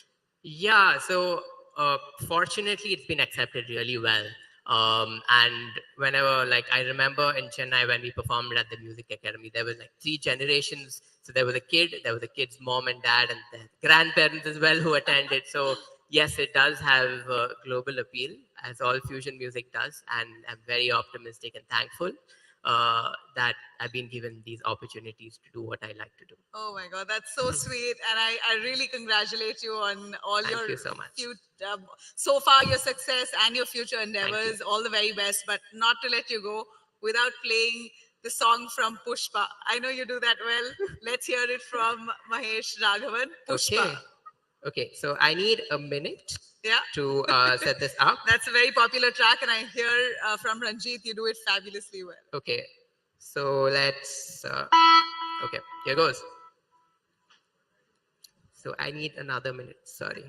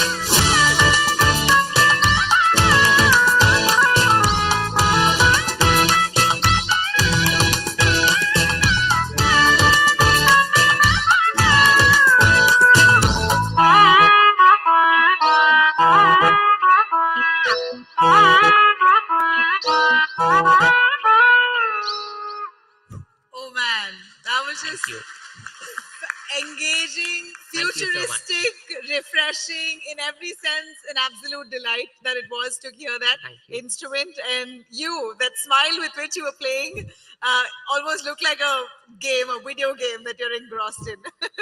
All the very best, Thank you Mahesh so much. Raghavan. Thank A you big so round much. of applause for Thank you. him. Wishing you all the very best. I can see the sky the limit for you. Thank you so much. Thank you. Thank you so much, Nabila and Mahesh Raghavan. I'd like to call upon Dr. Pon Ramalingam, Director, IQAC Hindustan Group of Institution, to hand over a token of appreciation to Mr. Mahesh.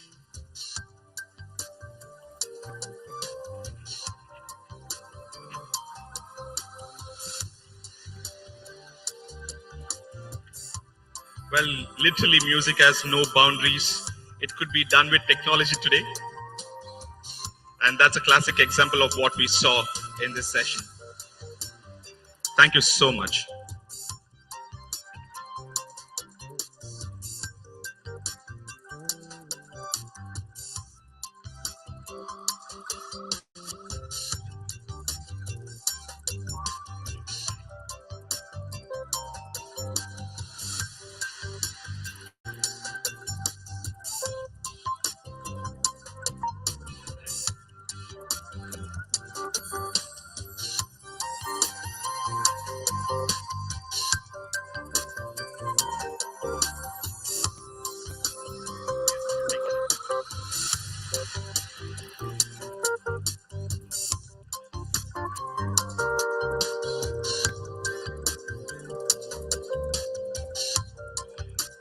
Up next, we have Future Talk, Breaking Monopolies in E-Commerce. I'd like to invite the session moderator, Mr. M.G. Arun, Executive Editor, India Today.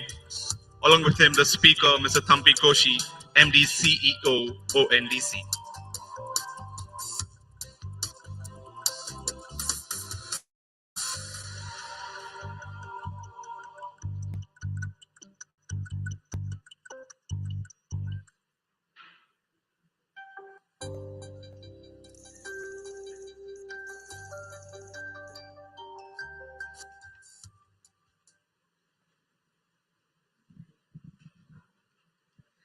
Good evening, ladies and gentlemen.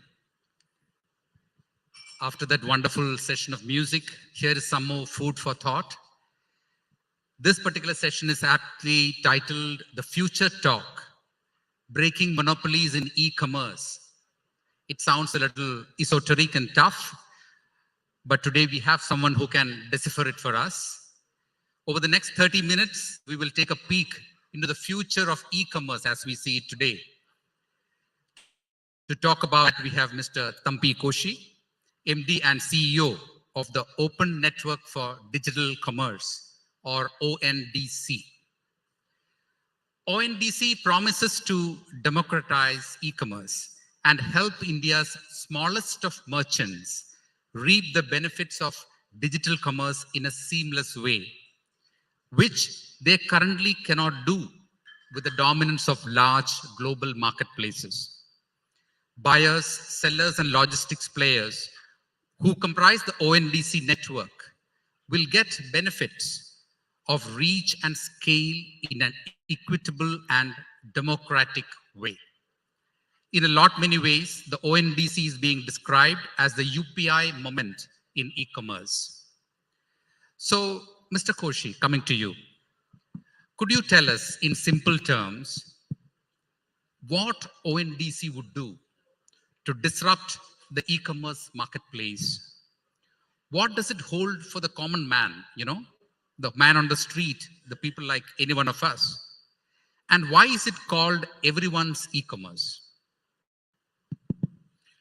Thank you. I'm sure after wonderful performance of music, this is going to be a very boring topic.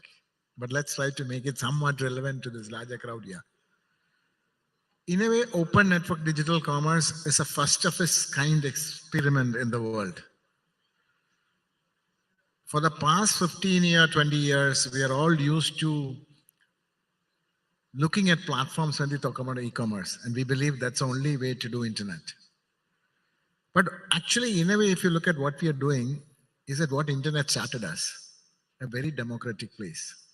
If I try to relate to the world that we knew, see, internet started with information exchange. If you want to have a website called arun.com, you don't have to, you can just make it so long as you can make an HTML page. You don't have to go around and say, let me just go and register with Chrome because they have more users, or to Edge because it's from Microsoft. Nothing. You just say, I'll make a page Similarly, IndiaToday.com also does the same thing. What drives the market is what is relevant, whom is it relevant to. So the success is based on the relevance, the reach based on who is interested in it, how interesting you can make it. But when it comes to e-commerce, we just left that original idea. He said it's private gardens. If you are a seller in platform A, you're visible only in the buyers in platform A. If you're a seller in platform B, you're only visible in platform B. What it means that the economists would say the network effect will lead to humongous concentration, where the commerce is driven and determined by few large intermediaries in the beginning, with very limited hold for the seller. Even the big sellers are finding it difficult because in the physical world, they can decide the terms, their advertisement, their schemes. But in the digital world, they can't. In the physical world, they have the access to information. In the digital world, they really don't have. It's all controlled and monetized by a few intermediaries. Which would also mean that they are maximizing their interest and they're looking at certain segment of the society. We will say e-commerce. I'm sure that all of us sitting here are very heavy users of e-commerce. But the penetration only 5 to 6%. In the buying side, selling side, maybe 2%. That means the few platform holders, naturally, if I'm there, I'll do the same thing. It's trying to see where there is big potential for maximizing the shareholders' interest. So what ONDC does is take away this walled garden and make it an open garden. Every seller will have the equal opportunity to present his case. It's not socialism. Everybody will not get equal market share. Everybody. And he can be present in only any platform he likes. He's visible to 1 billion customers. And for the buying, like for people like us, from the same platform, you can get food, you can get consumer goods, you can get tickets, you can hail a taxi, convenience. Second thing is, it's also give you very competitive options, whether you are from the elite or from the common. So this is like a big picture I can tell you. Okay. So, I mean, as consumers, we are all used to different platforms. You know, you either shop from Amazon or you order food on a Zomato. So this is going to be a network which has got different platforms hosted on that particular network. And you were saying that this could scale up to such a big scale. I think right now you have around 65,000 sellers on your network. Now we are in Kerala, where the Kudumbashree experiment has been really successful. Now Kudumbashree is now getting onto the ONDC network.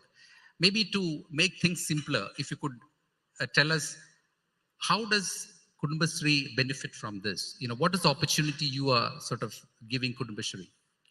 One thing, as you said, you have to understand it's a very early stage, like UPI 6 years ago. So nothing happens like abracadabra. It takes some time.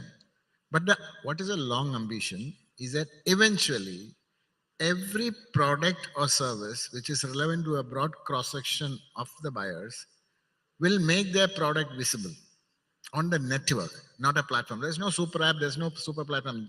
Make themselves visible using the ONDC protocol. Is it based on a fee? Is it like I said, each of them may have their own cost. Some like for example, today there are only few people who determine the cost. For example, some smart entrepreneur from Kerala may say that I'm going to create for the Kirana stores, for Petikadas of Kerala, one application. Then it only costs that much.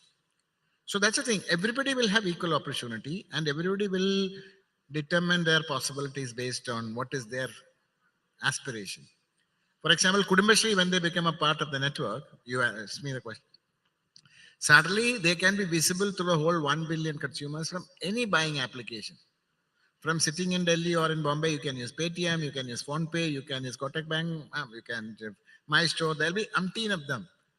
And Kudumbashree do not have to go and register each of them. Today, if Kudumbashree wants to be in Amazon and Flipkart, I'm using all names only for reference, they have to independently register for each of them. And it's a cost. Today, they are registered in one of the selling applications from Kerala, and now they're visible to everybody in India. And today, it is picking up its popularity, and probably in a couple of years, it's like a UPI, you know what happened. In a couple of TMs, that will be the only primary way in which the whole digital commerce could run. So we always tend to talk about the similarities between something like UPI and ONDC.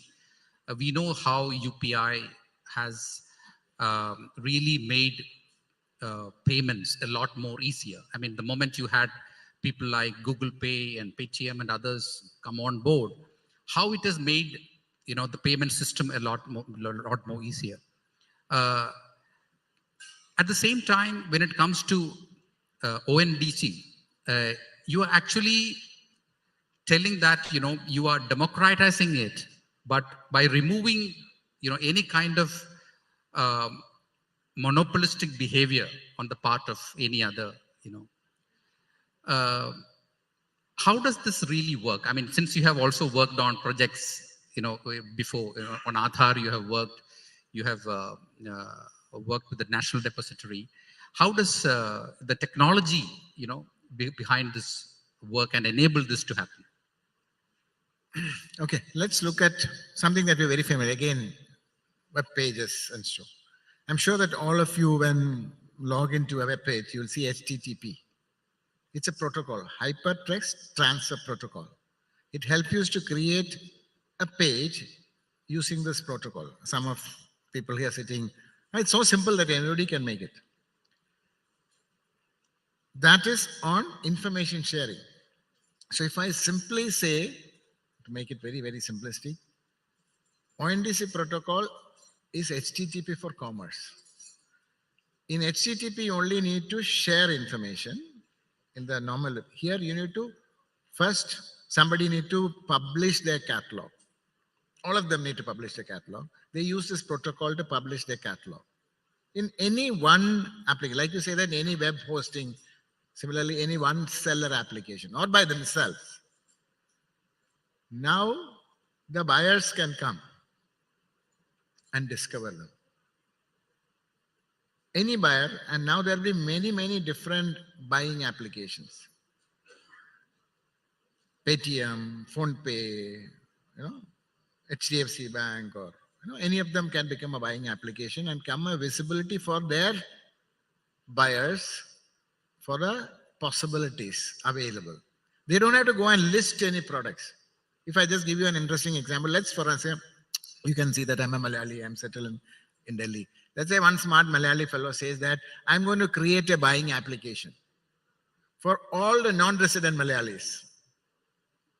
Because today, if I go to any of this big platform, they try to shape me. They say, Koshi, it is good that you should wear Louis Philippe shirt all the time. It's cool. Or Lacoste t-shirt all the time. Why? It makes sense for them to have few large brands who will give them the large advertising money. Whereas this smart young startup, he says that my ambition is maybe 100,000 Malayalis outside Kerala, in India. He will help me to express my wishes in Malayalam. I can type it in Malayalam. I can use the Malayali words that is there. He needs to convert them. He doesn't have to go and list any sellers at all. He can, when I express, and he can even, and he has no loyalty to any sellers. In Onam, he'll say, Koshi, wear a vesti, not Lacoste. And I can help you to buy that vesti from Karol Bagh in Delhi without even having to go and list them.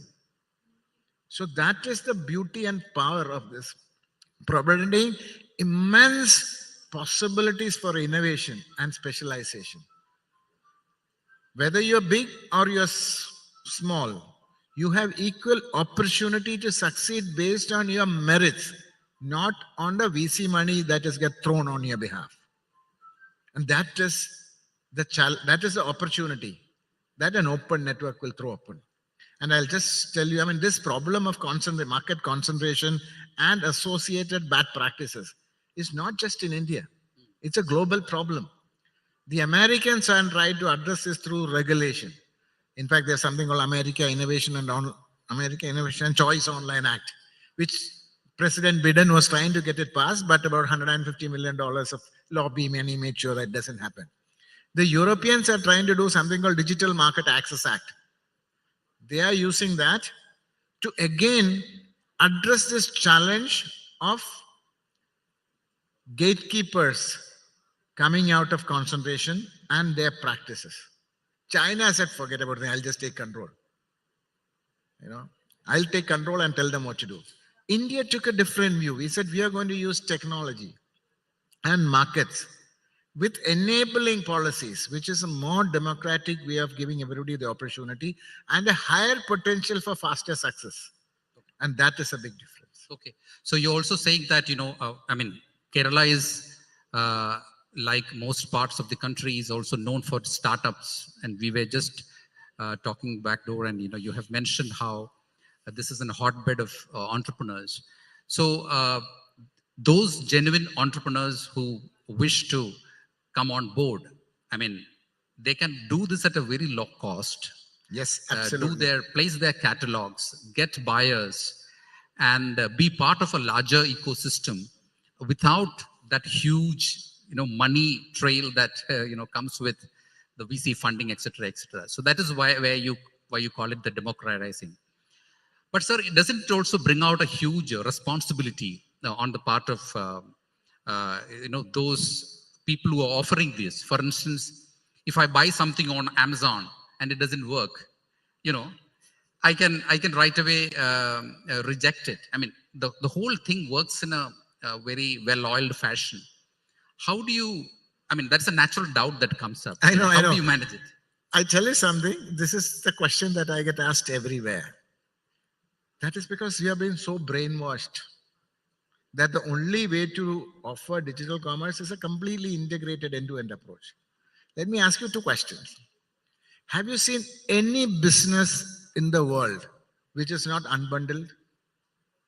They all stitch together using standards. Maruti doesn't make their tires. Airtel does not own their towers. In fact, originally they all started by their own towers. In fact, Virgin Mobile came and said, I don't need any infrastructure. I need only a CRM and I need only a billing software. It's a standards that stitch them together. And even in commerce, we have stitched together so much. When Bata shoes make the distribution available all across the shop, it is not that they are controlling all the shoes, all the shops. Then you'll say, oh, physically I can handle. One of the oldest business in the world in the commerce is catalog marketing. Except that they are not showing it to you on a web page. They were giving a catalog at home, which is even more painful. It was also unbundled. It works seamlessly, beautifully, billions of dollars. And the same thing will happen here. As far as the end consumer is concerned, it will not. You have many more small enterprises. The platforms holding. Let me also ask you another thing. You had been in this business for a long time. Ask any banker, who has the NPS most? Big business or small business? Because for the big business, if you have NPS, they have suited wood or variety like us to go to the court and push the case for 20 years. For a small business, it's not. He is just dead. Similarly, when you have many small, for example, Kudumbashree will take their pride in showing that they have very few rejects. And if they reject, we will take care. Because if they get a reputation, the network has a reputation, it's not a flea market. If they screw up their reputation, they are dead. Nobody in India will then touch them. They will take extra care. That woman will take extra care to make sure that he treats his customer well, because she is a small entrepreneur. If she derives a bad reputation for Kudumbashree, everybody else will kick them out. That is why I will say this is a self-correcting model. And unless we are able to appreciate and have faith in it, we will never be able to experiment. This is nothing, in that sense, there's nothing rocket science about it, except the technology is, the protocol is there. But we have done this whole time in this work. And that is the reason democratization is very critical. That's why the Americans and the Europeans, everybody is trying, because of this concentration. It is against the interest of the economy, it's against the small and micro enterprises, it's against the interest of the consumers. That's why they're trying to create regulations. They're not stupid. Right. So it is incumbent on the particular sellers on the network to make sure that the quality is ensured, and depending on their agility, they would be able to reimburse or replace the products. Maybe there are some people who say that I can't do that, or Then it goes to a grievance. Then it goes to an online dispute resolution mechanism. To be very clear, let's also understand how the current platforms handle without any names. They are not paying from their pocket. Let's be very clear. What they do is, if I am a seller registering to a large platform, they'll ask me to write a contract which says that they determine how the consumer is to be treated. I have no say. Then they will tell the buyer, Koshi, if you want to reject in 30 days, you are free to do. Because so long as they have a large pool of very loyal customers, they become a monopsony, what the economists call one buyer, many sellers. They have the squeezing power on the sellers. So that's why they make a lot, in the early stages, they make a lot of irresponsible buying behaviors.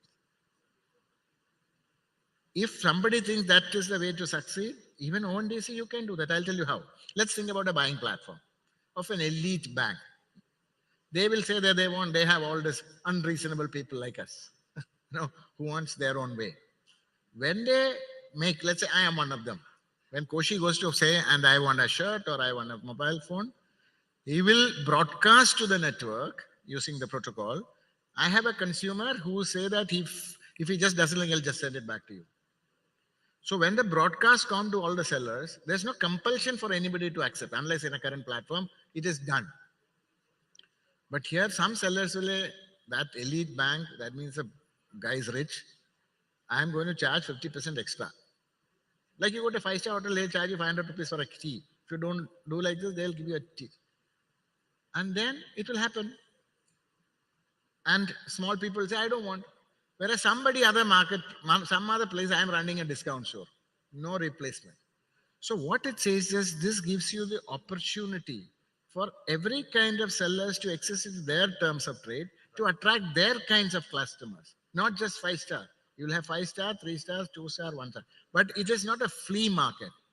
It's a disciplined market with rules and regulation continuously tracked and monitored using the technology to make sure that the consumers are not treated badly and the sellers are not treated badly. Wonderful. I think, you have explained very lucidly what this new concept is. Going forward, we are going to hear more and more about this, this network from the media and from various other sources. So thank you so much, Mr. Koshi. We have just run out of time, and thanks the audience for the patient listening.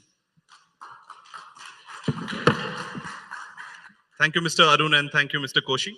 I'd like to call upon Mr. Sunil P. Nayak from Sham Steel to give away a token of appreciation.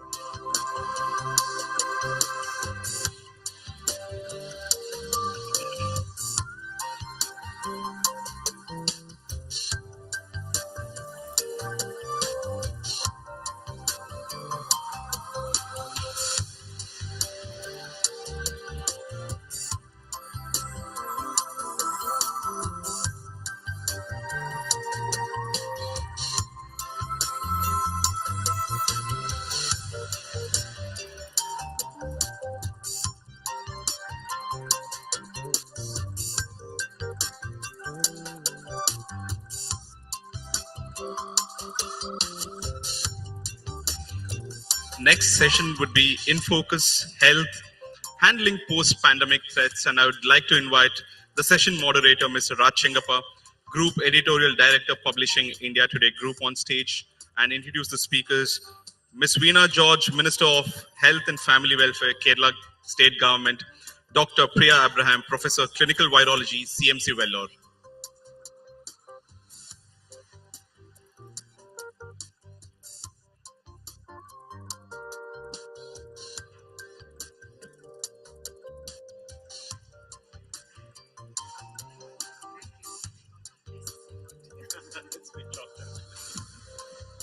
Well, let's have a warm round of applause for the Minister, Dr. Veena George and Dr. Priya. Let me, of course, when I look around the hall here, I don't find any masks. If you did this about 6 months ago, 8 months ago, you'd have a whole lot of people. So is the pandemic over? Are we safe? And what are the big lessons that the pandemic taught us? Are we ready for the next one? I mean, that's the broad brushstrokes of this particular session. And we're delighted to have the Minister for Health and Family Welfare of Kerala, Veena, and of course, Priya Abraham, both here. Veena's actually, I shouldn't be on first name basis with Veena George, but because she was in TV before, it's almost like a brethren.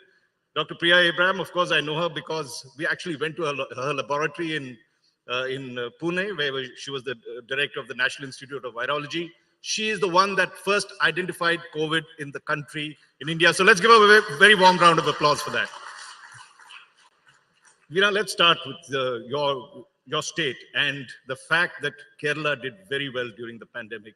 It learned a lot of lessons, despite the fact that it has one of the best health infrastructures. So if you look at it, what is it that you could take? What are the 2 or 3 big takeaways from the pandemic? You were there in the midst of it, the second wave, which was the worst wave that all of us faced. What lessons can we take out of that for the future? First of all, I would like to thank you and congratulate you for this 5th edition of India Today Conclave, and thank you for your kind invitation and your answer to your question. Yes, of course, Kerala did a good job in dealing with the pandemic. It's because that we had and have a good system. So from the Renaissance period onwards and soon after the formation of the state, because of the revolutionary laws passed by the Kerala Legislative Assembly, because of education and all, we had worked steadily on health and education. So that's why our health indices are the best in the country, like the infant mortality rate, the maternal mortality rate. They are the lowest in the country, and also the life expectancy is highest in the state. So the first case was reported in Kerala back in 2020. And we, just before that, we had an experience of Nipah at Kozhikode. So it was then our health workers, our health system, start realizing, using what we call all these PP kits and all those things. So at that time, back in 2018, we had trained our health workers on wearing PP kits or in dealing with such a situation. So that has really helped us. And in 2020, soon after the detection of the infection or the disease, we had developed a protocol even before WHO has developed one. So we have, yes, we have, for the first time, we started hearing some more, we telling about route mapping, isolation, quarantine. And I remember in Pathanamthitta, I belong to Pathanamthitta and I represent a constituency in Pathanamthitta. So that was the second episode where people from Italy has reached there. And the case was detected there. And actually it was really challenging because these people had traveled and they had visited markets, businesses, and they traveled, they took public transport, etc. So then we sat together for doing the route mapping, and then we started isolating them, quarantining them, and that was all done. And I think the people of Kerala, they were very aware of it. Unlike in many states, they were not afraid to come forward or help people on this thing. I mean, was that a big thing that the people actually helped the government and all the medical specialists to to handle the Yes, pandemic? they really help. They could easily understand why when the district collector says we had authorized the district collectors to, whenever such a clusters or something like that is identified, we had authorized the district collectors to adopt strict measures there. So the people will understand. They cooperate with all these things. So that's really another Right. big thing. Now, Priya, I want to do, I mean, somewhat around the same time, just or before that, you isolated the virus. You actually called it a pretty virus, although your boss might have this thing when you looked through the microscope, you felt that. If we look ahead, I mean, you did detect it. What would be the 2 or 3 lessons from a virologist's point of view that the COVID pandemic taught us? I think we, as a group of virologists, need to be always preemptive. Every time we hear about a new agent, we should work with public health officials, try to get specimens from there, see what we can do. Can we detect it? Can we characterize that virus in terms of, is it sensitive to any antivirals, or what would be the best way to detect it? And then, of course, disseminate that knowledge to a wider, network of laboratories, because our country is so diverse and so vast. So, expertise, I feel, should not be held within the walls of a particular institution. Once we have cracked it, I think it has to be quickly disseminated. Was that shock treatment in the fact that we barely had 4 or 5 institutes when COVID came of the kind of quality that you had, and you had to then install something like what, 1,000 institutes right now that are there? I mean, we did that all in 2-3 years. Why didn't we plan?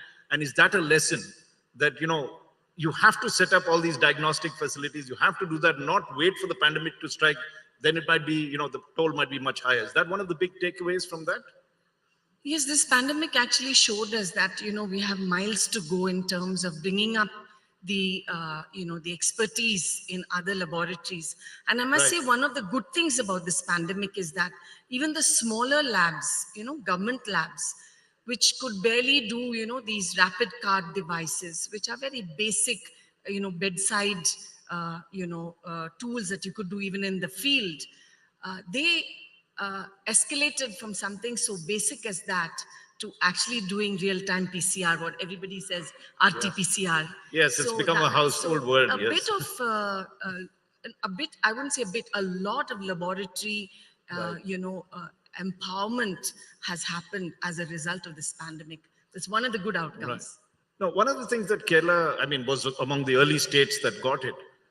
If you're currently the health minister, what would be the 3 or 4 things you've been doing or will do to ensure that firstly, speedy reaction is there. Secondly, you've got the facilities. One of the things that happens post-pandemic is everybody relaxes. Masks are off, you start shutting down all the hospitals, the beds are gone, the oxygen is somewhere around their place. What is it that you have to do to keep crisis management going? Yeah, it's not time to relax. Actually, see, this post-COVID ailments or illness, they are the real threats. Right. See, the post-COVID syndrome. And we are seeing multiple, or they are affecting the multiple organ system. Right. And the second thing is the antimicrobial resistance, which impacts, it's fueled by this pandemic. Right. And of course, it's like a bit of like TB drug resistance. You now have a COVID drug resistance built up. Is it? Is that what you're talking about when you say antimicrobial?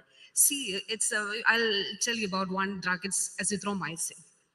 See, when you when you analyze the situation in India, the most sold drug in India during this pandemic time is azithromycin. Right, of course. Yes, So- everybody said take it. Yes. Yes. So what? See, this is it's usually referred as a silent pandemic. Right. This antimicrobial resistance. All right. Wow. So we really have to work hard on this antimicrobial resistance. It's a real threat.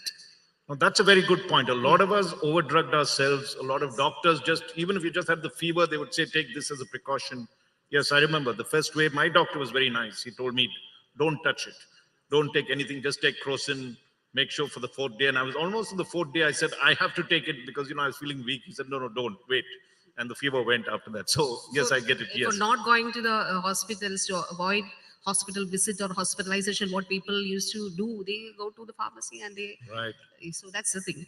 So this is a real threat. And the third one is a mental health crisis. That's a very, very, very important thing. And of course, what Kerala has learned, if you ask me a single point to point out, we have realized, of course, that we have to reduce the morbidity. Even though the health indices are very good, the real challenge is the lifestyle diseases. Right. So diabetes, hypertension, etc. So what government of Kerala did, we have evolved a Shaili app. It's like a home screening. We do home screening for all population above the age of 30. And then we are trying to find out if they have any lifestyle disease, or if they have any lifestyle disease, whether they are undergoing any treatment. And we are also analyzing the risk factors. So that we are doing. You made this very interesting point about the COVID impact. We think we've got over the virus, but you're saying there are a whole lot of cases that have been impacted, whether neural, whether your heart or your things are beginning to show up now, the post-COVID, sufferings that are happening. How serious is that in Kerala? You're the health minister. You must be getting statistics all over. Would you call that, as you said, the silent pandemic, a new silent pandemic, where you're getting all the after effects of COVID? Globally, the health experts refer this AMR as a silent pandemic. And Kerala, what we did is that we started post-COVID clinics across the state. 1,118 clinics, and we have a 3-tier system. First tier includes the family health centers and the community health centers. Second tier includes the taluk hospitals and the district hospitals, and of course the third tier includes the medical colleges. And in these clinics, what we try to do is rehabilitation. So it's nutritional rehabilitation, psychosocial rehabilitation, cardiovascular rehabilitation. So all these things are done in the post-COVID clinics. Now, I'm coming to you, Priya, in terms of the fact that NIV was a great institute, has that. Is it time now for us to invest a lot more in setting up similar institutes so that you have a lot more people who are there, who are alert and keeping it and can do it? Is this the time that we should chalk out a major plan to say, okay, firstly, a straight question. Is there the next pandemic around the corner? Do we know anything about this? Which virus are you worried about before we get to the other part of it? That's like, once again, looking into the crystal ball, but it's not as improbable as, it's not a vague anticipation. Yes, a pandemic. In fact, I once read an article where somebody said the next pandemic is just a flight away. I hope what not. they mean is, today, bugs, as you remember the earlier SARS, it started in China, and in no time it was in Canada, because people travel so extensively across the globe. I mean, that's an extreme, but I think to believe that we are done and dusted with this pandemic, and that maybe the next pandemic we can wait for the next century, is a complete fallacy, I would say. And I think given the way the global warming, the climatic change, migration of animals, different behavior of the vectors that transmit disease, we humans, doing our part of the deforestation, encroaching into forested areas, it is fertile ground, literally, for a novel virus to jump an animal, from an animal host into human beings. And then we have an epidemic and a pandemic. Because when a novel virus jumps from an animal host to a human being, very often humans do not have the immunity to handle that new agent. And that's when the whatever the new bug is, has a capacity to spread like fire. Now, is it largely respiratory, or would it be any kind of other debilitating thing? I mean, this hit us where it hurt the most, our breath. Is there viruses that attack you on all other fronts, not necessarily just your lungs? Yes, there are some that would choose non-respiratory routes, but viruses that spread to the respiratory route have the capacity to spread the maximum, because one person can infect a number. In fact, in the WHO's list of future threats for the world at large, We have Nipah virus that Madam had just mentioned, Nipah and Hendra viruses. Then we have, I don't know how many of you have heard of a Crimean Congo hemorrhagic fever. It actually came out of Crimea and then worked through through Eastern Europe, Middle East, and it has been detected in our own country, in Rajasthan and Gujarat. We better watch out. Luckily, it doesn't spread through the respiratory route so easily. Then we have, of course, Ebola, Marburg, Lassa. They are the deadliest of hemorrhagic fevers. And we know what it did to Africa in 2014. It was a horrible, horrible epidemic in the neighboring adjacent countries in Western Africa, Nigeria, Congo. And you must have also heard this year, it was doing its rounds in Sudan as well. So then you have Zika virus, an innocuous virus, but which can cause very far-reaching damage to a mother who is carrying a baby. The baby gets infected and then is born with a small brain and is, scarred for life, handicapped for life.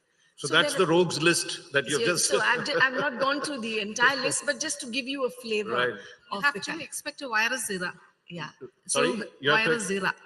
Oh, okay. Yeah. So actually today WHO says the next is disease X. Okay. That's before this COVID-19 was detected, it was a disease X. Yeah. And then COVID-19 became, the virus that causes COVID-19 became our disease X for the last 3 years. But there are many more X's and Y's perhaps in the future. And a Z somewhere. But I'm going to come back to you, Veena. Let's talk about the Priya, let's talk about the fact that you have all these around that she's mentioned, all these viruses lurking in the corridors or corners or flights or whatever it is. And here you talked of the double whammy, which is you also have to deal with lifestyle diseases, diabetes, cancer, heart. I mean, all of us have some problem or the other that's going across the country. So how do you manage your resources? Where on one side you have a clear and present danger, there's virus and we experience the pandemic. Other side, there's another silent epidemic of different kinds. You have an epidemic of diabetes, which everybody now says India is the diabetes capital of the world. Recently, India Today put on the cover TB and its resurgence because of drug-resistant TB. We're getting even more severe cases. So how, as health minister, do you allocate these resources and say, okay, I'm going to handle this, I'm going to handle this. What happens then? See, Kerala has got a very good system. Like we have got enough number of hospitals, good number of health workers, and professional, well-trained health workers, and they are our real assets. And during these COVID days, see, state was self-sufficient in oxygen production. But what we did during these COVID days, we tried to construct oxygen plants in every hospital. So now it's like all the major hospitals are self-sufficient in oxygen production. We have good number of laboratories. We have like hub and spoke model. We have good number, we have a very good efficient system of lab network. We have the hubs and the spokes, and also the major labs are connected to the regional labs, the collection points and all. And as Dr. Priya has rightly said, WHO has warned about the disease X. It can be zoonotic. Yes. So One Health is really, we have to really work on One Health. It's a need of the hour. So what Kerala did is that we developed a center for One Health. And health department is leading the center, and we have other departments, all the line departments also, animal husbandry department, agriculture department, etc., etc. So we have, by this August 2023, we will have 250,000 volunteers across the state. Wow. So they are trained to detect any new disease or any something which is unusual or something. They are trained. So what they will give the alert message to the system, and also immediately they will act at the local level. So we are really working on One Health. We have developed a One Health center here in Kerala. So I think that's the most important thing that we are doing now. No, let's give a warm round of applause for that. Really amazing, a lot of foresight, and we hope that kicks in whenever this is there. But Priya, I just want to bring you into this in the sense that here we have a state government that is gearing up and making sure it's got all the facilities that's there. Do we have the same reaction in the scientific field? Because on one side you need detection, and the other side you need cure or at least prevention of some sort. Like we all had the vaccines. Now, amazingly, we produced vaccines in 2-3 years when everybody said it would be 2 decades. We really don't know how effective that vaccine is, but okay, we have sort of somewhat tamed this. Is there a need now that as soon as you detect these various viruses, simultaneously you have facilities that will immediately produce the drugs, or is it so commercial that no one will actually get into the business unless the pandemic strikes and they can make money out of making drugs? So how do you sort this conundrum out? So you're speaking about antiviral drugs. Yes, and also developing vaccines. Supposing there is a virus that you think is going to be dangerous for some reason, you're seeing it in your microscope and saying, look, this could happen. Can we immediately develop a counter given the speed that we have done earlier? Is that possible? I think definitely this pandemic has again boosted the confidence of vaccine manufacturers that they can do it. And even in India today, we have an mRNA vaccine manufacturer from Pune, as you know, Genova Technologies. So I think, yes, we have come a long way in the vaccine making arena, and Serum Institute also has done yeoman service in making several doses of vaccine for a country as large as ours. Yes, both vaccines and antivirals are challenging, but something I feel is more challenging than vaccine is actually antivirals. And I just want to expand on that. That's interesting, yeah. I want to expand That's on a new subject, antivirus. Yeah. I love this anti-missile, and now we have an antivirus. Okay. So antiviral drugs are a little tricky. They're not like the kind of antimicrobials Madam was referring to. She was referring to bacterial resistance. Right. So bacteria can be grown on an inanimate surface, and you can check out how bacteria interact with a new antibiotic. But viruses need to be grown in a living system. Right. And when you try to use an antiviral to target the virus inside the cell, viruses have to be inside the cell. They are called obligate intracellular parasites. Wow. They live inside a cell. So when you try to target that virus inside a cell, there's collateral damage to the host cell. Right. So you can't, always use your armamentarium selectively to the virus. So that has been the biggest challenge historically. Apart from that, we have antiviral resistance. And to give you a perspective, out of the 220 odd human viral diseases, we have antivirals for about 10 of them. Wow. So that is a staggeringly low You number. need to speed up we have this. lots of drugs for HIV, for hepatitis B, Right. hepatitis C, for influenza. But do we have a specific drug for Nipah? Do we have one for Zika? Do we have one for dengue? Do we have one for chikungunya? All what everybody's familiar with? No. You're scaring us. But So, anyway, yes, go ahead. it's challenging, and it Right. requires a substantive, sustained effort, research commitment to making antivirals. And it needs a lot of, upfront, economic, a lot of money has to be put into that effort. Do you think the World Health Organization, because see, let's be frank, all these pharmaceuticals are basically commercially oriented. They must go under loss now because, say, COVID is on its way out. All those vaccines that they made might go waste. We don't know unless it comes right back. So they're not likely to make the investments that you're talking about. Therefore, you have only 10 antivirals versus 200 virals, that could be dangerous. Is there a need for the World Health Organization to set up a fund across the world which will only do research and fund people to bring antivirals into it, or the pharmaceutical lobby will not allow it because of the fact that they could cash on later? Is that one of the issues? So not WHO per se, but many of you may have heard of the Bill and Melinda Gates Foundation. They set up a therapeutics accelerator during COVID, so that they were funding companies, startup companies, and established pharmacopoeias to actually make drugs. There's a lot of upfront investment to, you have to first of all try and grow the virus. So you're working with the live virus. That's one challenge. Yes, and you did Second, that, I remember, in that big vial that you had, and you showed me, and they said there's 1 billion COVID viruses, and I just stepped back. And then you have to, put it into a cell culture system Right. where the virus will hopefully grow in living cells. And then you have to see whether it's actually, killing those viruses sitting inside the cell.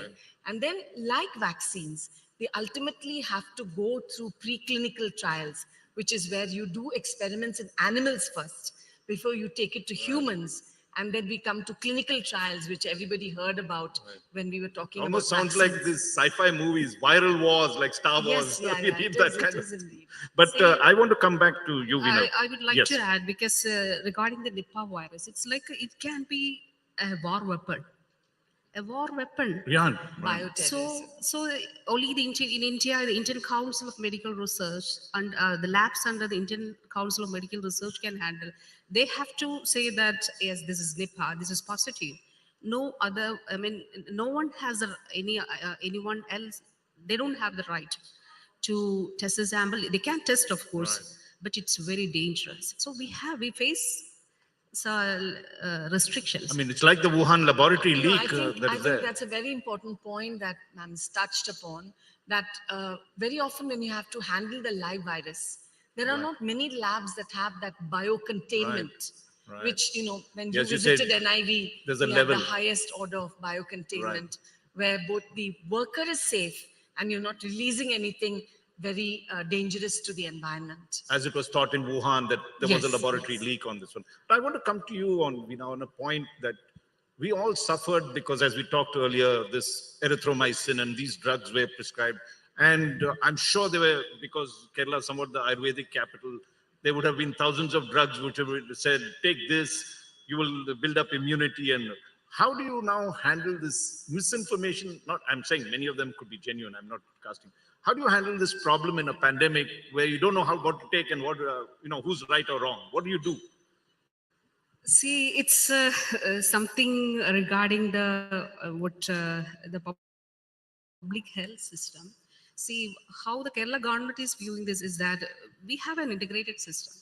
See, like back in June 2022, Kerala government has asked the homeo doctors to give arsenic album, because Ayush department has already recognized the effectiveness of the medicine. So homeo doctors, where if any kid or their parent is willing to take this preventive medicine, they have the right. So it's a constitutional right. We cannot say that you cannot take this, you can use only this. So this is quite a sensitive issue, but we develop certain protocols, and we ask our people, our medical practitioners, to follow those protocols. And of course, people in the face of a pandemic, they will follow it. Yeah, I mean, let's also give credit to India as a whole. During the COVID pandemic, we may have stumbled a bit in the first wave and maybe worse in the second, but we came back fighting. And if I recall, there were protocols being laid down. There were vaccines that were available. I think we need to laud our country also. There was a lot that didn't happen and a lot that did happen during that period. And so let's also give a warm round of applause to both of them. They were the pioneers of this whole thing, at the center of it, battling that. And that we must not forget, that there were people where at the real time of need, you, Veena, you, Priya, when you all put your best foot forward, we didn't know you all, but you helped us through. So we are very grateful to you all on this. And we've got about 2 minutes of our time left. And I'd like both of you all to come with, maybe you could start, Priya, the 3 things you would want to do, you would advise the government of India to do now, looking ahead at the post-pandemic thing. What would you say would be the priorities? I think firstly, the central government has to engage very closely with the state governments. If you take this state government, it's way ahead, and they have found their own solutions. And they have been at the wrong end of the stick for so many diseases, and they have found a way to work around it. So I think central government authorities, you must be knowing about the IHIP, the Integrated Health Information Portal. Yeah. That kind of portal will intimate whatever is happening at the grassroots level, right up to the center. And those public health experts in the center should work very closely with those in the states. Some states don't do so well. They need to hold their hands even more to bring them up to speed. That's point one. That's one. The second is, I think, community engagement.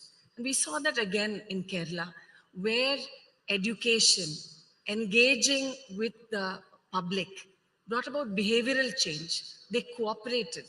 They lent themselves to testing. Kerala had the highest levels of testing. And from then on, the tracing and quarantine, and also paying attention to the elderly and those who were vulnerable, who had comorbidities. That all comes from taking the community along with you. What about setting a whole range of research institute like what you headed? So- Do you think that is a priority? So that is a priority, and I think the government is acting on it. When I was still in NIV, we inaugurated 3 more NIVs. So there's one coming up in Dibrugarh, in the east. Kaushik is here. There's another. Our friend from Northeast, who's our executive editor, Kaushik Dekar. You can talk to Priya after this and get some points on when is it coming up, right? And there's one in Bengaluru. Oh, my city, yeah, that's Yes. good. And there's one going to hopefully come up in Jammu. Right. And there's one in Jabalpur. There's a One Health Institute, a national One Health Institute that's coming up in Nagpur. And then I understand the NCDC, the National Center for Disease Control, which is even larger body than the ICMR. They're setting up a number of peripheral units all over the country, field units. So I think we have to geographically cover the country in terms So that's of comforting. expertise and Yeah, that's happening. What about you? What would be the 3 things that you would like to do, Veena? The first point, of course, is about One Health. As a country, we have to start thinking about One Health program, and we have to really work on it. So, of course, research and the research institutes will be a part of that on One Health. The second thing is that we should have budgetary allocation on post-COVID tackling methods. So it's really, that's needed. And the third point is an issue which we are facing, that outbreaks of diseases that can be controlled by vaccines like measles. So it can be seen worldwide. Why it's happening? Because during the years 2020, 2021, and 2022, because of COVID, the kids were not taken for vaccination, for immunization. So outbreaks occur at many places. So this will become a real threat. So we have to focus on that. So optimize our immunization coverage. That also is very much needed at this point of time. I'm just going to, since everything is very personal, at the end of the day, we experience it at our own levels. What was the best pandemic moment for you, Priya? seeing the virus under the electron microscope. And how does it look? I'm known for my reaction for it. It looks very pretty. Okay. We'll grant you that, but it is a very vicious, pretty virus that was there on this. And you, Veena, what would you say would be your pandemic moment? See, it's something like, regarding vaccination. So at the beginning, we have the care patients, bedridden patients. So initially it was like to take vaccination and to give vaccine to a patient or a person, it takes half an hour. After taking vaccination, the healthcare worker should be there. So we thought about that, and we evolved a method, like we started seeking the help of all the NGOs and all. Wow. So we started going to the houses near the palliative care patients, and we started taking vaccine. So that, I think, that is one of the memorable. Beautiful. At the end of the day, we all have to be together, to fight together and live together on this. Thank you very much, Veena and Priya, for this wonderful session. Ladies and gentlemen, let's give them a very warm round of applause. Thank you so much.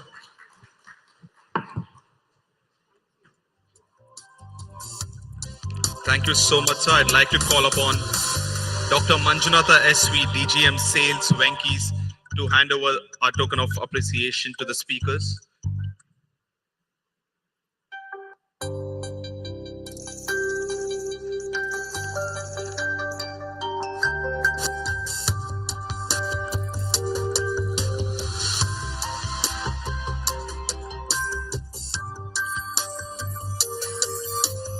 great insightful session on the pandemic and the challenges.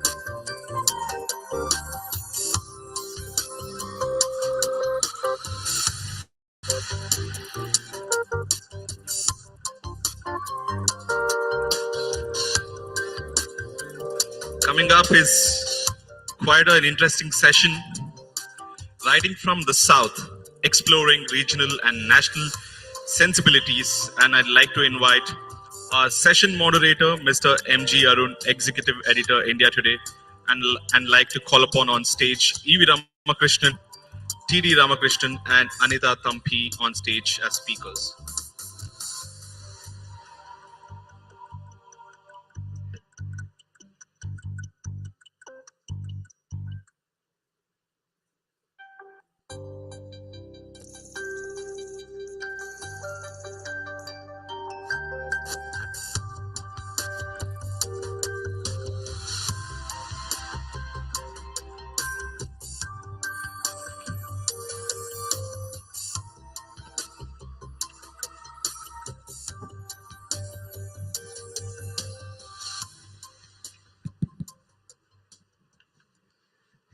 Good evening.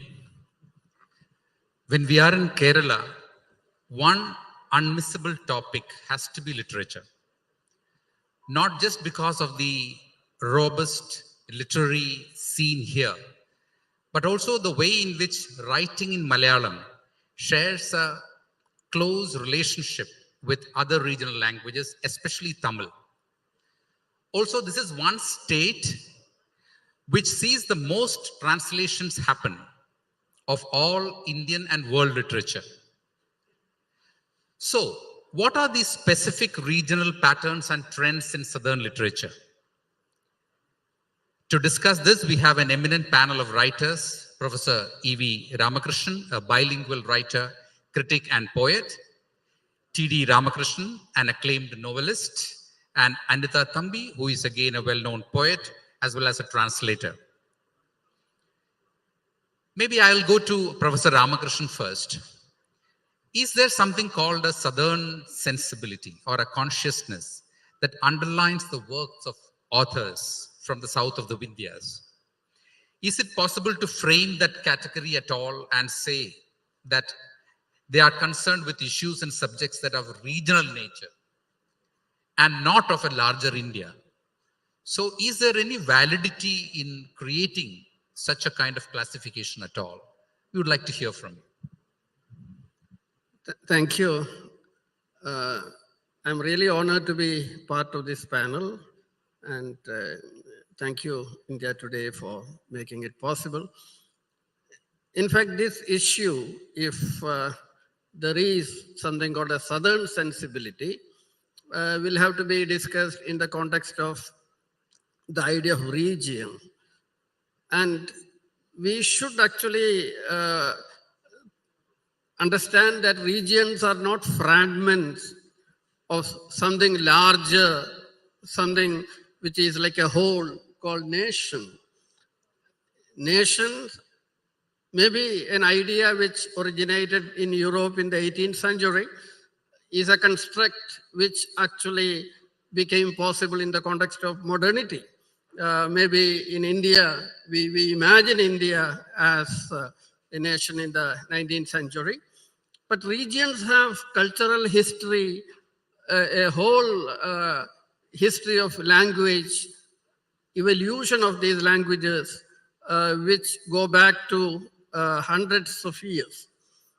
Having said this, I also want to underline the idea that both nations and regions are not static. They evolve. They evolve over a period of time. And when they are imagined, they may actually have certain social, political context, but those contexts keep changing. When you look at the 19th century Kerala Renaissance, the movement of Kerala Renaissance, you do find the imagination creates a new collective identity called that of Kerala. And if you take the central figure in Kerala Renaissance, Narayana Guru, he wrote poetry not only in Malayalam but also in Tamil and Sanskrit. In a way, he goes back to the pan-Indian tradition of Sanskrit writing and Siddha tradition, which takes us back to the Bhakti movement in the South. Bhakti movement originated in the South. So you find in the very creation of the kind of anti-caste resistance, which actually made it possible to imagine a new Kerala based on social justice, emancipation of the marginalized, etc. You find a larger southern sensibility at work. And definitely this larger southern sensibility takes many forms which may differ from Kerala to Karnataka, Karnataka to Andhra or Telugu, Nadu. You see, they have actually gone through multiple kind of transformation. And I will just add one more point. Regions are equally multiple. We should not think that regions are homogeneous. Take M. Mukundan's Mahi, a very reputed Malayalam writer who writes about Mahi, which was a French colony, and look at Kuttanad of Tagarishi Shangarapillai, or S. Harish, who writes about Kuttanad again. They are extremely different. The region also is plural. And Sethu has a novel about the Jews of Kochi, Alia. You see, you have multiple kind of border crossings that happen within the idea of region itself. And the last point, you see, the idea of the nation is something which becomes extremely central when the region actually loses a sense of maybe hope or sense of there is a dialectic between region and nation. Look at a writer like Anand in Malayalam, who can be, or Bashir in Malayalam. They always kept a larger self-consciousness of India, which may not be available through what you call a narrative of India, but in their most local, regional element, you find a translocal, or you find a larger kind of consciousness, which we can actually, for want of a better term, call national. So I think you have set a very interesting tone here, where you're saying that within the regional languages, there could be multiple sensibilities that one can read into. And also the fact that it is a ever vibrant and ever expanding, this particular consciousness. I would like to bring in the novelist T.D. Ramakrishnan here, who has also done, who has also observed the Tamil literature quite closely, and he speaks Tamil language also. That's what I am given to understand. So maybe you could take this forward and would like to have your views on this subject and how there are interlinkages between these two languages, Tamil and Malayalam. Maybe you could give us an idea on that. Thank you very much for inviting me to this Conclave South, first of all. This southern sensibility, you cannot define it easily. When it is Malayalam, Tamil, Telugu, Kannada, all different sensibilities. But at the same time, all these four languages are interconnected. The southern sensibility definition also having some problem, I think. It is a part of our national sensibility. The definition of nation, as Ramakrishnan sir said, is having some problem always. But now it is a reality at least. So while defining this southern sensibility, I think we have to go much deeper to each and every language. As you asked, between Tamil and Malayalam, there are a lot of connections. Actually, Malayalam is a branch of Tamil. Tamil is having a very rich cultural history of hundreds, thousands of years. The present Tamil literature and Malayalam literature, especially in fiction, because I'm writing fiction, I used to translate from Tamil to Malayalam. I can say that both are going much faster than the previous years. The main idea behind the 21st century writing is making things local. We are addressing local issues, but at the same time we are addressing it in a global perspective. Most of the writers writing nowadays addressing issues like this. In Malayalam, as Ramakrishnan sir said, writers like Anand, Mukundan, O.V. Vijayan, all have written books, novels with a national sensibility. Even M.T. Vasudevan Nayar's Randamuyam, you can see how the myths and epics can be rewritten in a new perspective. But the important thing nowadays is that the national thinking, the concept of nation is under question nowadays.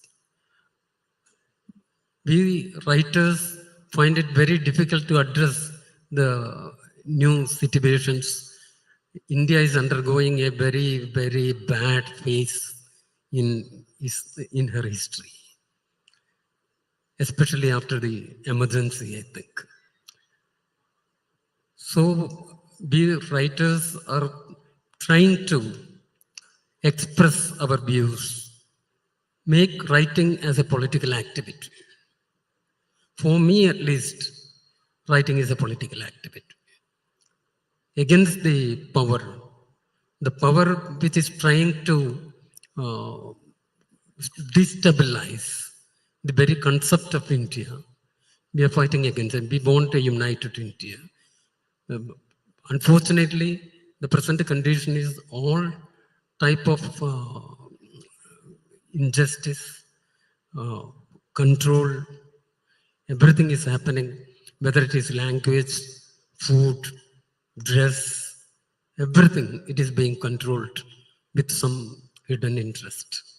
So writers naturally write against it, write against the present power structure. That is the new sensibilities coming up. It is having an international, global perspective. my own novel about Sri Lanka or about Uganda, or while writing about Sri Lanka, I'm writing about India. Right. So, yes, I want to come to that particular aspect a little later, writing as a weapon of expression and questioning the authority. I would like to bring in Anita Thambi into this. She's a poet, so she's the poet among the group. What has been your experience when it comes to, looking at the language? I know that every writer loves the language he or she writes in. Have you been tempted any time to write in English, or and you have been a translator also? How do you address this question? I mean, is there a pertinent difference between a regional writer and a national, sensibility?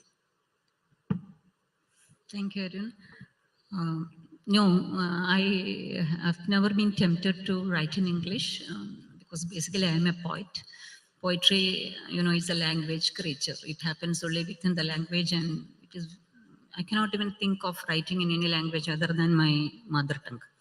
Now, talking about South, I can't help sharing with you an experience I had while trying to give a title to one of my poems. The poem was about, it was part of an attempt to capture South in its elements.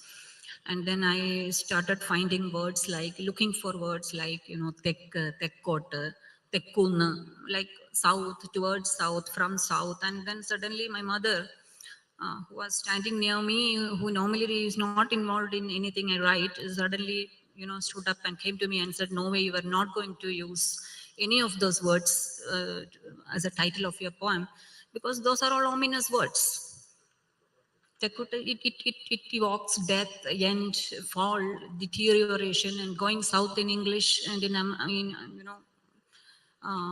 Native American languages, everything, it has a negative meaning. So the point is, the meaning of South is deeply set in language, and it's a very negative language. No wonder why the southern regions, despite their cultural richness, are facing poverty, their discriminations in power, inequalities in power, etc. Is there a southern consciousness? I believe there is.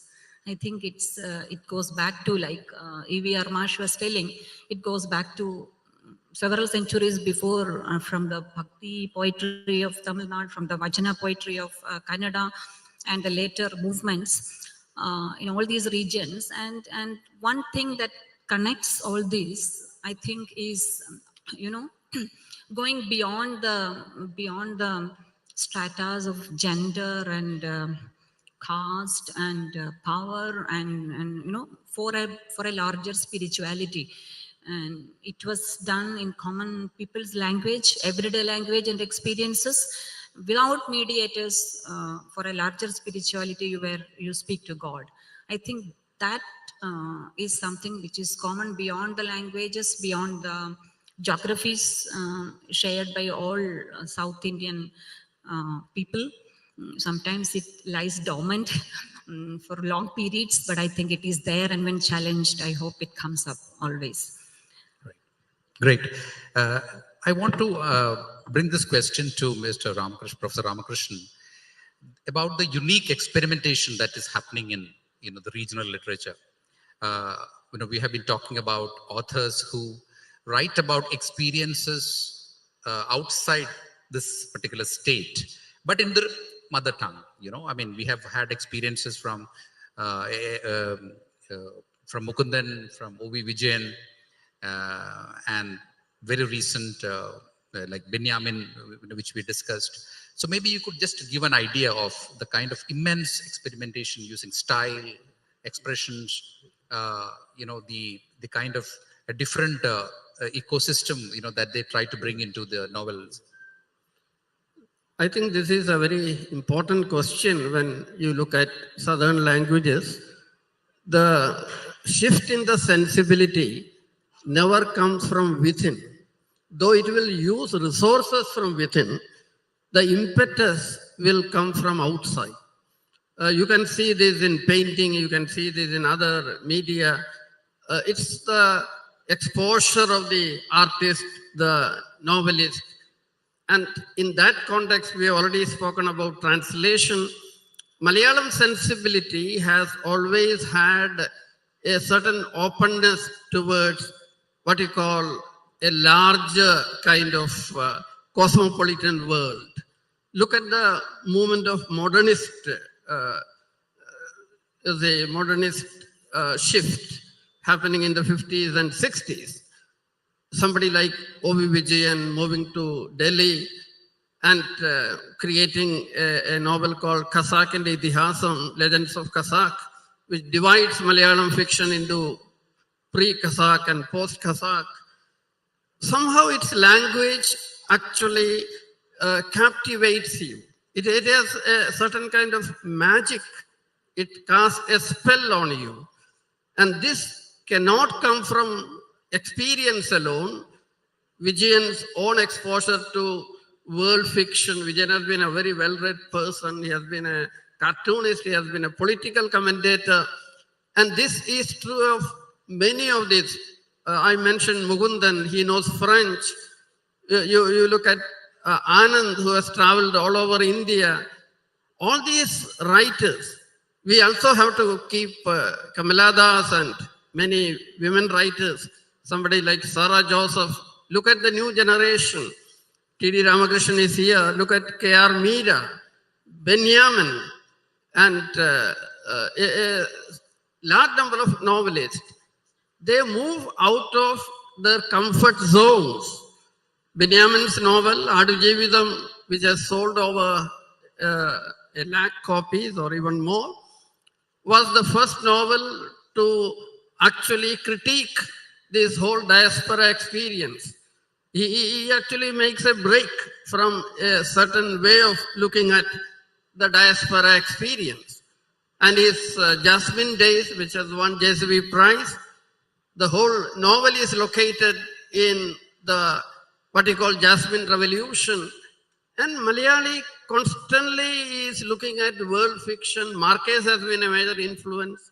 There have been other influences. The way they assimilate the new and also use the critical narrative kind of experiments from world fiction to articulate their own local and regional experience, that actually has given a certain, what you call, edge to Malayalam literature in general.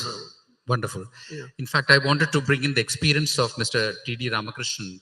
When you did your Sugandhi novel, or the Mama Africa, how has been your experience in inventing the style, inventing the kind of characters? If could you just take us very briefly, through that? I mean, because your novels have marked severe experimentation when it comes to Malayalam literature. In 21st century, there was a challenge from other media to the books, especially literature. So we writers forced to change our way of writing, narration, language, plot, everything. Naturally, I myself also changed my perspective of literature in that. The new literature, or what is the literature of 21st century, is addressing readers who are very much exposed to other media and other information. So, while writing Sugandhi, it is about the post-Civil War or Civil War of Sri Lanka.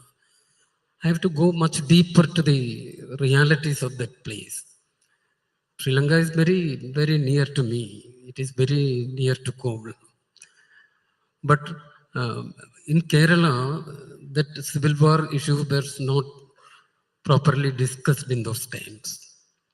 We were discussing about something happening in Gaza or something far away. I'm not saying that it is not real issues, but Sri Lanka is much closer to us and we have to discuss them. So I thought it is an important subject, so I have made much research and interviewed so many people and go to the myths, history, everything of that country, then develop the plot and characters, Sugandhi.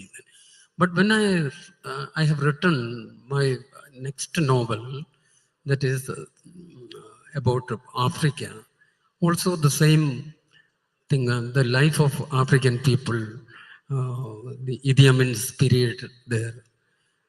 But my fifth novel, I don't know whether you have read it or not. It is Andhar Badirar Mogar in Malayalam. Hindi translation was just released by Bhubaneswar Publications, named Walnut Publications. It is about the Kashmir issue of the past 2 years of the Kashmir issue. So we are addressing the latest political and socio-economic changes happening in the society. As a writer, it is my responsibility to speak the truth. Can you just give me an idea of how you wrote about the Kashmir story? How did you approach it? Because the latest book. I was watching television about our Independence Day parade of that after the 370 withdrawal. What I thought, the whole nation is celebrating Independence Day. And for the past 10 days of that particular day, the whole Kashmiri people don't have any access to the outside world. They cannot celebrate. They're weeping. The state was undersized. They don't have a telephone. They don't have internet.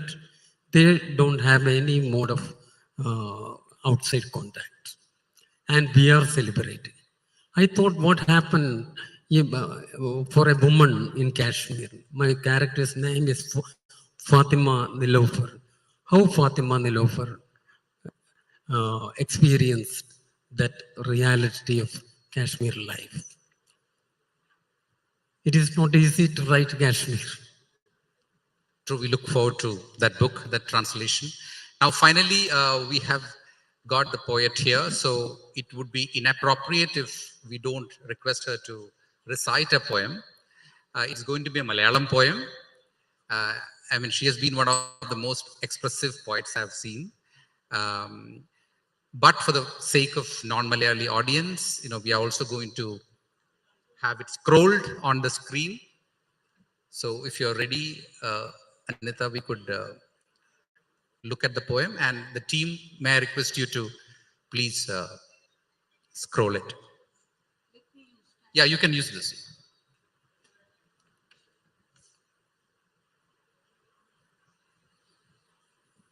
I'll happily read the poem than, talk for a little more.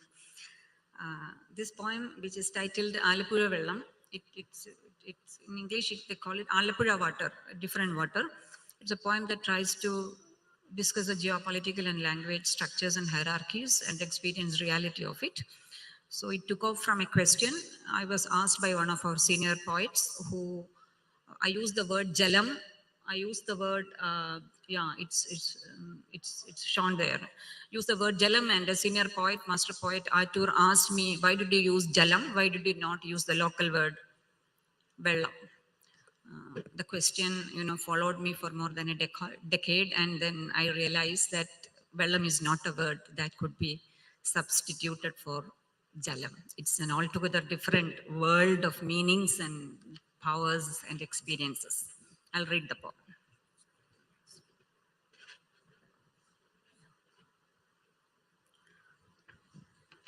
Alappuzha വെള്ളം. ആലപ്പുഴ നാട്ടുകാരി കരിമണ്ണു നിറക്കാരി കവിതയിൽ എഴുതുമ്പോൾ ജലമെന്നാണ് എഴുതുന്നു. കവി ആറ്റൂർ ചോദിച്ചു വെള്ളമല്ലേ നല്ലത്. ആലപ്പുഴ നാട്ടുകാരി മെടഞ്ഞോല മുടിക്കാരി, തൊണ്ടു ചീഞ്ഞ മണമുള്ള, ഉപ്പു ചേർന്ന രുചിയുള്ള, കടും ചായ നിറമുള്ള കലശുവെള്ളത്തിന്റെ മകൾ. ജലമെന്നാൽ അവൾക്കത് വയനാട്ടിൽ, നിളനാട്ടിൽ, മലനാട്ടിൽ, തെക്കൻ നാട്ടിൽ വാഴുന്ന തെളിനീര്.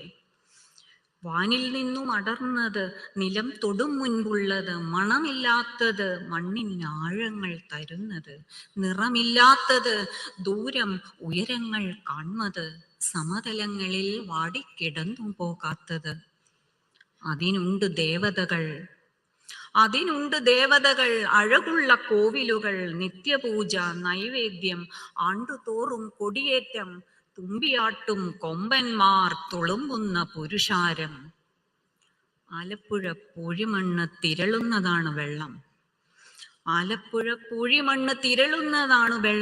അത് കറ പിടിക്കുന്നു, നനയ്ക്കുന്നു, കുളിക്കുന്നു, അത് നൊന്തു കിടക്കുന്നു, എഴുന്നേറ്റ് നടക്കുന്നു, ഇണവെള്ളം തീണ്ടാതെ ഉറങ്ങാതെ കിടക്കുന്നു. അരമുള്ള നാവുള്ള മെരുക്കമില്ലാത്ത വെള്ളം, തെളിയാൻ കൂട്ടാക്കാത്ത കലക്കമാണതിനുള്ളം. അവനവൻ ദേവത, അകം പുറം ബലിത്തറ, തുഴ, ചക്രം, റാട്ടുകൾ, ചങ്ക് പൊട്ടി പാട്ടുകൾ, മണ്ടപോയ കൊടിമരം, മഞ്ഞോല ചെവിയാട്ടം. ചാകരയ്ക്ക് തുറപോലെ തുള്ളുന്ന മഴക്കാലം, ചൊരിമണൽ പഴുത്തു തീ തുപ്പുന്ന മരുക്കാലം. കവിഞ്ഞിട്ടും കുറുകിയും കഴിച്ചിലാക്കുന്ന വെള്ളം. പിഞ്ഞാണം, ചരുവങ്ങൾ, കോരി വെക്കും കുടങ്ങൾ, തേച്ചാലും ഉരച്ചാലും പോകാത്ത ചിതുമ്പലായി പറ്റിച്ചേർന്നിരിക്കുന്നു വെള്ളത്തിന്റെ വേദന. കനാലുകൾ, ബൊട്ടുജെട്ടി, കല്ലിരുമ്പു പാലങ്ങൾ, കുളം, പായൽ, വിരിപ്പായൽ, കുളവാഴ പൂച്ചിരി, ചകിരിപ്പൊന്നൊളിയുള്ള, ഇരുമ്പിന്റെ ചുവയുള്ള, വിയർപ്പിന്റെ വെക്കയുള്ള ആലപ്പുഴ വെള്ളം. ഇളകിയും മങ്ങിയും അതിദൂരത്തകലുന്നു, പറവകൾ കാണുന്ന പടങ്ങളായി മാറുന്നു. പതിറ്റാണ്ടുകൾ കഴിഞ്ഞു, തെക്കൻ നീരിൽ ഊരുറച്ചു. എന്നിട്ടും എഴുതുമ്പോൾ, ഓർമ്മയിൽ പരതുമ്പോൾ, ആലപ്പുഴ നിറക്കാരി, ആലപ്പുഴ മുടിക്കാരി, ജലമെന്നോ വെള്ളമെന്നോ തിരിയാതെ തിരിയുന്നു, തൊണ്ട ദാഹിക്കുന്നു. Thank you. Thank you so much. On that note, we come to the end of the session.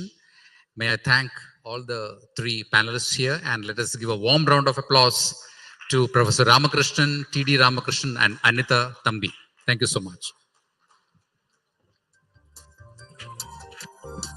Thank you so much, sir. I'd like to invite Professor Julie Workis, Department of Fashion Technology, Hindustan University, to hand over our token of appreciation to the speakers.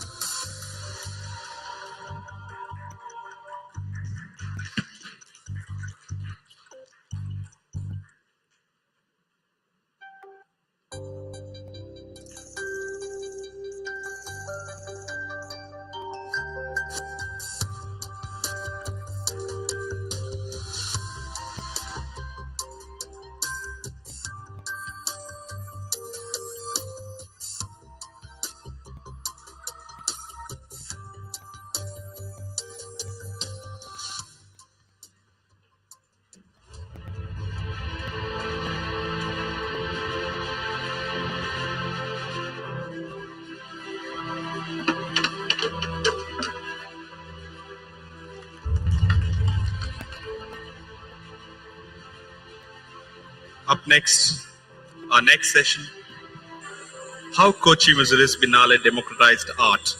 And I'd like to invite the session moderator, Suhani Singh, Deputy Editor, India Today, on stage to introduce the speaker, Bose Krishnamachari.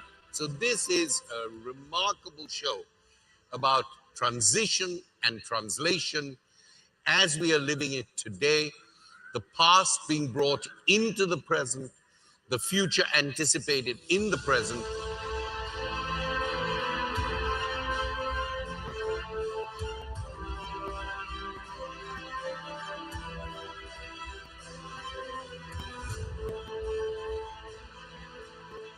When you come here, you realize that it's all about you. Everything has a connection with you.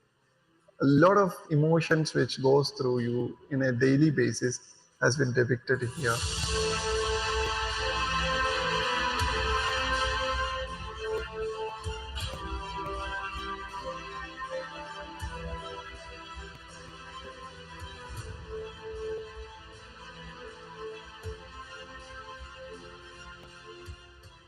What is very special and peculiar about this Biennale is the location, of course. It's not a normal art show where you go to some museum and you exit at the other. It's something where outside and inside, tree gardens, nature, and the old warehouses are interacting in a very, very convincing way.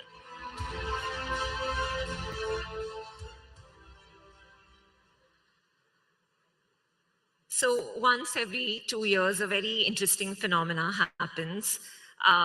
Culture vultures across India actually start making plans to visit Kochi sometime in December and January. And flights are booked, before they get too expensive. Accommodations are being sought before, the hotels get sold out, and daily itineraries are planned. And as someone who is part of this culture vulture fraternity, what we are doing is we want to visit the Kochi Museums Biennale, which is India's most prestigious visual arts event. Since December 2012, or as Mr. Bose would say, 12 fell 12, Indians have got to witness some of the best contemporary work from artists across India and abroad. There's art displayed in venues that are truly unique in the sense that they are not your traditional spaces. You don't have to go to galleries or to museums. And also, it's an event that's run and curated by artists. It's an ambitious venture, one that runs for months, and pulling it off is no easy feat. It's our honor to have amidst us the commander of this creative army that puts together the Kochi Museums Biennale. Please welcome eminent artist and founder and president of the Kochi Biennale Foundation, which is behind India's largest contemporary art exhibition. Mr. Bose Krishnamachari, thank you so much for coming for the India Today South Conclave. Mr. Bose, I think the first thing I'd like to start off with is that there have been 5 editions of the Biennale. As someone who's visited a couple of them, in hindsight, do you think Kochi, or should I say Kerala, is the ideal place to host an event of this magnitude? No political interference, no worries about protests or someone being offended or being scandalized. Do you have free reign here in Kerala? Thank you for that question. In present time, I think, everybody knows that, secularism is one of the most important aspects when you look at culture building. Not only culture building, any kind of perspective you develop in the art world or, political world or social world. Kochi play an important role because of Muziris. Muziris was the oldest port which was vanished in 1341. And when I talk about Biennale, Biennale is an Italian word which was started in 1895, 128 years ago, right? And Muziris used to have, more than 50 countries used to have trade relationship. And when you look at it now, Kochi, when I talk about Kochi, Kochi is also connected with Mattancherry. It's a place, 4.5 square kilometer area. We have 44 different kind of community lives together. When we look at Kerala, the first mosque, first church, first synagogue, all that was built in India, was the first place was in Kerala. There is a kind of nature of mirror. It is Kochi always receptive to the land, and that land, actually already prepared for a cultural festival, So we had to just plant the sapling or so as, some seeds, and naturally it will grow. When I think about biennial or festival in India, there was no place, when we were thinking about the first edition of the biennial, we had only 10,000 square feet of space, which belongs to the Lalital Kala Academy. We have converted that space into one of the finest gallery space, a weather-controlled space to exhibit artwork. But that was in the mainland.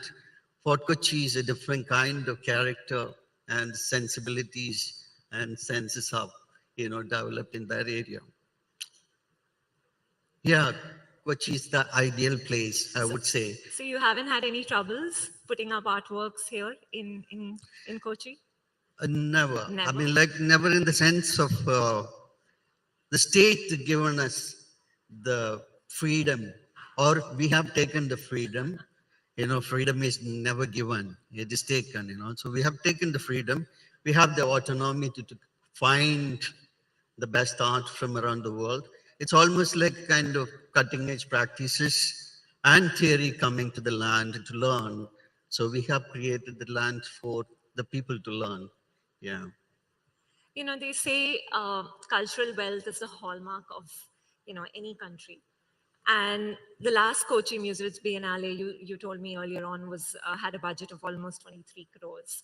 But at the same time, we know funding for arts and cultural events is never easy. Is doing this for a decade, is it easy, or is it still an ongoing battle to put this something of this scale together? Yeah.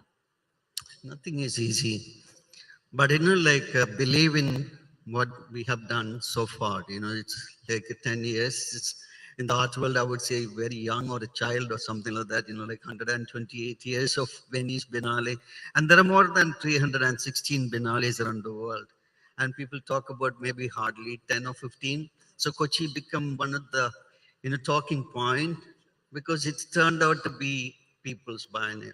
The huge support comes from, who believes in it. The patronage doesn't come for culture or art. When we study a report of UK or France, 80% of the travelers, the cultural tourists, 80% of them, out of that 100%, 80% of that are cultural tourists.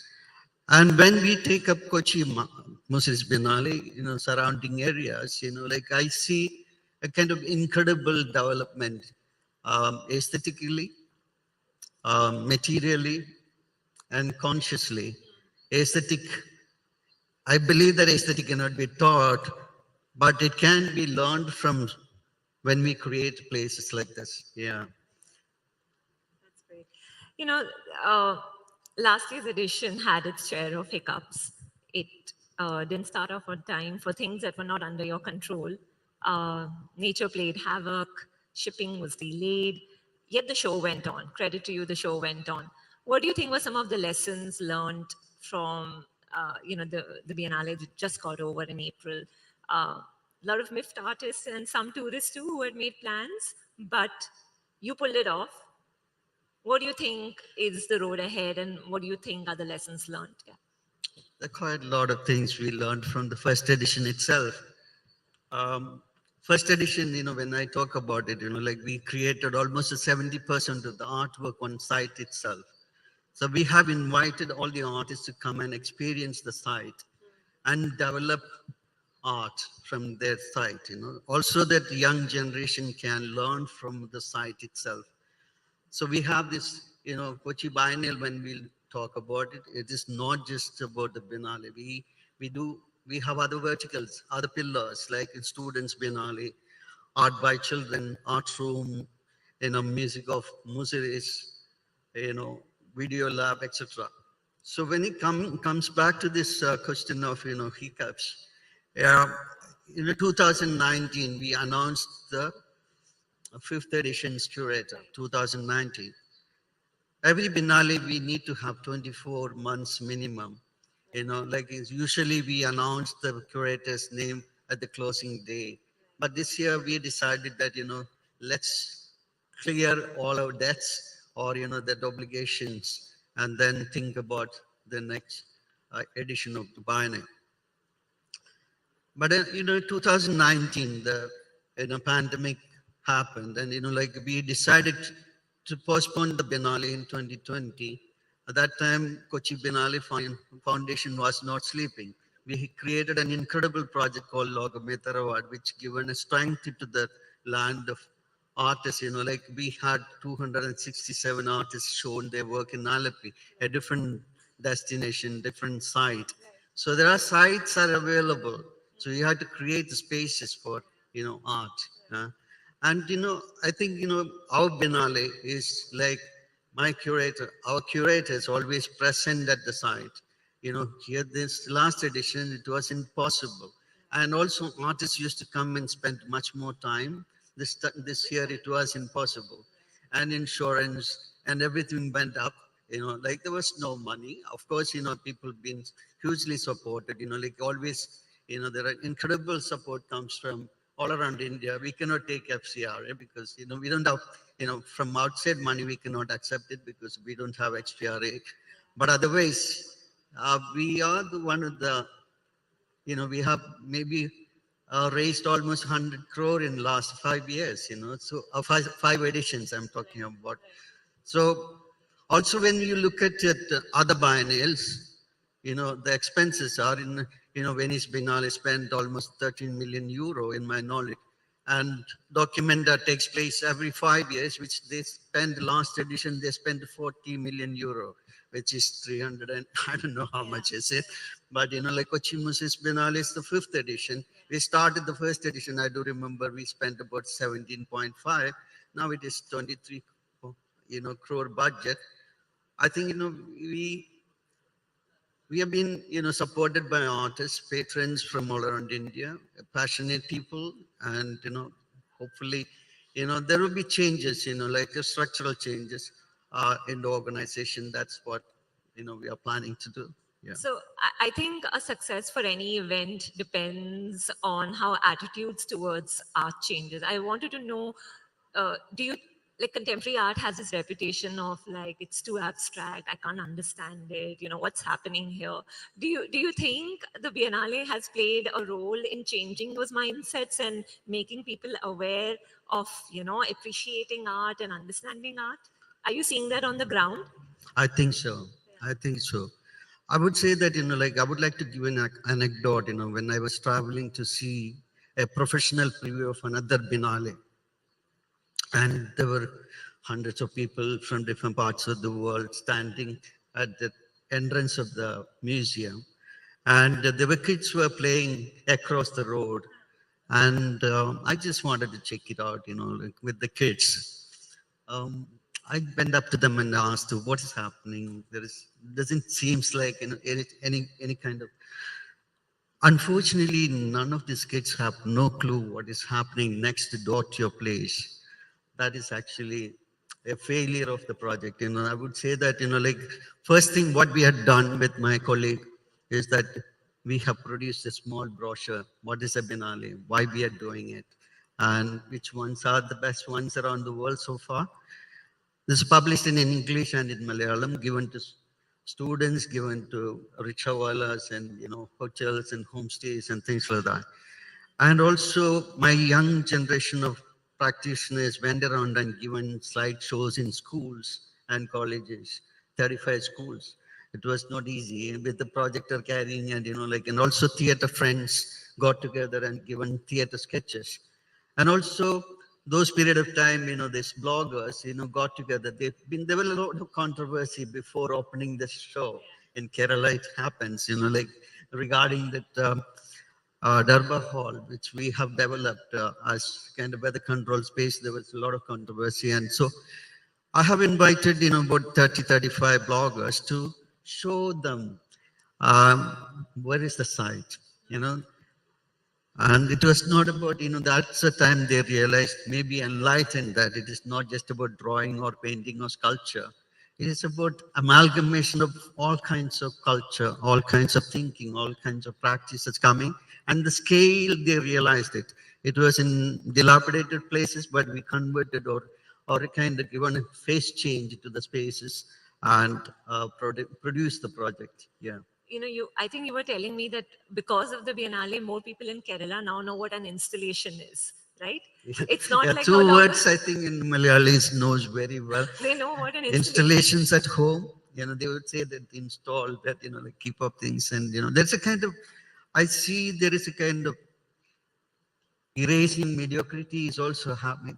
In the art exhibition spaces also, you can see there is a kind of huge changes. Earlier, they used to put up an artwork with a thread, like a canvas. Now, they place it, they know, I think, aesthetic is, learned from the site itself. And other word is Biennale. Biennale is everybody knows now. I've seen and I heard in few films also in contemporary Malayalam films been used this term called Biennale. And you're telling, I think you also told me there's a Biennale Pani and a Biennale Fish. What Pani was called Biennale Pani during the time of the Biennale. Yeah. Does it taste anything? And also in a restaurant, Biennale Fish, which is interesting to, that's kind of the instilled from the ground itself, those, It truly tells you how much, festival has become a part of your lifestyle and of your being. I think another barometer for the success for any contemporary art exhibition of this scale would be how much has it benefited the local art scene. Have you seen in the last decade, artists emerge? Perhaps someone who visited, someone who volunteered, and next thing you know is that they're showing at the Biennale, or they are almost in the cusp of something big? There's amazing stories, so many success stories. Maybe 2, 3 I can see it right now. The learning from the ground is, some of them are mediators, we have mediators, free walkthroughs also we give it. And, in 2014-13, Jiddish and myself went to Trichy Fine Arts College to check it out, what is happening in the Fine Arts College. So we found a guy called Unnikrishnan C, and he was one of the youngest artists who have participated in that Jiddish's Biennale in 2014. And when Sheikh Ahur Al-Qasimi from Sharjah Biennale and Yuko Hasagawa from Japan, she visited the show. She was the curator for the next edition of the Sharjah Biennale. She picked up his work and exhibited his work. Sharjah Foundation bought his work. He got some Switzerland, some exhibitions and residencies and things like that. The same kind, a legendary curator who passed away a few years ago, Okwi Envisha, visited Kochi Biennale and found Madhusudanan's work. And another artist, young artist, he's a self-taught artist. Actually, he was a volunteer, worked in 2012 edition, and he was shown his project in 2018 edition. Another curated his name. Yeah, so these kind of, there are many like that. And then all these artists, like C.G.R. Krishnan, she got shows in Moscow Biennale. Shosha Joseph, she got incredible, now her work is in the Metropolitan Museum. And she's shown in one of the biennials in Sydney Biennale, all these kind of invitations got it from here. So this place, there is many opportunities. What you see in Kochi is that who is who from around the world. And at the same time, you can see the participation of the local. And it's almost like, this local becoming national and national becoming or, global or something like that, or other way around, like I've been, friends coming from Silicon Valley also, they are proud of that, it is happening in the outland, some of the friends says that, wow, it's in my city, it is my country, that kind of thing. Yeah. Mr. Bose, you said in a TED talk something that I found really hard to believe, actually. You said that everybody can be an artist. I find it very hard to believe because I can't draw to save my life. I gave my drawing book always to my father, and yet I barely pass. That's on him, not on me. But do you truly believe that there is an artist in all of us, that if we, I don't know, put our mind and our hands together, we can actually do it? I do believe, absolutely, I do believe that everybody can be a curator, everybody can be an artist, but everybody is not an artist or everybody is not a curator. A famous statement by Joseph Beuys, a legendary German artist, a performance artist or a shamanistic kind of a guy, he said, everyone is an artist. But I do believe that everyone is not an artist, but everyone can become an artist. So that kind of, like, for example, I've seen so many talented people in Kerala, but never had an opportunity to show them the path. Or, even I didn't know that there were, I was fortunate that the destiny has taken me to the places. Like one of my friends once, I received an award from Kerala Lalitha Academy. That's a time someone said, there is a place called Sir J.J. School of Arts in Mumbai. Why don't you come to Mumbai? And I went to Mumbai in 85, in 85 onwards. I'm a Mumbaiker Mallu now. And yeah, gone from places to places, because you are committed to do what. My passion is not obsession. My passion is passion. It's not at all obsession. I kept some space from whatever lights. Yeah. Artist or curator, what comes naturally to you? I don't know how you do it, sir, but and is the juggling act now something that you figured? Now that you've been doing and interacting with artists, what comes naturally? I'm good at, I think I'm good at everything. I mean, it's not egoistic, no, I'm sorry. I think, if you're an artist, you understand the space very well. If you're an artist, you need to know about the theory well. So the practice and theory should go hand in hand. That's what I believe. And there is a place if you are, an artist is actually an editor. Like an editor, you need to know what is to be eliminated, what is to be erased, what is to be, deleted and things like that. So I think, you need to know the place very well to present your artist's vision. First of all, you are an artist, so you know the theory and the practice, what kind of ingredients. If you are if you are a chef, you know what kind of ingredients you are using. The same thing for me as an artist. I understand my other artists what they are looking for. And space. You need to understand the space. So edit well that space. I think both goes well. This year's edition, which just winded up in April, you had some 9 lakh people, you told me, just at the Aspinwall House, because that's a ticketed thing. You're looking at footfalls which are insane for an exhibition of this scale. How do you manage, sir, to get the crowds? Because one thing is that you always see crowds at the Biennale.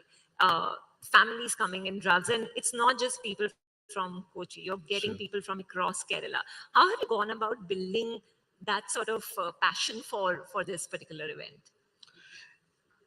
And 900,000 is not an actual, number. I mean, the main biennial took place in 3 spaces in Kochi, Fort Kochi. And we had a total of 16 venues. Yeah, 16 venues, different places. Only one place we sold our ticket. But previous edition, we have done some reports created by UDC Urban Design Collective, an architect, Vidya Mohan Kumar and her team found, and also KPMG that did a study about this economic effect of the Biennale and, how many people visited and all that kind of studies. This year, we didn't do that study, but, we guessed that, people, how many programs we had, how many people visited the program, how many ABC programs attended by people and things like that, So ABC was also very hugely, around 300,000 people visited to see that ABC program. And it's 365 days of work. Kochi Biennial Foundation does that, the programs wise. It's not just about the Biennale, we do many other verticals. Yeah, I wanted you to. The time is. Time is up. Oh, I don't know. Nagarjuna was standing right behind. Thank you so much, Mr. Bose Krishnamachari, for giving us your time and for putting together such a wonderful event 2 years after every 2 years. For India. It's an Indian Biennale. It is first Indian Biennale. And it's, we used to have a Triennale in Delhi. Unfortunately, failed to sustain. I hope, we go far with everybody's support. Thank you so much, India Today, to invite me to be part of your conclave. Thank you. Thank you so much, sir. Thank you. A big round of applause for Mr. Bose Krishnamachari. Thank you so much, both of you. An insightful conversation on art. I'd like to invite Ms. Sushmita Nag, CMO Fenesta, to hand over our token of appreciation to the guests.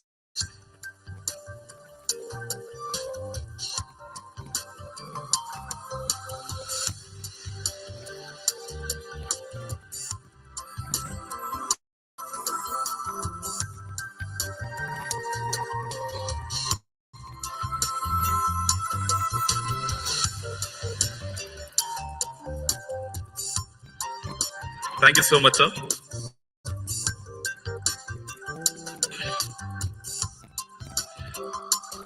Next up, we have Women Rising, Breaking the Walls of Patriarchy in Cinema, Miss Veena Paul, filmmaker and editor.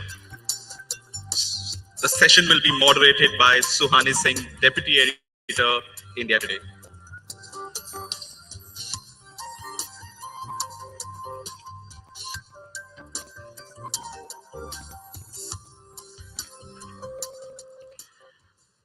After a session with Mr. Bose Krishnamachari, it's only fitting that we have another eminent figure who has revitalized the cultural landscape of Kerala.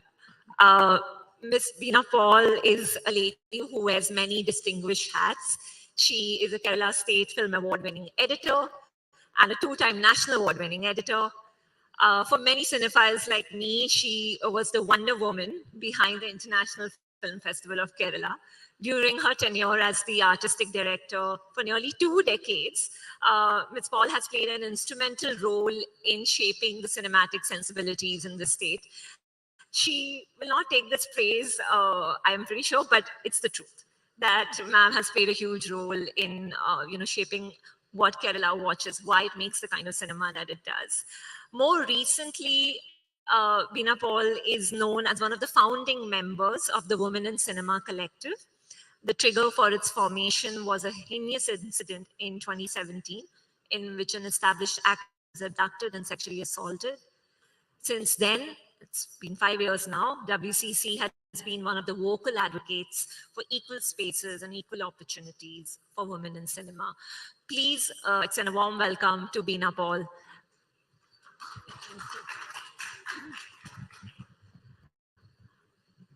So ma'am, I think I'm from Mumbai and I make it a point to watch Malayalam cinema because that's where I'm getting intellectually enriched as a viewer. And what I've noticed is that in the last few years, I am seeing a lot of narratives where you see women up front and center. They have agency, they are asserting themselves, they have strong identities. Just a few examples, Great Indian Kitchen, Sarah, Helen, recently Jai Jai Jai Hey. Is there a movement right now that we're seeing in this industry? It's really interesting because if you look at the new wave of Indian cinema, which happened in the 70s with Saeed and all these people making films, women were the center of all those films, practically all those films if you look back. I think pretty much that is happening with Kerala as well. Now, how this translates into actual workspace, actual change, societal change, one hasn't really been able to gauge. But certainly, a lot of the younger filmmakers are looking at women, I would say, very interestingly. There are more nuanced characters. There are very strong actors emerging. Yeah, so it's an interesting time. But whether it points to something else, I'm not so sure yet. Interesting, because we talk about Kerala as being one of the most literate states. It has one of the best male and sex ratios, but you've spoken about how misogyny is rampant in Malayalam cinema. As we see these narratives, are you seeing a change since the collective has come about? Because I know the collective has spoken a lot about it, and they've faced a lot of heat for their opinions, where they're pointing out that this is wrong. You cannot be glorifying objectification of women or degrading women. Is that change happening now? I'd just like to talk a little about the collective. The collective, as you mentioned, came about basically because of that terrible incident that did happen. And finally, women started talking to each other. It was a WhatsApp group. You're suddenly saying, look, this has happened. There's nobody to support her, etc., etc. And we started talking. Interestingly, even before the Me Too movement, WCC happened before the Me Too movement. With WCC, what we were looking at basically is workplace environment. What is it like to be a woman in cinema? One is content. You spoke about content, which is very important, and how it's pretty easy for a guy, a successful filmmaker, to say, I'll make a film about a woman. It's not a very difficult choice to make. It's about what is happening in the film industry that we were questioning. What is the situation? Are there enough women in a state which has women who are so literate, who are part of a working force? Why is it that cinema continued to be a boys' club? Why is it that there were no women feeling empowered enough to get into it? So these were our concerns more than, of course, content, and we all know the great controversies that came up when we did talk about content. But certainly our concern is about Malayalam cinema as a workplace, and not only sexual harassment, which is rampant, unfortunately, but also about facilities, security, so many things that one would take so much for granted in other workspaces. So, since we are on WCC, the Women in Cinema Collective, there are many distinguished members in it, actors, filmmakers. 18 of you had initially got together. The membership has only grown. Are you seeing, you spoke about it's a boys' club. Are you seeing now more women? A film like Sara spoke about it a little bit, about a woman wanting to be a director. But are you seeing now more women in set? Is there ground reality changing in terms of hiring, in terms of women wanting to join that space? Not really. But what WCC did was push gender into the forefront of this conversation. Now, no change is going to take place over 2 years, 3 years, being part of the film festival. And as Bose just said about the Biennale, this kind of attitude change takes a lot of time. But what we do see is there is conversation about gender today. Nobody will take it for granted. And I think that is the biggest success of WCC, that where there was no conversation about women, where were these women, what were these women going through, why are there no women? I think WCC brought up that conversation very strongly, very forcefully, and ruffled many, many feathers. I have to tell you, in the industry, all of us have had to, professionally go through a lot of flack because of that, because, it was a boys' club. I'm also curious, was there repercussions in terms of losing work as well, you think? Oh, certainly. If you were from WCC, a lot, this happened. It's interesting because it happened in the beginning. They said, oh, WCC, don't touch them. And then it became, oh, WCC, let's take them because you can appropriate them. So it worked both ways. But yeah, there was a lot of flack that we faced. But we have been quite persistent. It is a long, tough journey, I have to tell you all. We had to litigate, as you know. In fact, that's one of the points. Last year, WCC had a critical victory in the courts. The Kerala High Court ordered the Malayalam film sets to have sexual harassment panel under the Posh Act. I know you said nothing happens quickly, but is that a conversation that's sort of happening on sets now, that, what, we need to be accountable, we need to make sure that they are in safe spaces? Oh, certainly. Even 2 days ago, there's been a workshop. We've had a workshop on, what the Posh Act is with producers, because the court has now mandated that every film set has to have an IC. And this was a kind of long battle that we fought. But more than, I am really finding more than anything, it is attitude. The mindset has to change. The mindset that believes that women can be a cinematographer, she can work late hours, she can pick up a camera, that she has the ability to conduct herself as a professional. That mindset has to. That is where we are saying again and again, what we are trying to do is make Malayalam cinema not a corporate space, but a professional space where you are respected, not or disrespected, not because of your gender, but because of what you bring to the project. That is what I think our main sort of effort has been. Unfortunately, like we're seeing everywhere, in fact, we're seeing right now, powerful men still hold, still hold a lot of clout and get away with a lot. We're seeing it happening exactly now. And we do see that happening in cinema a lot. A lot of powerful men still hold a lot of the, let's say, a lot of the power in their hands. And it's a difficult fight, but we have been trying to do it.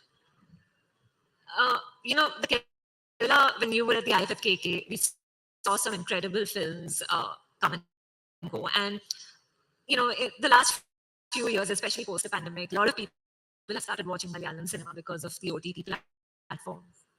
Hindi, Tamil, Telugu, we all are remaking Malayalam films. Great Indian Kitchen had remakes. Helen had a remake. Ayappanam Koshiyam is now going to have a remake. Rana, who comes after this, has already done a Telugu remake of the film. And yet, ma'am, the story from Kerala that seems to have resonated is one that's not made by Malayalam filmmakers, doesn't star any Malayalam actors, at least in the core cast. Are you surprised by the reaction that Kerala story has gotten? It's not a film from Malayalam cinema, but yet it's a film that people want to watch from Kerala.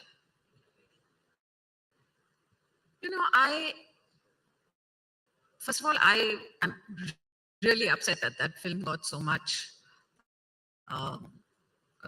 mileage.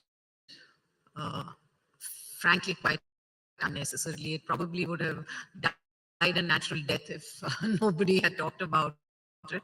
But this is a kind of atmosphere of impunity today.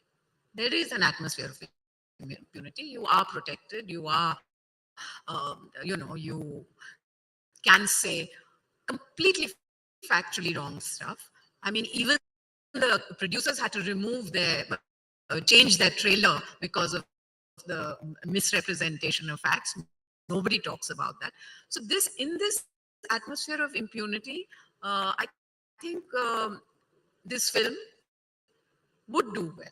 But as somebody has just said, there are so many other good films. Like you said, 2018 has been such an important film that has come, and such an important Malayalam film. But when you have tax-free and you are encouraged to go and see a particular film, you would choose to. I'm really very, very saddened. In fact, very saddened because there was no reason for that film to have sort of hit the headlines like this. It's a film that is factually wrong.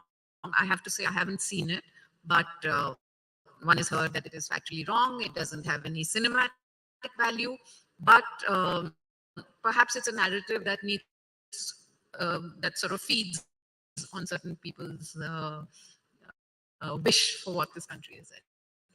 Yeah, and interestingly, it's not done well in Kerala. It's done well pretty much Not everywhere. well. I'm so proud of the Kerala audience to say that no, of course the film will not do well. 2018 has broken all records, which is a film which is the exact opposite narrative of community building.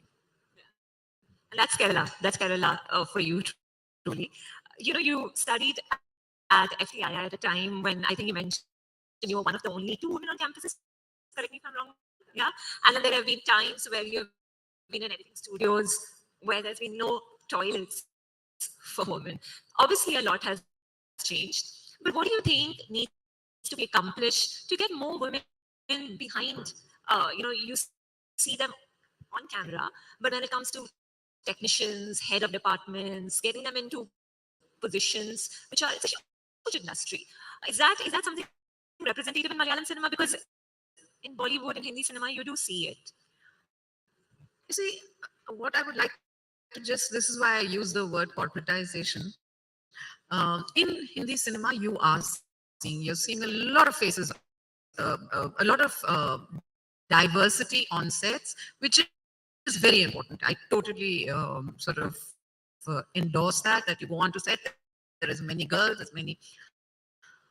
But what is not changing, unfortunately, is positions of decision-making where women are.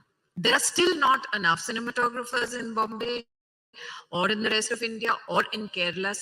Certainly, there aren't enough policy makers, there aren't enough. You see, where women get into positions of decision-making, that is where it is all right to say, okay, there is a mass of women who are involved, but the change that we would like to see, and that is what WCC is, I think, our main focus is to say that, look, training, professionalism, getting into positions of decision-making in filmmaking, where therefore you can tell the stories the way you want.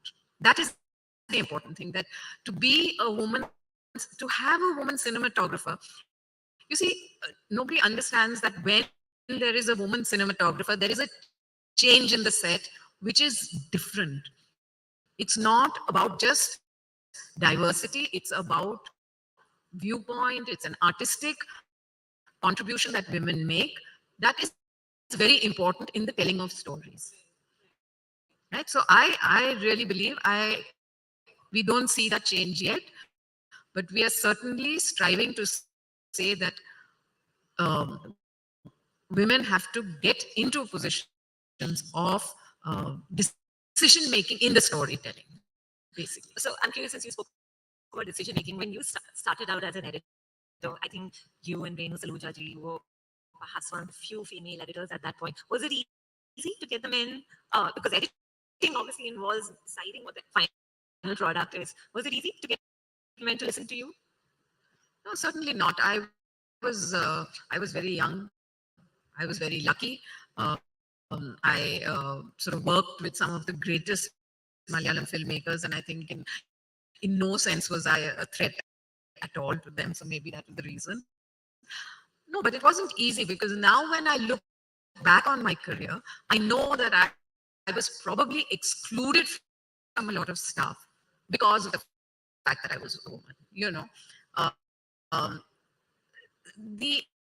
When we talk about a boys' club, the understanding of how informal spaces are also important, to sit together in the evening, to chat about the film. You see, the moment you exclude women from all that, there's so much missing in this relationship of filmmaking. So I come and I edit, and then in the evening, the assistant director, the director, the cinematographer, they sit together, they have a drink, they talk about the film, they make great decisions. I'm excluded from all that. That is the problem. That is why it's not about drinking, it's about understanding that there is need to interact at an equal level, which will only then make the difference. I have to bring you back to your tenure as the artistic director of IFFK. Recently, it was announced that you'd be the artistic director of the Dharmashala Film Festival. So from Trivandrum, we go straight to the hills. It's a beautiful festival. If you do get a chance to attend, please do attend. Is that something that you love doing, ma'am? Putting a film festival together for our cinephiles to feast on? You know, I really grew into it because I love watching films. And I just felt that in Kerala, there were so many people who loved films, but were just not getting an opportunity to see the kind of films other than the usual Hollywood or Bollywood or Telugu and Tamil films. So that's why I sort of put my heart and soul into the Kerala Film Festival to make sure that it reached people. It was not, it was not imbued with the spirit of commercialism, but rather a sense of the artistic endeavor of filmmaking. Well, I hope that Dharamshala is a beautiful festival. It's more like a boutique festival. I've done Kerala for so long. I really wanted a sense of something small that we could grow, that we could create an audience. Yeah, so I'm really looking forward to it. Same here. We are also, because Veena Paul ma'am has seen everything, I'm going to end it by her telling us 3 Malayalam films that we should definitely watch. You have to give us recommendations so that we can put it on our Netflix. No. I think that's a bit unfair. I can't give you 3. Okay, what about 3 of your works that we can see? That you are really particular. Well, I would of course say Amaryan, which is the kind of cult film that I would even today say watch. It's a very, very interesting film. I like the film Munnarit, which my husband did, which is not, but I liked very much this idea of pushing somebody against a wall and thinking that you can create something from that position. And I like maybe Meghamala. I like that film also. I thought it sort of the interesting dilemma of the woman in that film. Thank you so much, Veena Paul ji, for such an insightful talk. And we look forward to the work that you do with the WCC next, and more importantly, even as an editor. Thank you so much, ma'am. Please, a warm welcome, please. Thank you so much, Suhani, and thank you, Veena Paul. I'd like to invite Mr. B.V. Rao, Group Consulting Editor, India Today, to hand over the token of appreciation from behalf of us.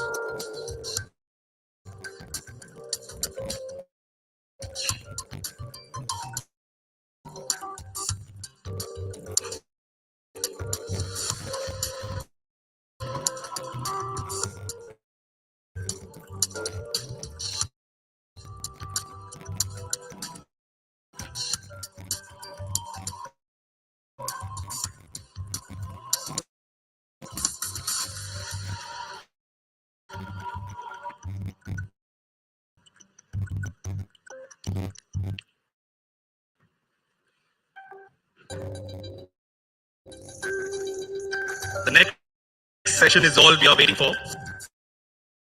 Pan India superstar. As our stage gets ready, let me give you a hint. You would have seen him in Rana Daggubati recently. Bahubali, the big blockbuster leader, his debut movie. I'm sure by now you would have guessed who our next guest is.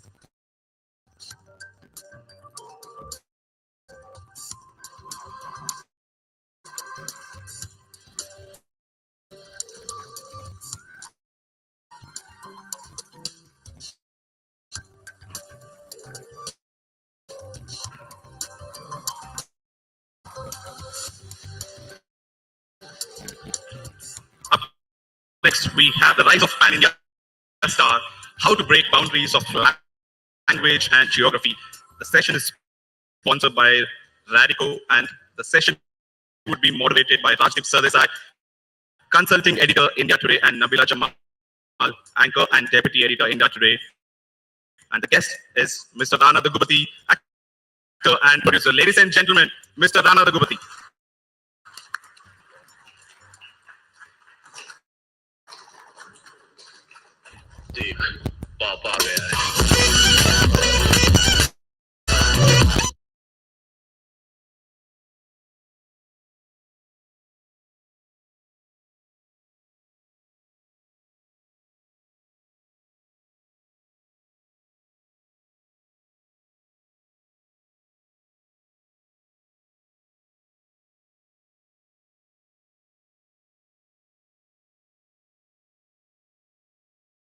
We're not really down south, but up south.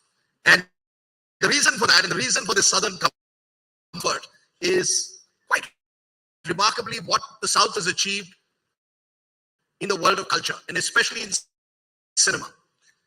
Many would now say that Hyderabad has become the capital of Indian cinema. Certainly when it comes to volumes and revenues and the big hit films that they've made. And with it has come the emergence of a pan-India star in the truest sense of the word, stars that cut across geographies and across language.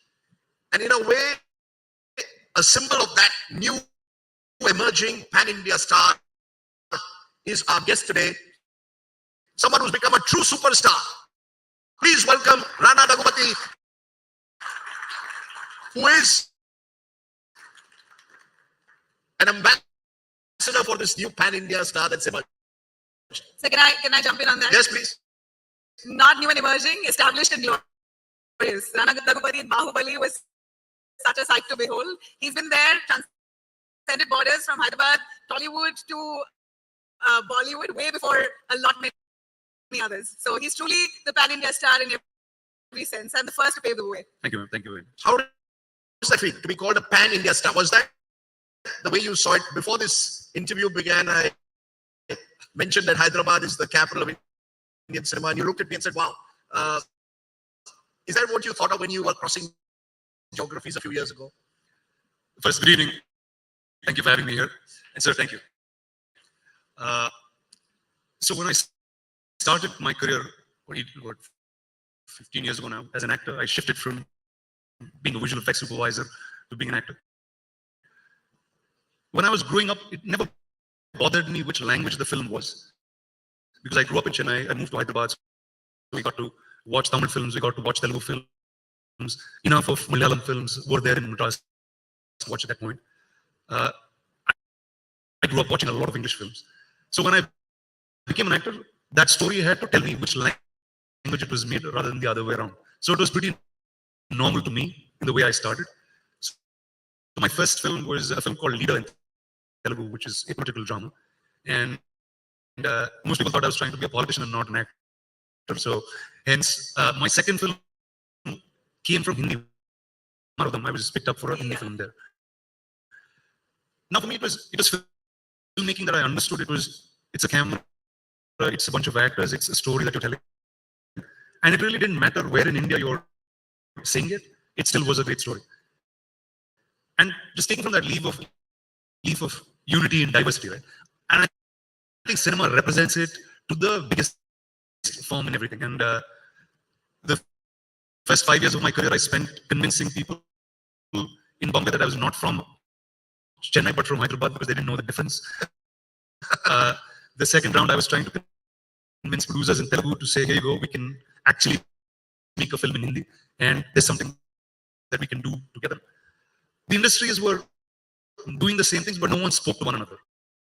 So I think in some ways, Bahubali and Ghazi became the first two films to shatter all of these things and emerge that one industry. You know, but in many ways, you were, as Veena rightly says, a trendsetter foreigner, because you do Leader and you get Filmfare Best Debut for Leader, and then you do Dhamma and you get a Best Debut in Hindi cinema as well. So to be able to do your first two films in two different languages and make a success of both, that doesn't happen too often. Well, I just think they were the right stories that came my way, and just amazing filmmakers that were also looking to make something extremely different at that point. Like, for instance, when I made my first film, Leader, Telugu cinema was only known for big commercial movies where a lot of song and dance, a lot of action. But my film was very alternate. It was the first film without a song, without an action sequence, but telling a thrilling political story. So I think I was, in some ways, part of these changes in storytelling I could be, and that was my growth in the movies. You know, and I really like to say with Dhammarudham, for at least the women, when you watch Bollywood movies, they're usually watching heroes who are super fair and, you know, the typical North Indian looks. Rana came with such a refreshing change. The tall, bad boy, rugged, brown. which Thank you. That's the white side of the That's how we look. Bollywood was waiting for. And he came with such a refreshing change. Dhammarudham, Rana Daggubati had, I think, the biggest success, both in the movie itself. It was you. Thank you, ma'am. Thank you very much. Is that because, in a way, the stereotype of the actor also has changed? What you need to be to become a star. You don't need to have a particular kind of look anymore, as was the case possibly 30, 40 years ago. It's actually funny because the audience always wants something new. But as an industry, we try to formalize things and say this is how, but they don't want to see the same person again. Or you don't want to see a second Hrithik Roshan because there's already a Hrithik Roshan. You don't want to see a second Shah Rukh Khan. Unless you're able to bring something unique, I don't think there's a place for second best anymore. It's interesting you're saying that, but you know, you're making it sound all very easy. That, you know, you were there at the right place at the right time. The film world was changing. New filmmakers were coming with new ideas. But it must have been tough, even though you come from a film family. You know, I was reading your biography and I said, D. Ramanaidu's grandson. You know, your grandfather made some of the biggest hits of Bollywood, as it was called then. But was it as easy as you make it out to be to make this transition to do cinema in different languages? What was the biggest challenge you faced? See, the biggest challenge I faced was even before I was an actor, because I was actually trying to produce films. So I produced a film in 2005. That was my first film. It was called Bommalata, Belly Full of Dreams was the festival title for the film. It won 2 national awards and the film never got a theatrical release because it was so independent. And I spent 2 years from then trying to convince actors, trying to convince other technicians to buy into the stories that I wanted to tell. And that didn't happen. So hence I became an actor. So so my career started in a very, very different manner from everybody else. It was hard. The hard part was convincing the industry to buy into new storytelling ideas. That was the hard part, and it continues. It changed. It's changed now quite dramatically, but at least 3 years ago, it was a hard push. You know, I really say that Rana Daggubati is more an entrepreneur at heart and more than an actor. I think that's more closer to your. Well, a lot of people think the entrepreneur in me made me the actor, so I don't know which one comes first. You're venturing into way too many streams. Animation is one of them, and we believe that your production house right now has invested into every genre, every language. It's like mass production. What's going on? Well, so my first job was visual effects. So a lot of people know me only as a visual effects supervisor. I've worked over 80 films in 5 years of the time I was running it. So that was my first legit job. I was hoping a filmmaker like Rajamouli would have come with a film like Bahubali to my visual effects facility, but that never happened. And I had to sell the company out and move on. And there you go. But I became part of the biggest visual effects film anyways in the course of time. But I think I was just early in the trend in some ways, but I'm just happy that finally all of this comes together. You know, I have one request, sir. Rana, that one dialogue from Bahubali, please.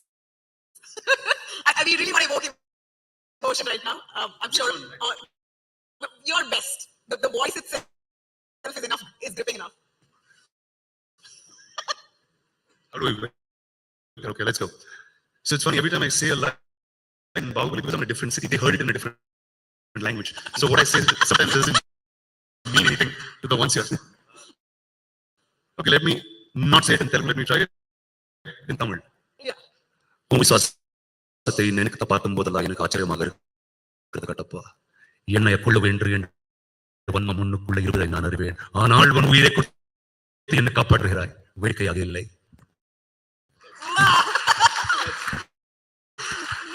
Say now, Telugu audience will feel that here is Rana sort of discarding his Telugu identity. So you got to say it in Telugu as well. Actually, Telugu has a very different beat for this. It's shot multiple times, so it doesn't phrase this way. But let me tell you another fun Telugu line.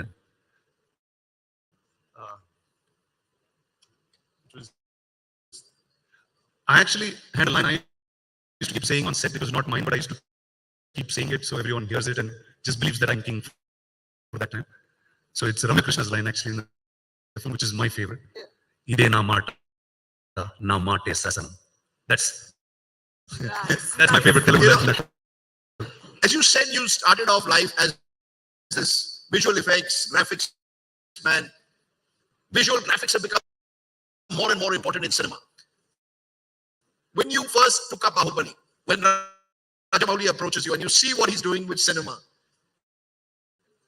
what did you think? Did you ever think that visual graphics would become so central to the success of films like an RRR or a Bahubali, just the scale at which filmmakers were operating? Do you give the credit to Rajamouli's vision in a way, or do you believe Indian cinema was slowly coming of age?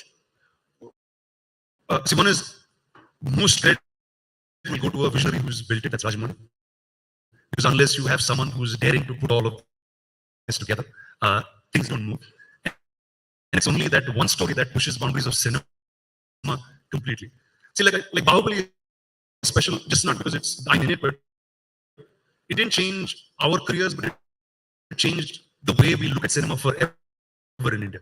We haven't, like, before Bahubali, there was no sense of what was the size of Indian cinema. And that film really proved to be, this if India wakes up and wants to watch a film, it's 1,000 per film to start.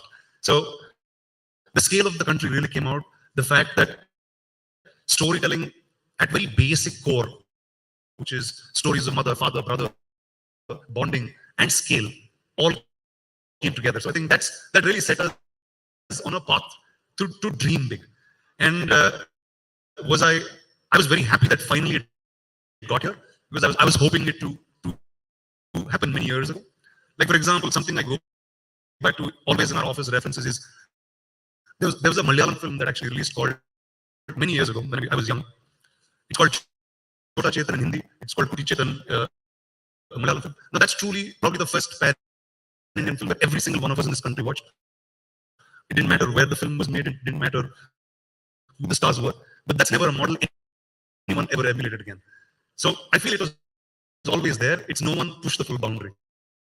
Telugu used to do it for a little time pre-Bahubali, but not really in the other industries. Because I'd heard from a lot of Bollywood filmmakers, even in the 70s, 80s, when they wanted to make films that were technically proficient, the best technicians came south of the Vijayas.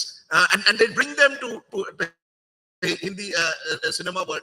Now it appears Hindi cinema is a step behind the technical quality, because and the cinema which is made in the south is just spreading across. So it appears almost as if Bollywood will have to play catch up. See, in any technology type of space, whether it's cities like Bangalore or Hyderabad, the tech knowledge is far advanced from what you see in a city like Bombay. Really? For sure. Because the ethos of the new cities is built on tech. If you take Bombay, the enterprises are very different. You see retail-based enterprises, you see different tech-based enterprises. But here, Hyderabad, Bangalore come from the core of visual effects, come from the core of tech in some ways. And when you take storytelling, it's still middle India that we live in.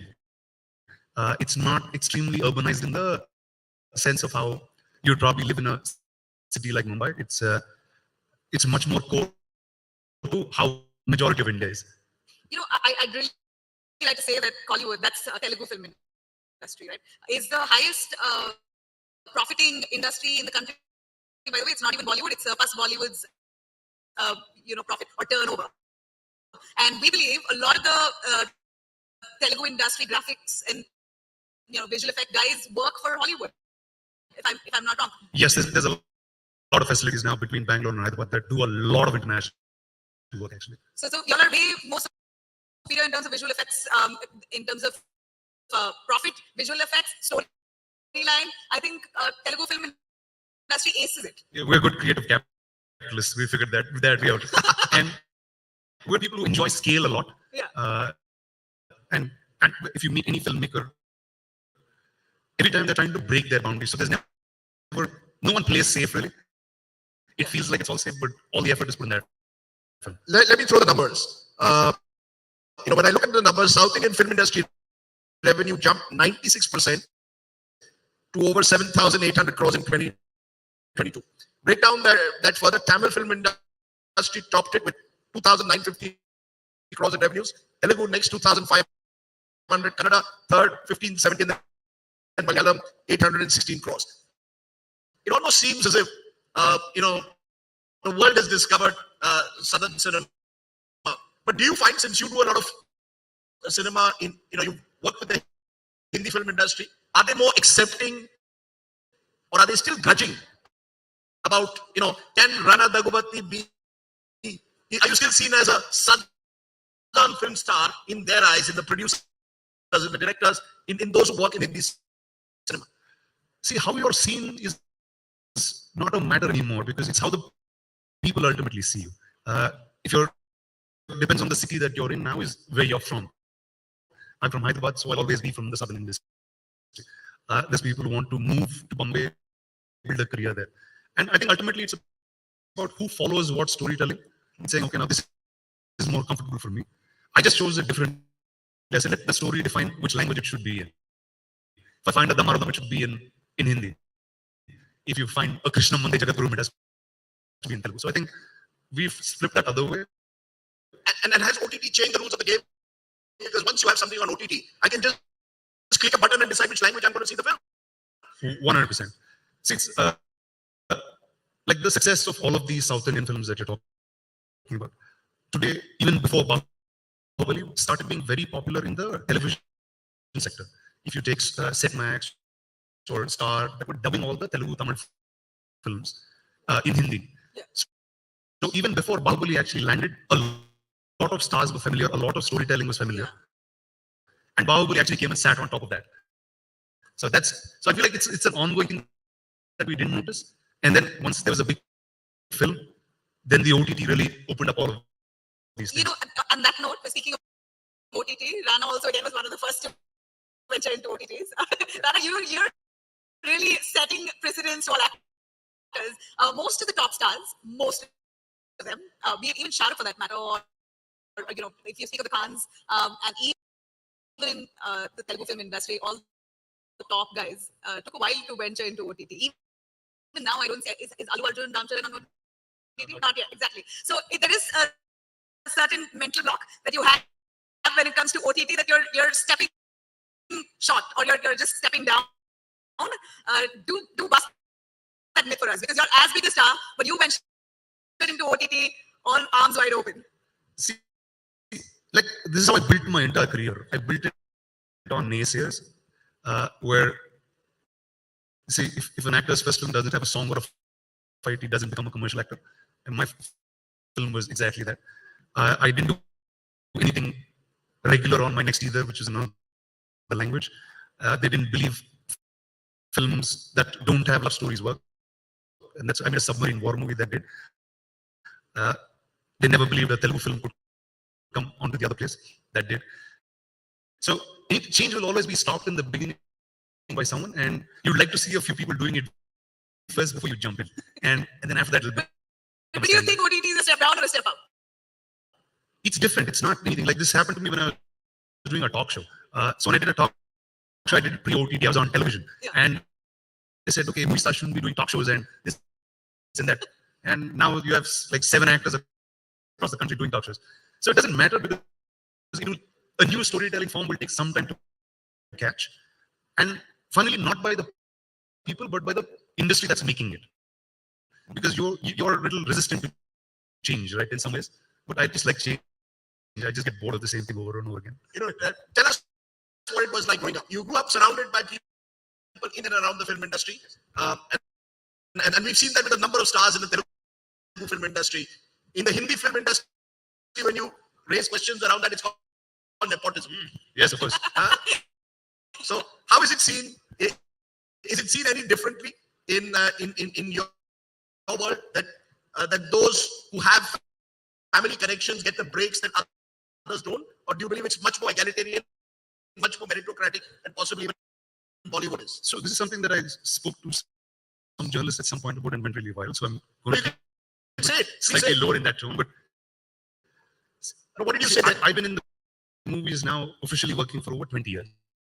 Right. When the time we started, nobody wanted to be in the movies. Like it would be like this: like, here you go, this is my son. He's failed 9th grade. He is not doing anything. Why don't you make him an actor or an AD in your movies? I'm like, hey, yeah, it's not useful for you. You have a sugar factory. Why don't you take him there? So these are the people who used to come first. And I know this a lot more because we shifted from Chennai to Hyderabad when the Telugu industry shifted. We moved to a place called Film Nagar, which was titled Film Nagar because all of us were moving. It was just rocks. It was just rocks and like 3 houses. One of them was where I was living, which was a shooting house where I lived also. So 90% of my schooling life, I had breakfast on a film set that was happening in my house and left. So that was our culture. And it was very hard for people to be in it. And it was just those few years when it became an industry, it was like, now no one's giving anybody a chance. I'm like, there's never been a industrialization process that happened in the entertainment world. It was always independent producers or talent that was building organizations and building it only with their groups, right? So I think now is the time where you can really create an industry because we're talking of India as one in some ways. Earlier, if you made Telugu films, you could only build a Telugu production company. You made Malayalam films, you could only build a company out of Trivandrum or Cochin. So today you can be here, you can make a film that the whole world will watch. Are you saying therefore, let's get this clear, if I'm someone who doesn't have a film background, but I believe I have the raw talent, the skill, do you think it's the level playing field out there to get those breakthroughs? Or do you think that Rana would have a bigger advantage compared to anyone else? So like I tell them, I say, people been in the world of the film families might not be great actors, but they'll be great agents. It's because everybody knows everybody, right? It's like any industry where if I got to get into the media group, it's the people you know. It's you have a sector of people and you pick from that. And there's no training ground for it. See, because we don't have, it's unlike the West where every year University of Southern California is sending out 5,000 students in film, in art, and learning for 4 years. Here, we learn on the job. 98 or 99% of the entire Indian entertainment industry today hasn't been formally trained anywhere. Where we just learned, we are winging it, right? We learned over time, we learned visual effects, we learned. So that learning process is where India is. So I think chances are now pretty fair because in the digital world, you make something on YouTube, you put it up there, there's a whole world that will actually give you merit. So the faster systems are coming in, but I'd like to ask you. To me, it's a responsibility, right? Like take a sense of India. If your parents have built, or 3 generations of your family worked hard to build something, and if you are not going to scale that, it's your responsibility, or you're called somebody who's not doing things right in your family, correct? Simple. No, so are you saying that you're sort of you don't see yourself as a product of this sort of nepotistic world, but you were pushing forward a family legacy to scale it up, to take it in a new direction? 100%. See, it takes a generation to build another generation. Like if the last bunch of people didn't come out of nowhere and decide to make films, risk all their monies, and 3-4 years ago, where was money in the movies coming from? It was all movies that it's either their house, their property that was pledged to bank, made on interest, and it comes back. And we used to pay about what, 24%, 28% interest. That's the borrowing in films. And for a film like Bahubali, it was a borrowing of 300-400 crores at that interest. Now beat that. Now that's hard for institutions to beat, because its money is that we never had that industrialization like other pieces had. So that's where we are, and I think it takes a lot of effort from everybody who's there in the business to build these channels. I think it's our responsibility to make sure more people come in. Right. To take off from Raj's question, Telugu industry, just like Bollywood, has a lot of film families. You come from a film family. Ram Chalateja, who's a very close friend of yours, also comes from a film family. There are so many legacy families, production houses. How difficult or easy is it for an outsider? I know there are a few names that have made it big, but yet the nepotism debate could very well erupt even within your industry. I don't know why it's not spoken about, because it feels like if the son doesn't do better than the father, the son is bad. And so, I mean, that's a regular thing, right? You want your son to do better than you, and that's a normal thing. And whatever you learn, you like to teach your kids. So I think it's seen a normal way. And this is something I read, I like to recode because you're all smart people. So nepotism as a term is supposed to be used in politics and in publicly listed companies. So no one ever questions that, but they only keep questioning people for it. I was like, why? Let's come back to Bahubali. Because let's talk about how it all changed. When you all were making this film, I look at it as just a viewer. This, as you said, the risk taken to scale a film up, to put that kind of money into a film, not sure whether you're going to, whether it's going to be this mega hit. When you're making a film like that, did you really think that this is going to change the rules of the game as you call it today? And what is it about, take us into the mind of your entire cast at the time? See, I mean, today on hindsight, if I say it, very few people believe it, but like part one was a struggle, was an extreme struggle. Really? Like we spent twice over the highest collected film in Telugu. So no math ever made justification of what we borrowed of how we made it. And it's, as a team, we had that spirit because we knew what the film is. And every day I went to that set, we knew we were building something or doing something for the first time ever. But everybody else doesn't know it. Right? And okay, now we've surpassed Telugu as an industry itself because we spent more money, not that we collected it. We're hoping it will dub and do well in other languages because of the scale, hoping that people in India connect to it in a manner because it's still an Indian folklore tale in some ways. Just that brash attitude of saying, let's land up in India and see what happens. The release was the most stressful time. Like, I don't think that feeling anybody should ever have again, because it was 180 crores plus borrowed at, again, 24% interest over 5.5 years.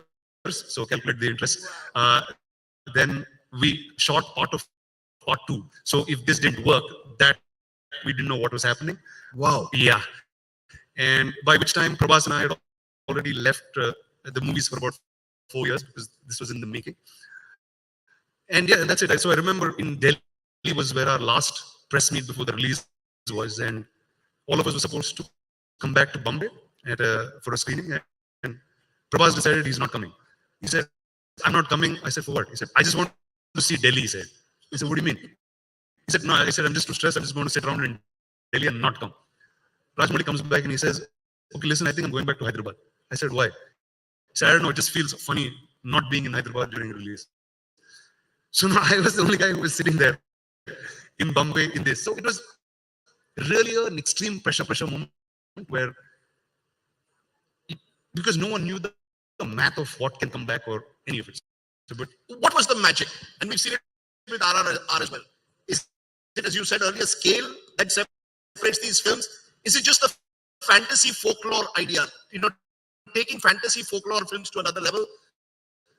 What was that X factor that you think made the difference? I think the first factor is, as Indians, all our stories come with scale, whether it's the Mahabharata, whether it's the Ramayana, every cultural relevance to us comes at scale. And this is the first time India got to see that again. It happened a lot in the black and white era, but the minute we came to color, we didn't know how to do it well enough. We needed visual effects, we needed budget, we needed brave men like Rajamouli and Shobhu, the producer of the film, to come forward and make something like this. So I think that's what is probably needed. You know, I have to ask you this. It's somehow these India Today conclaves have stereotyped me also. Whenever there's a big star from the south making it big, I'm invited to speak to them, which I'm okay with. So we had Yash with KGF in November. Then we had Ramcharan in March. And now we've got you in June. Is there competition at all between all of you? I believe Ramcharan and you are great friends. Is there that rivalry? Is there the battles that we used to see from the outside? Who's number one? Who's big? You know, is RR getting more money than a Bahubali made? Is there that competition in a KGF? It's competing in some strange way, but it's really to break different boundaries. And as a group, I think I can speak for many of the actors in South India, because all of them are friends, and definitely the names you spoke about. There's an extreme camaraderie for sure. For a simple reason, everyone's trying to do something which is new. And if you've realized, whether it's Bahubali, RRR, KGF, all of these films are beyond actors. They're spectacles. It doesn't stick for an audience that never saw Prabhas and me before. We were just two new people who looked the part. Very few people saw Yash before KGF.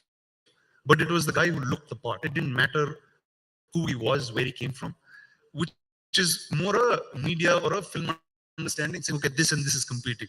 They're two different people. They don't even look the same. They're not telling the same story. They're not releasing on the same day. It's not like there's a split screen and you're watching Charan's film and my film. So that doesn't happen. So in that very definitive way that is presumed from the outside, that doesn't happen at all. But I think more than the stars themselves, Rajdeep, it's the fans association that are usually at war. They're trolling you or trending you, and that's the competition more on Twitter or social media platforms rather than the stars themselves. But yeah, that's to do with anything that has social media following, right? It happens even on YouTube. Not as much as Southern stars and their fan base. Yeah, definitely. There is a larger fan base which is held over the stars. It's also cultivated well because they're used consistently as social causes. There's good to it very much, and there'll be some ridiculous things. I'm just wondering whether you and Ramcharan had some kind of joint celebration together that we don't know about after RRR won an Oscar, for example. We've been celebrating RRR in one constant rhythm of it. So see, we celebrate each other's cinemas fully. There's a next film that's actually happening now, which is Project K, which Nagashwin, a director from Telugu, who's directing with Prabhas, Mr. Bachchan, and Deepika Padukone. Now, that's a film that we're really looking forward to in Telugu, because that's really, I think, going to break boundaries that both Bahubali and RRR haven't done. It's pushing that boundary to the next stage, and I'm really looking forward to that film, and that I feel can really become a global film from Telugu. A global film. So you're not even now thinking of being a pan-India star. Now you're thinking, when I go to San Francisco. See, if you peep into conversations between the actors that you speak about, right? Everyone's talking to each other. Hey, the Mission Impossible director, let's go get him. That's our energy. It's our appetite has gone off somewhere else. India is now, it's here you go. This is our base now. Let's start making bigger films. So you could have Rana with Tom Cruise. Or just Rana and Charan just lining up with the film there. Why not? Yeah, absolutely. Wow, that's fantastic. That is the trend now, sir. Indian cinema has gone global, and with OTT movies released in theaters, finally come to OTT, and the reach is all over. So you actually think the day is not far when we could have this kind of sort of global collaboration, or an Indian film which is designed for a totally global audience, not even an Indian audience anymore? Is that why you say this? Yeah, your latest film's going to break new boundaries. Global collaborations will happen without even us making any effort, but it's not far where an Indian film with Indian filmmakers, directors, origin will land up in the West like a film in the West does. I think Asian films, Chinese films did it many years ago. Take, for example, the Crouching Tiger, Hidden Dragon moment that Asian filmmakers had. India will see that very, very soon because the globe is getting closer and closer to our culture. They're liking new things. They're exploring the old. And here you go. What is abundant in our country is history, is stories. So we're ready to. Is that what at the end of the day it boils down to? The story is the star. Whether it's a Rana, whether it's a Ramcharan, whether it's Yash, whether it's anyone across our cinema, the story has to be the star. Is that the big change that in a way is taking place? For sure. It always has been, but lesser. But now content is taken full front seat. Mediocrity is not accepted anymore. Whether there's a star in the film, whether it doesn't matter as long as the product is good. Take, for example, and again, when I say spectacle really doesn't need to be big budget. If you take, for example, Pushpa that came out or Kantara that came out. Now, both of these films were regularly made at the budgets in their languages and still were able to cut across. And what I love about these two films that they didn't go through the drill of a P&A that Hindi films spend. They landed up on the short P&A that South Indian films spend and still landed across the country. So I think models are changing, models are evolving. We'll find a way. We landed in India, we'll find a way to land in the world. Telugu films spend a lot, but no, not really. It's just creative stuff. It's not. We spend the least. The biggest Telugu film will have less than 2.5 crores of publicity money. Right, in compared to Bollywood. All right. Since you spoke about stories, the King, sir, I'd like to ask today.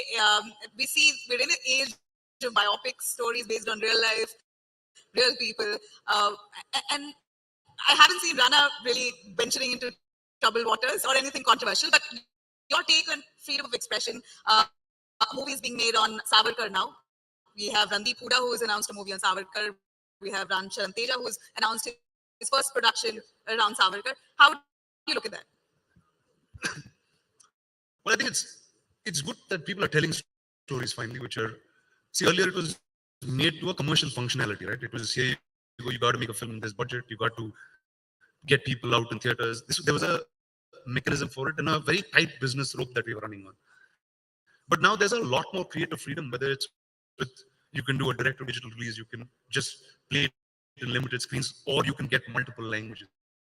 And I think now it's important for whoever has the ethic to wanting to tell a story should go forward and tell it in the manner they should. The one thing I do notice about Southern film stars, if I may say so, is remarkably fit. All of you seem to be in the gym. I mean, I see pictures of you in the gym. I've seen pictures of Ram Charan in the gym, Yash in the gym.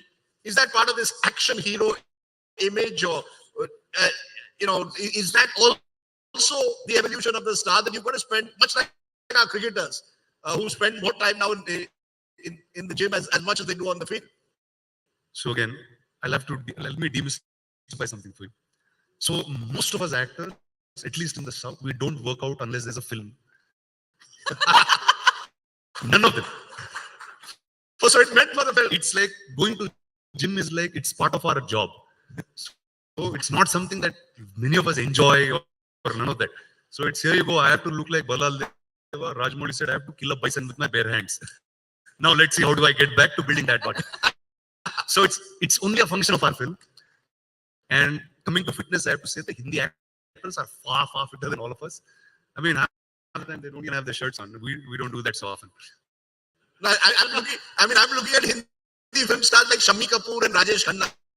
No, sir. Younger. You see, I'm unfortunately from an age before. So there are a lot of younger Hindi actors, sir, like Tiger Shroff, Varun Dhawan, all of them. Yeah, that's right. So is that part of now the drill of cinema? Is that the action, the violent scenes that are a lot of these films have a lot of violence, which has been a criticism of some of them.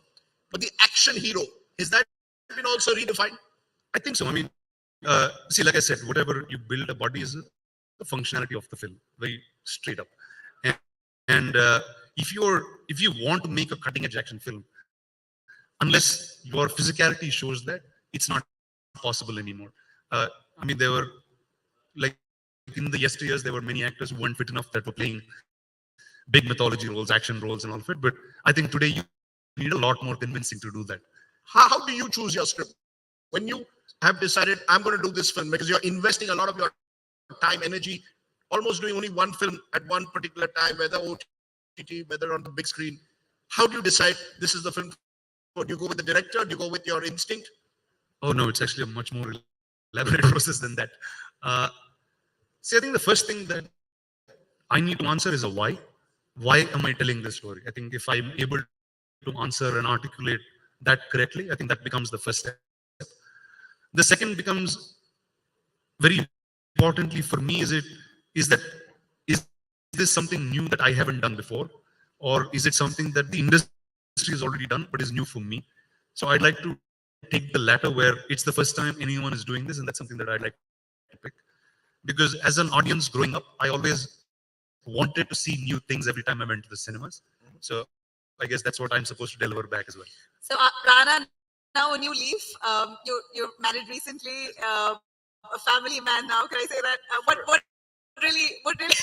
No, but even your marriage, and this is Nabila House Cinema Chain. Everything is out there on social media, on Instagram. All the little detail, not just about about you, but about your wife, about the wedding. You're married to a designer. Gone are the days, Rajya. You want to tell us a little bit about your love story? So I think mine was a pretty tech-driven marriage, because I got married in the pandemic. Tech-driven or deck-driven? Tech. Okay. So because I thought you had met on a ship deck. No. So again, we got married in the pandemic. So we didn't invite anybody, but it was just my family and hers in my office, in the studio. And I sent VR headsets to all our friends. So everyone watched my wedding in VR. So I had a live streaming of the wedding. Really? To a friend. Yeah. So cool. So hence, that's what it was. And actually all the news that you've heard on social media is rigged 2 days later, or images that are wrong. That's what we've chosen to publish. So basically, you're not just. So basically, you're not just. Only lies with us. So basically, what you're telling us, you're not just innovative on screen, you're off screen. Even your marriage, in a sense, was a total new way of doing that. We should. No, we should. Why not? Why not? But that was beautiful. Your celebration of love was all over social media. I'd like to ask you, gone are the days where stars would, keep their marriage low profile, not speak about their wife, or the lady not speaking of their husband, because their market value comes down. No, tell me, Rana, anything about the market value? No, do you still get the same admiration? I mean, are you still the hot? Again, this is also like a yesteryear's assumption of what the media would be, and it's usually discussed in media. Again, it's not like people really care. They're just watching an actor tell a story. In conclusion, we are here in Kerala. You've done a remake of a acclaimed Malayalam film not too long ago. You played Prithviraj's role in that film. Just trying to understand what next. What is do you see yourself cutting across all geographies, as we've been saying, all languages, and just redefining your character every 5 years? Do you have a sort of long-term goal, or do you live in the moment? See, my long-term goal is usually for the company. I think as an actor, it's the story will tell me. It's not, we assume that we're choosing the story. It's actually oddly the story that's coming back and choosing us. So I'd like to leave the conclusion with the power of the story. And it's not us who are telling the story. It's the story chooses us, and that's about it. Who's your hero? Who's Rana Daggubati's hero? We know of you as the hero. Who's been your hero? See, growing up, my grandfather's always been my hero. And you spoke about competing and competition. And in a home like mine, I had to only compete with them. So I remember when I was producing my first film, I was like, how do I beat this guy? He beat 125 himself. So you have people like, so I think my granddad's been the first mover. And just his thought and his vision to expanding cinema is what I love. And may I ask, post-pandemic, what's changed in terms of movies? How has the industry evolved? What's changed is definitely whether it's 10x or 100x, each human being is consuming more content than they ever did in their lifetimes. So which means first, it's good that all of us have work, and we'll have work for a really long time. The style of storytelling really changed. Because there's so much on your mobile, on your television with the OTTs in play, it's become a far more better medium to tell drama-based stories, because characters can be extended for a long period of time. Conflicts can become more and more. It holds you for a larger tone. And cinema of the big screen became something very experiential. It's not only a static story that you're watching, you want to interact with it or feel something or experience something. So I think this is broadly where it's changed to.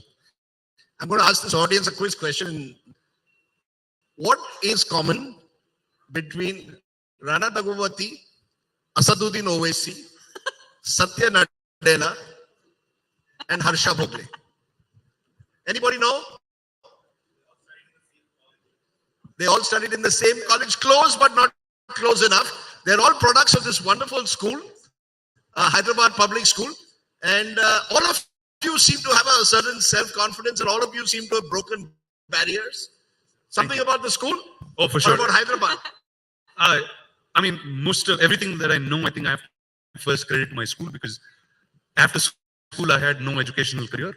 It was only that I studied in school that I know. And I think I have to tell you. You never went to college? No, I didn't. I quit college 1 year and I studied industrial photography instead. You turned out well. See, I just have to take a minute to talk about HPS, Hyderabad Public School as a school. It's a campus that's built in like 300 acres. It's been built by the Nizam. It's a school that's it's turning 100 this year as a public school. The idea in today's world where people are building companies, people are building products for a short period of time, whether it's trying to build to scale, quit, exit, raise some money, move forward. Forever is an idea that is very rare, and it's HPS that taught us that. That if you want to build something, let's start thinking forever, because great things are only built forever. And that's probably the ethic that the school has taught me, nothing more. How sweet. Well, wonderful. So nostalgic. As we end and conclude, when we had Yash, he did his walk from KGF. When we had Ramcharan, he did the Natu steps. See, so I built a career without dancing. So that is my whole claim to fame. It's like I became a movie star without dancing in the movies. I told you. Actually, I'm really delighted when you said that, because otherwise, I'd be forced to dance with you, and that would be terrible. So you spared me that. How do you want to define yourself as weird? See, one guy's done the walk, the other guy's done the dance. This guy will do the talk. Okay, that's fair enough. Well, first, thank you for having me here. I just am excited every time I come to Kerala, because this place gives you stories that no place else does. Yeah. It looks beautiful the second you land. I'd like to come back here more and more. And funnily enough, I'm producing now a film with Dulquer Salman, who's a Malayalam, the prince of this town. So I'm happy. Getting closer and closer here. Thank you, guys. Thank you very, very much. Thank you, sir. Ladies and gentlemen, he so that's it. Dog and I'm leaving. To say anything. Okay, so he won't dance, he won't walk, but he sure can talk. Ladies and gentlemen, please give a big hand to Rana Daggubati for giving us a slice of his life. Thank you. Thank you very much.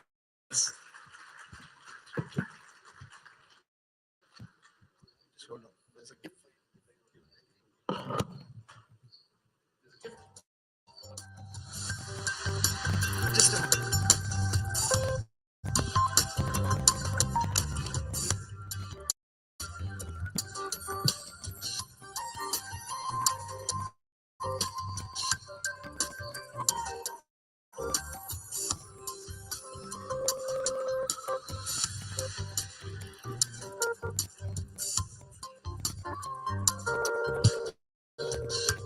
Just a moment, sir. Just a moment.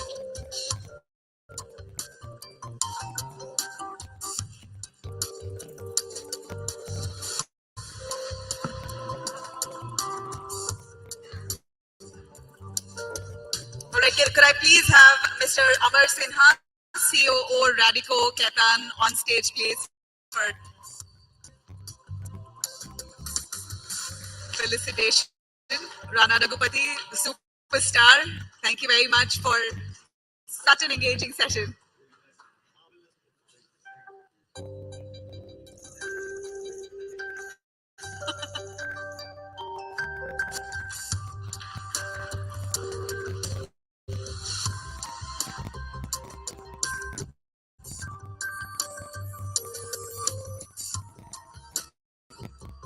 Thank you.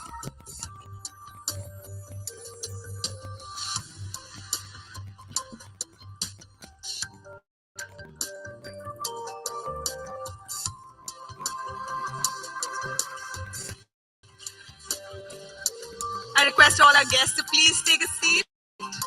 We're having this amazing cultural performance. In just a few moments, we're going to have the troupe on stage. Please be seated. In just a few moments, we begin.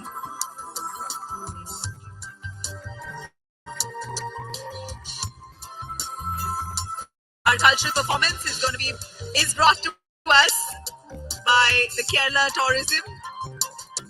Performance will be beginning in just a few seconds. Please do stay seated. Artists from Kshetra Kala Kendram, Thiruvananthapuram, they're going to be on stage. We have Bharatanatyam, Kathakali, Kalaripayattu, Mohiniyattam, Tayam, Mayura, Nirtam. All the artists who are going to be joining us on stage in just a few moments from now. Request all our guests here to please stay seated.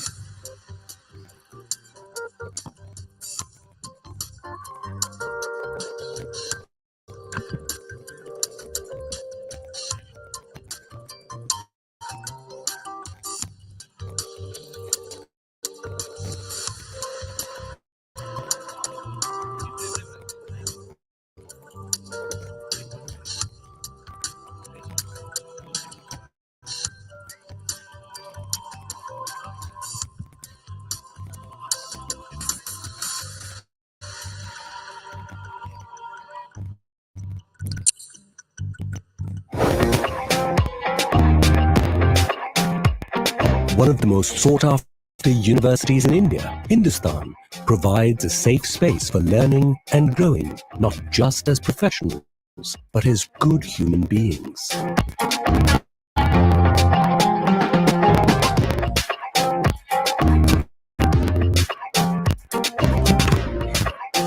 Come to Hindustan and live your dream.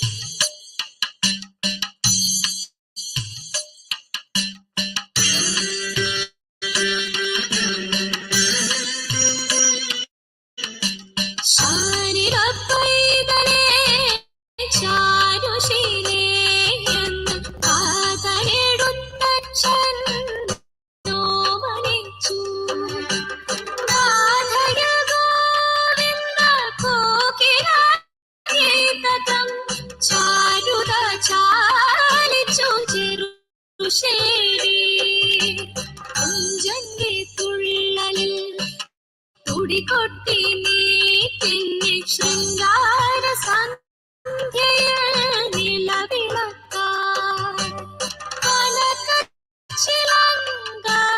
കിലുക്കി കിലുക്കി നീ നർത്തനമാടവേ നിന്നെ നോക്കി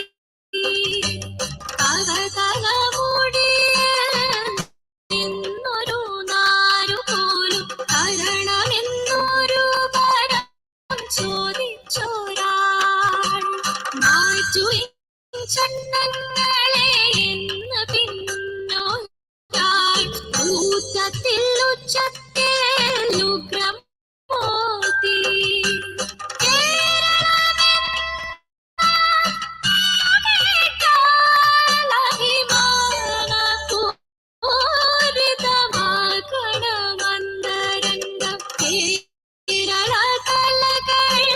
നാഥനായി മറ്റൊരാൾ കോവിലിൽ ദേവിയായി നിന്നെ വാഴ്ത്തി എന്നും പരക്കെയും താളമൃതൂട്ടും പാർവണബിംബം നീ എന്ന സത്യം ഉള്ളു നിറഞ്ഞൊന്ന് ചൊല്ലി ഞങ്ങളും ശ്രേഷ്ഠ മലയാളമേ വാഴ്ത്തിടുന്നു മധുമൊഴി മലയാള മഹിമകൾ ഞങ്ങളുടെ കലകളി പാടങ്ങൾ ഇളകിയാടി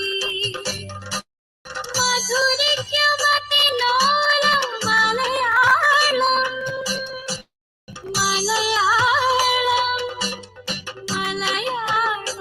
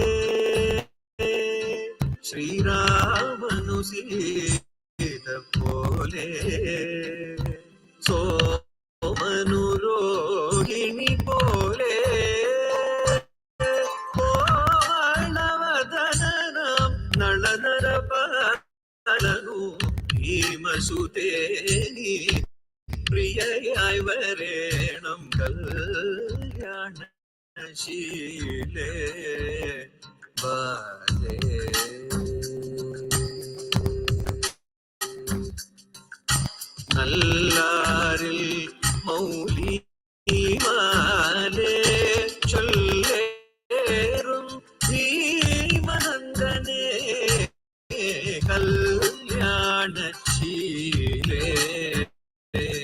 ബാലേ ബാലേ ബാലേ ബാലേ സുശീലേ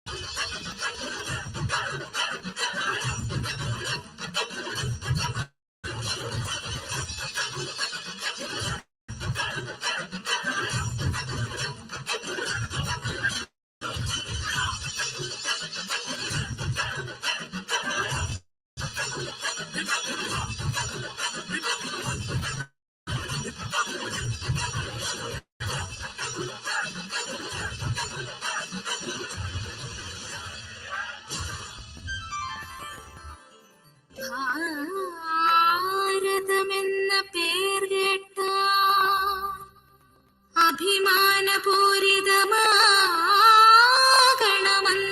അഭിമാനപൂരിതമാകണമന്തരംഗം കേരളമെന്ന പേർ കേട്ടാലോ തിളയ്ക്കണം ചോര നമുക്കു ഞരമ്പുകളിൽ.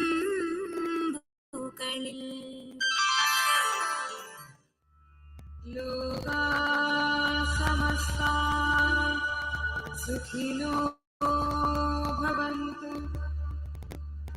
लोका समस्ता सुखिनो भवन्तु लोका समस्ता सुखिनो भवन्तु ॐ शान्ति शान्ति शान्ति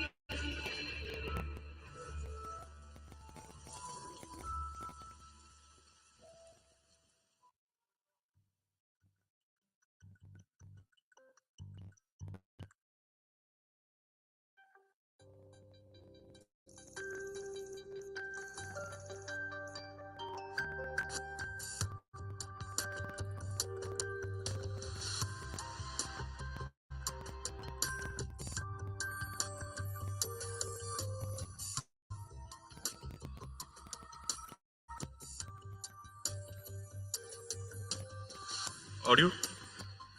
Well, what an end to day one of India Today Conclave South here in Trivandrum. Couldn't ask for a better end with all the cultural performance. And that brings us to the end of day one here. The dinner is open right away in the same pandal area that's right behind you. And I hopefully will see you all tomorrow for another day of fantastic experience at the India Today Conclave South. Thank you all.